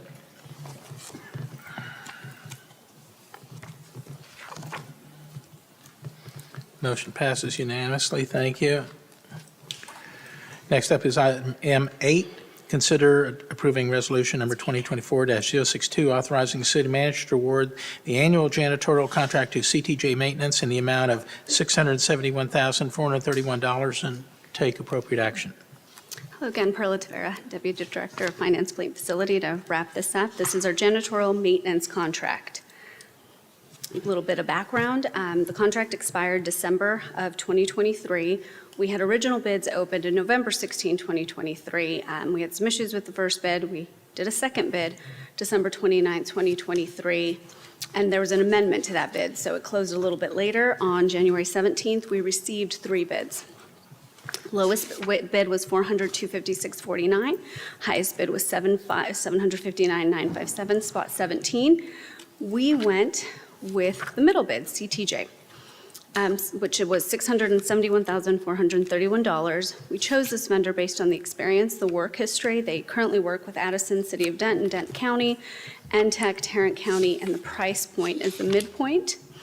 As well as the lowest bid did not include a bond bid package, and they didn't include their contract manager price, which actually would put them at $731,000.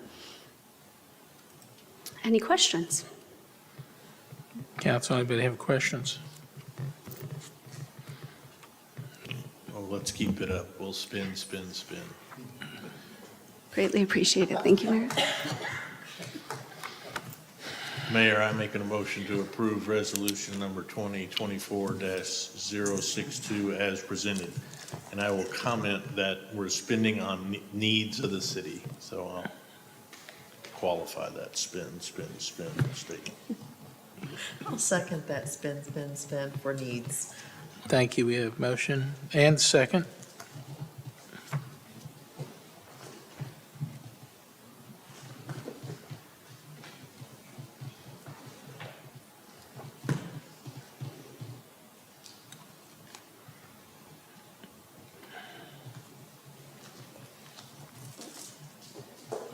Motion passes unanimously. Thank you very much. Thank you all. We did not have any executive session this evening, so there's no business to attend to out of that. And I don't believe there's any other business for this evening, so with that, I will adjourn tonight's meeting at 11:08. Thank you.